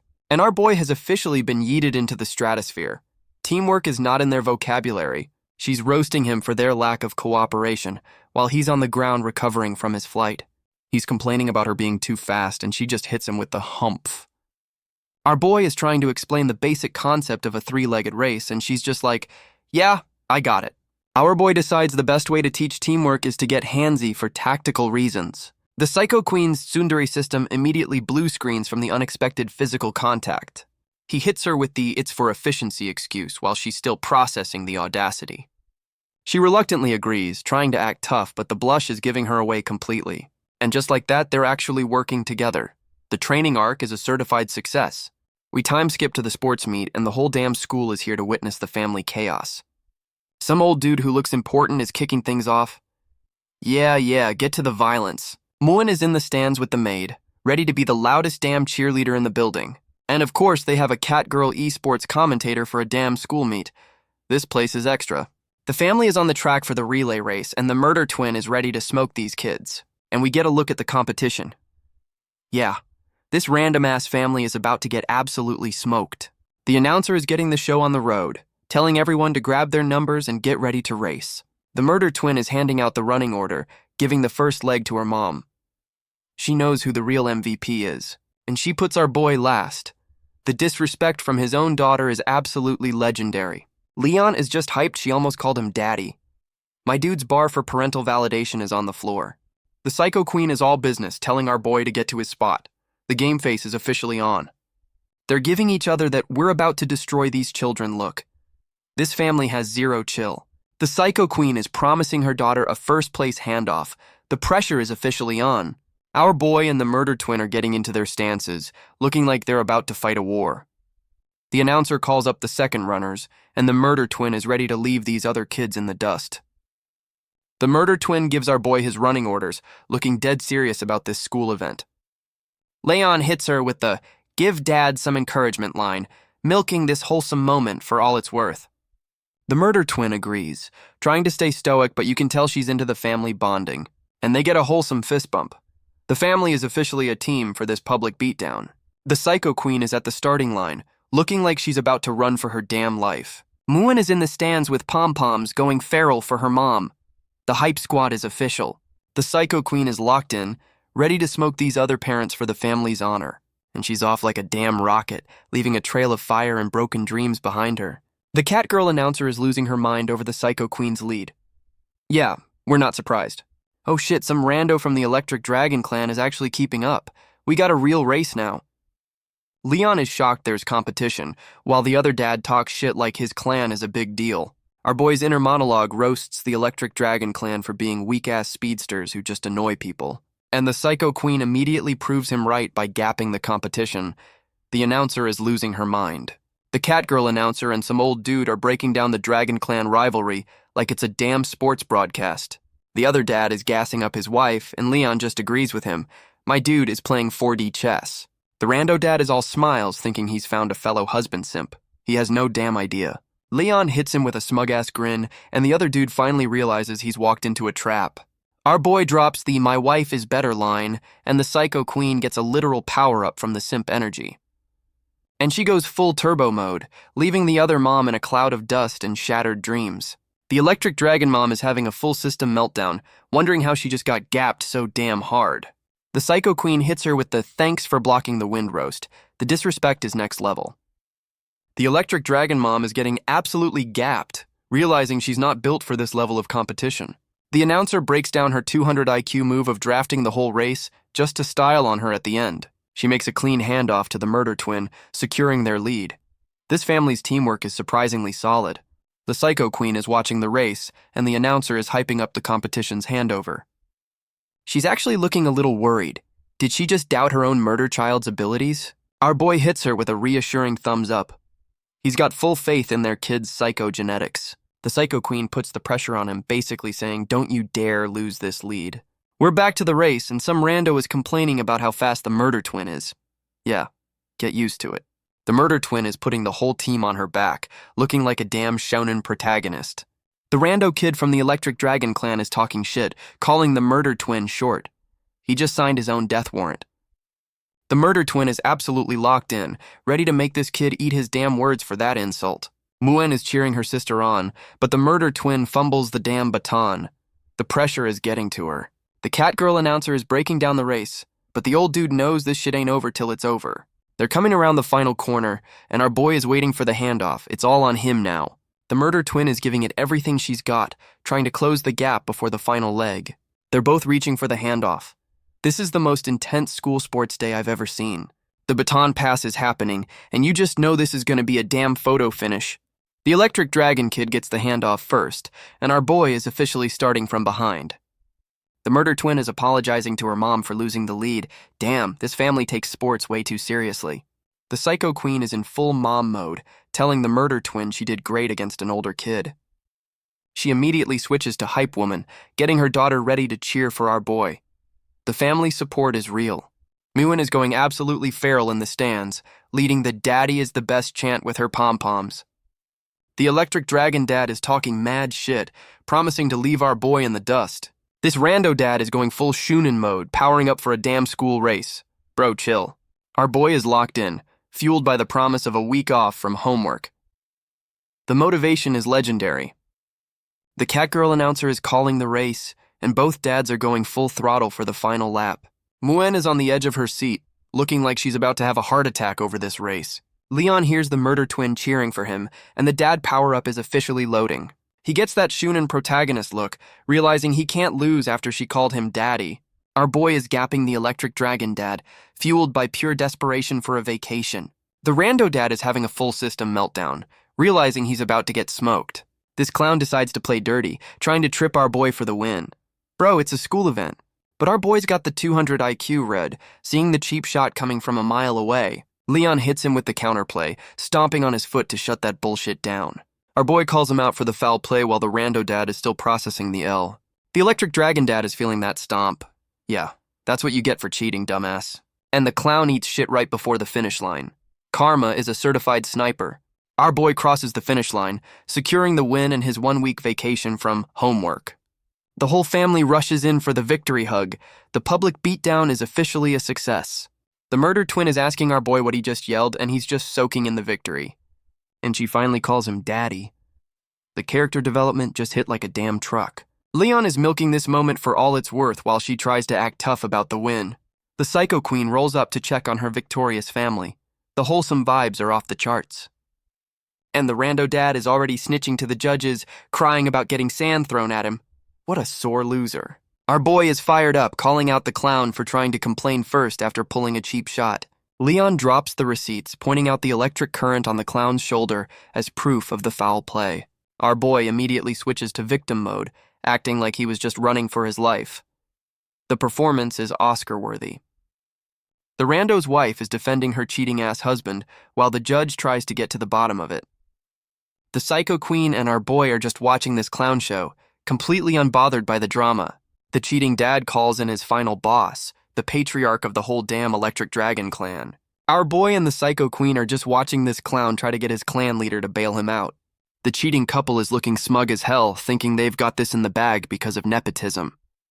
And the patriarch drops the hammer, disqualifying the cheater based on video evidence. You absolutely love to see it. The whole cheating family is absolutely shook that their connections didn't save them from the L. The rando dad is begging his boss, realizing he just got publicly shamed for being a damn clown. The patriarch is not having any of it, shutting his own clan member down in front of everyone. The old dude turns around and gives a full-ass bow, apologizing to our boy's family for the drama. The Psycho Queen hits him with a smug-ass smile, telling him to get his people in line. She follows up by saying if our boy got hurt, this would have been a whole different conversation. The patriarch promises to educate his clan, and our boy is just shocked that this old dude is actually taking responsibility. Leon is gassing up his wife while she monologues about how other dragons need to learn some damn respect. She immediately calls him out for the "my wife" comment, and he just plays it off with a smug-ass grin. The Catgirl announcer is back, hyping up the next round of family-friendly violence. We get a montage of the events, starting with kids jumping through flying donuts. This school is wild. Next up is the three-legged race, and our boy and the Psycho Queen are looking like a well-oiled machine. Then we got a damn quiz show, and of course these two psychos are acing it. And the final event is family feeding, where she's just aggressively shoving noodles in his face. We get a time-skip shot of the stadium. The day of public humiliation is almost over. A new announcer introduces the final stage of the three-legged race. Cooking with love. This is about to get chaotic. The announcer explains the final event is a cooking competition. Oh yeah, this is going to be a certified disaster. And they've got a panel of old-ass judges who look like they're about to critique their very souls. The Catgirl announcer reminds them they have to do all this while still tied together. The chaos never stops. Their chibi selves are having a meltdown, realizing they're about to attempt a cooking show while shackled. Our boy is praying for something simple as he draws their culinary fate from a damn box. And he pulls cream puffs. My dude, you are not built for this level of baking. The Psycho Queen asks if he can make it, and he immediately admits defeat. At least they get a recipe. They're suited up in aprons, ready to take this L with some dignity. The teamwork is still online. Our boy is reading the instructions while she stirs, and they're actually cooperating for once. They get distracted by the Jumbotron, seeing the murder twin competing in a damn balloon battle royale. The murder twin is getting jumped 3-on-1 by some rando kids from other clans. These clowns think they can take her, forming a whole-ass alliance to beat one kid.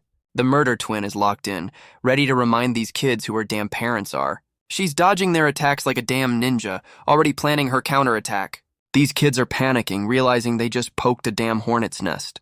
The murder twin is about to go full psycho mode on these children. The family resemblance is uncanny. And she starts dropping bodies, taking out the competition one by one with ease. The murder twin stands victorious over the folded children. She just 1v3'd a whole squad. Muen and our boy are losing their minds in the stands.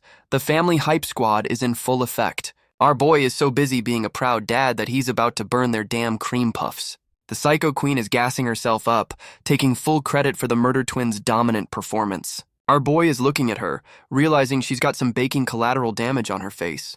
He hits her with the classic rom-com face wipe, and her tsundere system just short-circuits. Their chibi selves are having a full-blown panic attack as the crowd eats up their fake PDA. The Catgirl announcer is losing her mind, gassing them up as the ultimate power couple on the Jumbotron. The old dude judge is buying the whole act, monologuing about how love is the secret ingredient. They're forced to wave to the crowd, playing the part while absolutely dying of cringe on the inside. While smiling, they're whispering about which dragons to murder to end this public humiliation.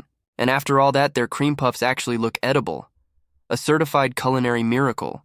They present their food to the judges, ready for this whole damn family bonding exercise to be over. The old dude judge is giving their cream puffs a full-on culinary breakdown like he's on MasterChef. He asks if they're always this domestic, and our boy is sweating while the psycho queen sells the lie with a smile. Leon leans into the bit, making up a whole-ass story about how much she loves making cream puffs at home. And of course, our boy's brain immediately cuts to a fantasy of her covered in cream. My dude is down bad. Their chibi selves are having a meltdown, while he internally screams that his heart is the only dirty thing here. The judge is asking for the secret recipe to their private life. This old dude is thirsty for the tea. They hit the crowd with a heart pose, claiming love is the secret ingredient. The cringe is legendary. And the judges eat it up, giving them the highest score of the day for their bullshit performance. Our boy is confident they've locked in the overall win. The family's public beatdown is almost complete. His chibi self is already celebrating the real prize, a 1-week vacation from her homework. The final scores are in, and our boy's family took first place with a score of 666, of course. Third place gets a damn noodle voucher for their efforts. Hope they like ramen. Second place gets a magic book, which is a way better prize for getting absolutely folded. And the gold medal goes to our chaotic-ass family for their public beatdown of a bunch of school kids. The grand prize is a 7-day luxury hot spring tour. The vacation he fought for just got an upgrade. Our boy's brain immediately does the math and realizes this isn't a vacation. It's a 7-day homework marathon. The psycho queen and the murder twin are hyped for the trip, completely oblivious to our boy's scheduled execution. Leon is having a full-blown panic attack, realizing his 1-week break just got turned into mandatory overtime.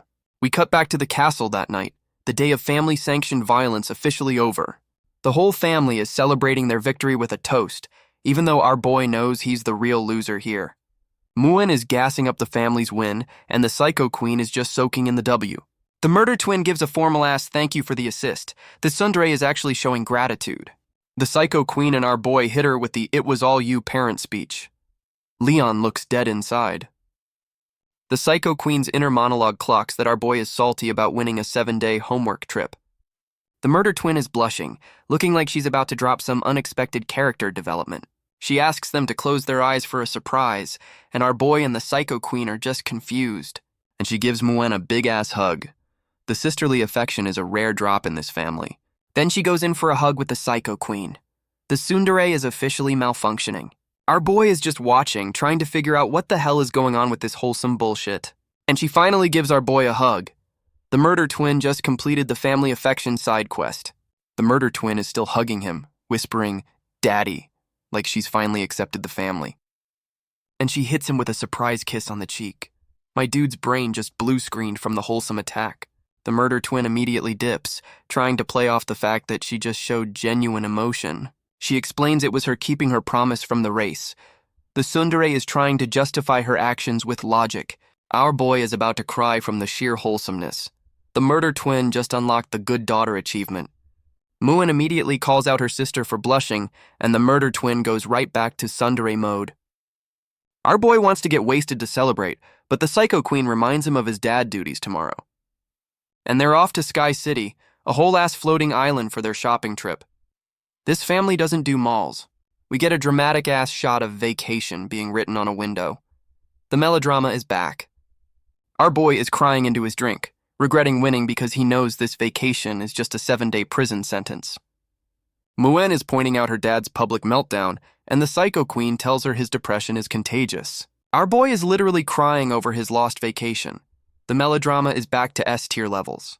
The psycho queen asks for his opinion on a swimsuit, and he just mumbles nice without even looking up. And she's in a smoke show swimsuit, calling him out for his weak-ass no-look compliment. Leon immediately switches to simp mode, giving her a thumbs up and saying she looks good in anything.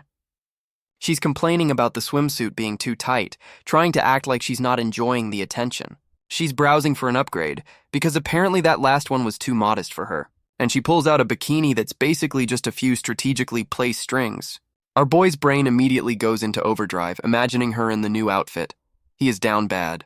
And his chibi self gets a full-on anime nosebleed. The horny has officially been reactivated. Our boy's brain is doing the math, realizing that swimsuit plus a hot spring equals a week of non-stop homework. The psycho queen calls him out for suddenly not being a fan of the skimpy swimsuit he was just drooling over. The maid rolls up with the kids' swimsuits, completely derailing the horny tension with some wholesome shopping. Back at the castle, she's calling him out on his mopey-ass attitude, and he's sweating bullets trying to deny it. She hits him with the sucks to suck, telling him the 7-day homework trip is officially locked in. And she immediately pulls the parent card, using the kid's happiness to guilt-trip him into compliance. Our boy is forcing the fakest smile of his life, trying to act like he's not planning his own funeral. She leans in and offers him the deal of a lifetime, a 7-day hands-off vacation from all homework. Leon immediately calls bullshit on her offer, knowing damn well this is some next-level psychological warfare. She swears on her damn title to sell the lie, but that smug look says this deal has some fine print. Our boy sweats bullets but agrees to the deal. My dude, you just signed your own death warrant. The Psycho Queen whispers the fine print. If he loses control, the deal is off. She's setting him up to fail. Leon tries to act tough, flexing his Dragon Slayer title like he's not down bad for her 24/7. She sets the terms, 1 horny dragon magic activation, and he's cooked. He's still trying to talk shit. And they're off to the Flowing Cloud Valley Resort. This place looks way too nice for a scheduled execution. The hotel staff is already gassing them up as the model champion family. The clout is real. The Psycho Queen is already pissed about the model title, blaming the school's old-ass vice principal. The kids are distracted by the fish tank, with Muen wanting to eat them and the murder twin being the voice of reason. The staff hands over the room keys. The trap is officially about to be sprung on our boy. Leon immediately realizes there are only 2 rooms, and the vacation just got a whole lot more complicated. The hotel staff offers them a honeymoon suite, and our boy immediately panics and shuts that shit down. The family makes a quick exit while the staff just wishes them a good time, completely unaware of the psychological warfare. The kids are running ahead while our boy and the Psycho Queen are left in an awkward-ass silence. Leon's inner monologue is already in full panic mode, trying to figure out how to avoid sharing a room with her. He tries to use his kids as a human shield, but Muen immediately shuts him down for a sister's-only sleepover. Muen drops a life lesson from the maid about personal space, and our boy's chibi self just turns to stone. Our boy's inner monologue is in shambles, realizing his own daughter just destroyed his only escape plan.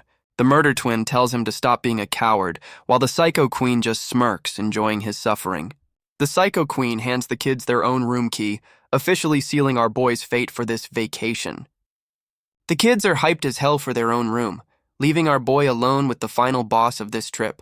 Our boy is fake crying about his kids growing up, but we all know he's just terrified of being alone with his wife. The Psycho Queen is dangling the room key, telling him the real test is about to begin. She is loving this. She's already in their room, admiring the view.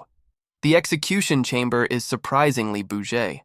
Leon walks in with the luggage, trying to make small talk about the scenery to delay his inevitable doom. He asks if she's been here before, looking like a man who knows he's walked into a damn trap. She hits him with the busy mom excuse, saying she's never had time for a family vacation. She mentions bringing a camera for the kids, and you can just feel the plot twist about to drop. Our boy's chibi brain immediately panics, realizing he's used that camera for some extracurricular activities.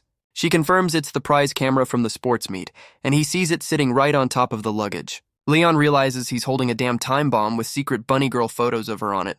My dude is about to get executed. Leon's brain is in full damage control mode, trying to figure out how to delete the evidence before she finds it. He's clutching the camera like it's the damn nuclear codes while she calls him out on his weird-ass behavior. She calls his bluff, and he hits her with the, "I photographed my master's donkey" excuse. The legendary ass saves the day again. She lets him off the hook for now, and my dude is just happy to have survived the interrogation. Our boy immediately goes into full-on dad photographer mode, using the kids as a shield for his secret mission. The twins are posing for a picture, and for once, there's no murder in the murder twin's eyes. The kids are feeding deer, and the murder twin is actually smiling. This vacation is working some damn miracles. The Psycho Queen is having her Disney princess moment with the deer, and the kids are simping hard. Muen spots a claw machine, and the wholesome family outing is about to get competitive as hell. The Psycho Queen is looking at that claw machine like it just insulted her entire bloodline. She's about to clean it out. Our boy is back on photographer duty, looking shocked that he actually caught her with a genuine expression.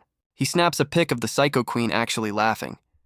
My dude just captured a legendary tear drop. Leon is admiring his work, probably realizing he's got more blackmail material for the family album.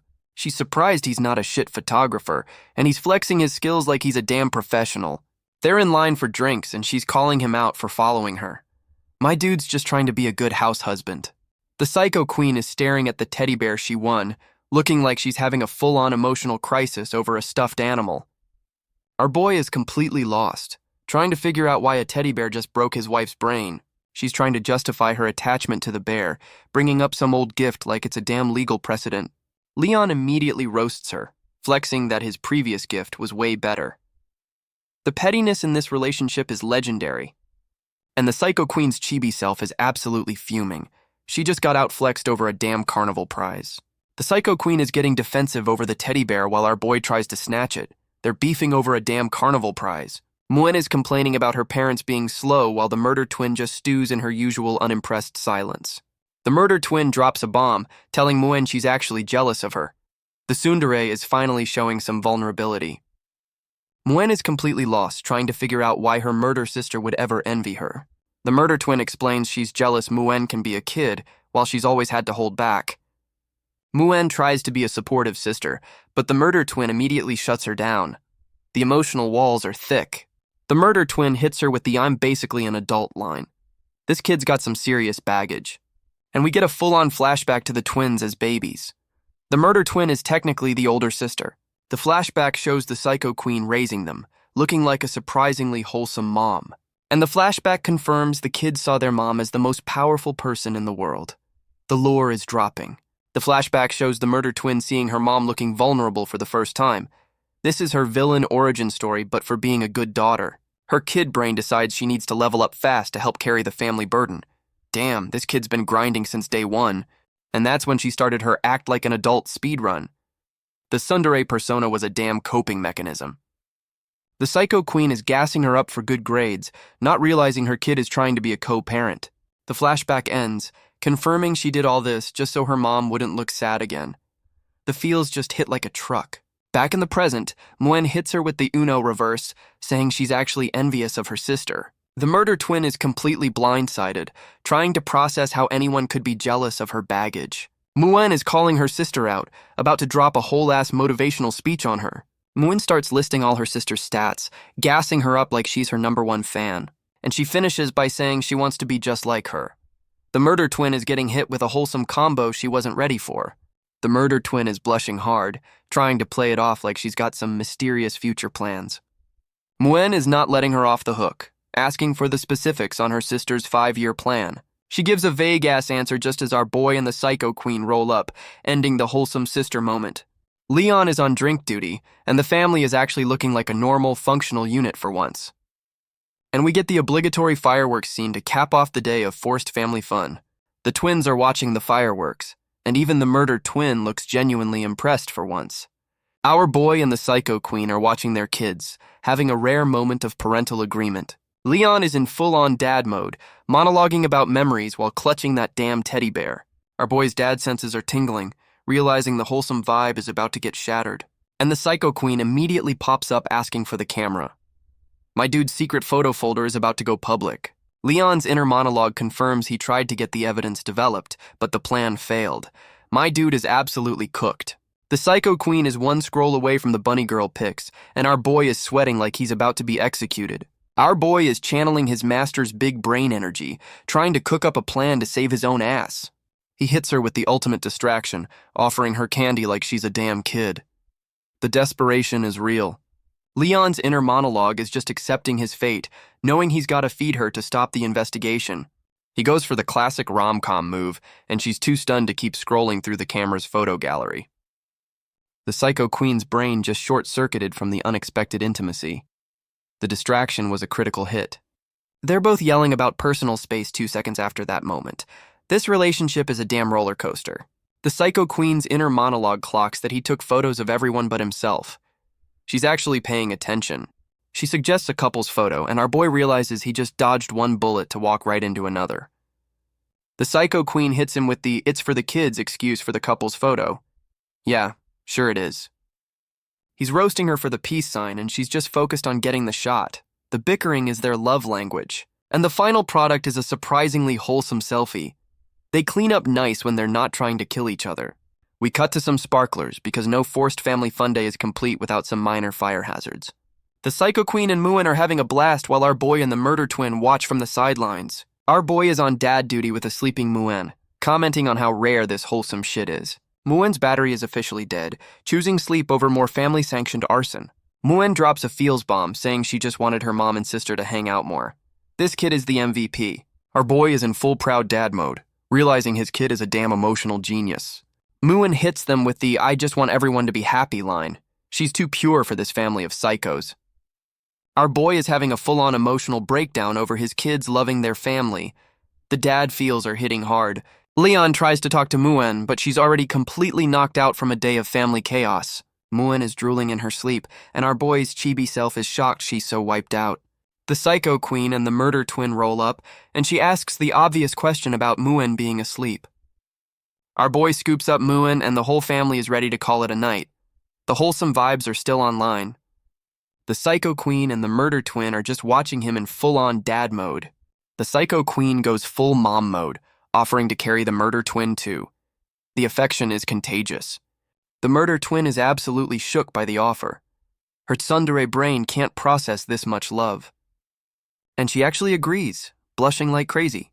The tsundere walls have officially been breached. The whole family walks off into the night, parents carrying kids. The first day of the vacation was an actual W. Our boy's brain immediately cuts to a fantasy of them in the hot springs. My dude is already losing the bet. And we're back to reality, with our boy wondering how his vacation turned into this psychological thriller. The kids dip for the night, leaving our boy and the Psycho Queen alone in the execution chamber. Leon immediately dives for the bed, thinking he's finally safe for the night. My dude, you are not safe. The Psycho Queen immediately calls him out, and he panics like he just got caught cheating on a test. He makes a weak-ass excuse about a bath to delay his inevitable doom. The stalling has begun, and we cut to the hot spring, the official arena for this chapter's psychological warfare. Our boy is trying to relax, completely oblivious to the final boss that's about to enter the area. Leon's inner monologue is already strategizing his escape plan. He's taking this bet way too seriously. And the Psycho Queen rolls up to the hot spring, ready to make him fold on day one. Leon is absolutely shook she's here, and she's acting all innocent like she's not about to ruin his night. She asks for the camera to take pictures of the fireworks. Oh God, she's going for the evidence locker. Our boy is trying to play it cool, but his face is screaming, the bunny girl photos are on there. She spots the camera, and the trap is officially sprung.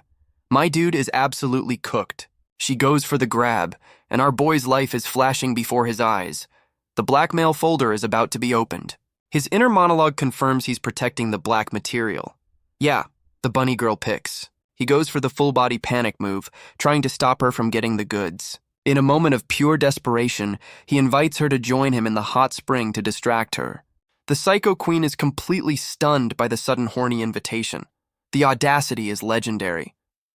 Our boy doubles down on the offer, trying to act smooth while his brain is screaming for help. The Psycho Queen's dragon eye activates. Oh yeah, she's taking this horny challenge personally. She hits him with a smug-ass grin, saying she's got a special swimsuit just for this occasion. Our boy is trying to act tough, flexing his Dragon Slayer title like that's ever helped him before. She tells him to remember his words as she leaves to change. My dude, you are not ready for this. Leon is trying to gaslight himself into thinking this is a good idea. Spoiler alert, it's not. His chibi self is trying to justify this whole mess just to protect his secret bunny girl photo stash. My dude is literally meditating with rubber ducks, reciting a mantra to keep the horny away. He hears her coming back, and the panic is officially setting in. The final boss has arrived, and she makes her grand entrance. The psychological warfare is about to go nuclear.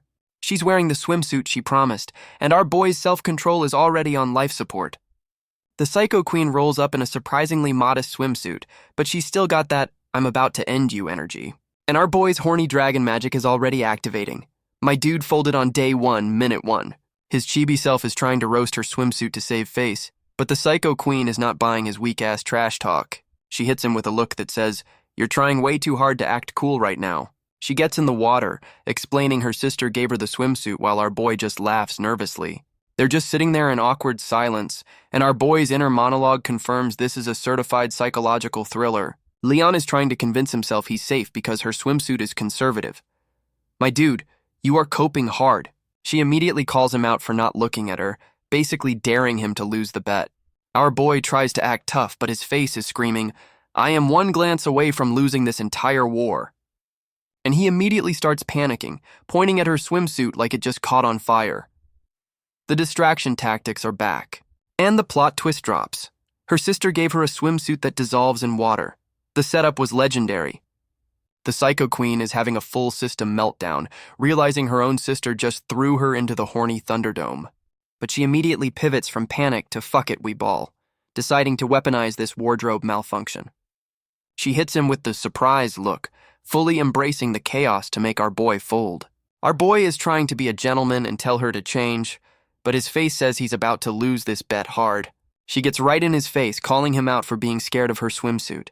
The psychological warfare is next level. The Psycho Queen is still talking shit while the camera focuses on the main plot points of this scene. Leon's inner monologue is finally online, realizing he's getting played and needs a counterattack ASAP. Our boy is ready for this, knowing damn well he's fallen for her traps a million times before. And we get a chibi breakdown of her classic 3-step manipulation. This family has a whole-ass playbook for their drama. The chibi breakdown confirms step 2 is flirting, trying to get him to submit with some weak-ass trash talk. Our boy flips the script, saying he's not the one who's gonna fold and challenges her to show her horny dragon pattern first. The Psycho Queen's eyes are glowing as the lore drops that the pattern only shows up when you're simping for the other person. She's flexing her self-control, acting like she's never been down bad a day in her life. Yeah, sure. Our boy hits her with the bet look, ready to accept this high-stakes game of chicken. They're having a full-on stare-down, and he's asking what the stakes are if she loses. My dude is setting the terms. She offers him another 7 days off if he wins. She's doubling down, thinking he's an easy mark. Leon's inner monologue is celebrating, thinking he just played her like a damn fiddle. My dude, you are not that smart. He immediately tries to change the subject to the fireworks. The stall tactics are officially online. She's pointing at the fireworks, trying to bait him by asking if they look like her dragon pattern. Our boy's inner monologue is in full-on cope mode, thinking he can win by just not looking at her. The Psycho Queen starts singing "Twinkle, Twinkle, Little Star," and his chibi self is completely lost. She's still singing, trying to bait him into looking at her star-like dragon pattern. The mind games are real. Leon tries to roast her singing to act tough, but she's just smirking, knowing he's about to fold. She hits him with the fake-out, screaming that her dragon pattern is shining. The trap has been sprung, and our boy falls for it, looking over in a panic while his chibi self has a full-on nosebleed. She immediately calls him out for lying, laughing her ass off because he got played so damn easily. Leon's inner monologue confirms she's in full seduction mode, and he's trying not to get cooked. Our boy decides to fight fire with fire, summoning his own damn dragon tail as a counterattack. He's just holding his tail, and she's looking at him like he's the weirdest dude on the planet. The Psycho Queen is completely thrown off by his weird-ass strategy, wondering what the hell he's playing at. Leon hits her with the smoothest line he's ever thought of, offering to hold her tail instead of her hand. She's immediately telling him to let go. Yeah, he definitely just found her off switch. My dude actually grabbed her tail. The absolute balls on this man to go for the weak spot. And the lore drop confirms the tail is a critical hit zone. He's playing dirty and we are here for it. And just like that, she's having a full system meltdown. The counterattack was a certified success. She's trying to process how he just turned her own seduction tactics right back at her. She calls his bluff, offering her hand to try and get the upper hand in this psychological war. Our boy immediately starts panicking, realizing he wasn't ready for her to actually agree to the wholesome shit. And a simple handhold is all it takes to get our boy's heart racing. He just played himself. Leon's brain is short-circuiting, realizing this basic-ass handhold is his ultimate weakness. His chibi self is having a full-on meltdown, realizing he has zero defense against wholesome affection. She's whispering in his ear, trying to get him to fold and end the painful challenge. Our boy yanks his hand back, trying to convince himself he's not about to lose this bet. And just like that, he folds completely, pulling her in while his dragon pattern lights up. Leon tries to save face, calling her out for also holding back. My dude, you already lost. And the Uno reverse hits. Her own damn dragon pattern lights up. She was down bad too. Her pattern flickers, proving she was trying to hide the fact that she folded at the same time. They're just staring at each other, and you can cut the damn romantic tension with a knife. And they finally seal the deal with a kiss. The psychological warfare just ended in a draw. Muen is the family's alarm clock, yelling at her parents to get their asses out of bed. The kids are wondering why their parents are sleeping in, and Muen is genuinely confused. The murder twin is breaking down the family's weakness schedule like it's a damn science. Muen thinks her dad is a god that needs a steak offering, but the murder twin knows she's just hungry. The murder twin takes charge, deciding to ditch their parents and go straight for the breakfast buffet. And we see why they're sleeping in. The psychological warfare from last night ended in a truce. Our boy is slowly rebooting, probably trying to remember how the hell he ended up here. Leon is officially online, looking like he just went 12 rounds with his own bad decisions. His inner monologue confirms they both folded last night, ending their high-stakes horny chicken game in a draw. And he admits he kissed her while she's sleeping with a smug-ass look like she won anyway. Our boy is still processing the kiss, realizing that wasn't just a homework assignment. The psycho queen is also reliving the moment. Yeah, she was definitely into it. Leon's chibi self is having a full-blown meltdown over catching feelings. Our boy is trying to act tough, blaming himself for starting a challenge he knew he'd lose. The psycho queen is faking sleep to avoid the morning after awkwardness. The tsundere is strong with this one. Her inner monologue is trying to figure out why she's still thinking about last night's L. She's blushing hard, admitting to herself that was her first real kiss. The psycho queen is a rookie. Her chibi self is fuming, trying to deny she's been waiting for this moment her whole damn life. She's blaming the horny dragon magic for her actions. Classic, it's not me, it's the controller excuse. And we cut to a damn water park. The second day of the psychological warfare vacation has begun. Muen is armed and dangerous, ready to commit some family-friendly war crimes at the water park. The murder twin is getting absolutely lit up, looking like she's about to disown her entire family. Muen is showing zero mercy, blasting her sister while she tries to act tough about it. The kids are going feral while our boy and the psycho queen are awkwardly avoiding eye contact in the background. Leon hits her with a weak-ass excuse about the hot spring. My dude is still processing last night's L. The psycho queen gets flustered as hell and immediately tries to change the subject. The awkwardness is palpable. Some rando couple rolls up, forcing them to play the part of a happy, functional family. The new couple introduces themselves, looking way too cheerful and definitely up to something. The psycho queen introduces Leon as her husband, and my dude is just shocked she's selling the lie so hard. The new couple says they're avoiding a dragon dispute. Yeah, this is definitely not a random encounter. The psycho queen's inner monologue is already on clan business, sussing out some new potential enemies. My girl never takes a day off. She's laughing it off, playing the part of the happily married wife for this rando couple. The performance is flawless. Our boy's inner monologue is roasting their good relationship, reminding himself they just kissed for the first time. The rando wife is gassing up their kids, saying she's jealous of their perfect family. Oh, if she only knew. And she hits them with the give us baby-making advice question. This conversation just got way too personal. The psycho queen is flustered as hell, trying to explain how she had kids without admitting it was a cursed accident. Leon's chibi brain calls bullshit, knowing damn well the blood curse is the only reason she agreed to anything. Our boy drops some generic-ass fortune cookie wisdom about letting nature take its course. He's a natural at this fake dad shit. The rando husband asks how they handle fights, and Leon starts a whole-ass lie about being too dominant.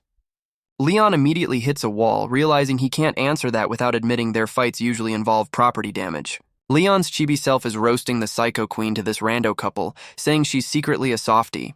The psycho queen plays along, pinching him while acting embarrassed. The performance is Oscar-worthy. The rando wife is completely buying their act, looking like she's taking notes on their fake relationship. Our boy continues his bullshit monologue about how even psycho queens have a soft side. The rando husband drops some actual advice, telling Leon to always protect his wife. And the rando husband gives him the seal of approval, completely fooled by their chaotic-ass performance. We get a time skip, and the psychological warfare vacation is officially over. Back to the castle we go. The psycho queen is back in boss mode, asking the maid for an update on some tigers. The maid reports she found a secret-ass hideout that's only accessible by air. The plot is back. The psycho queen is already in tactical mode, wondering how some randos got a flying base. The maid is reporting that our boy's master is a certified killer, who could fold her with zero effort.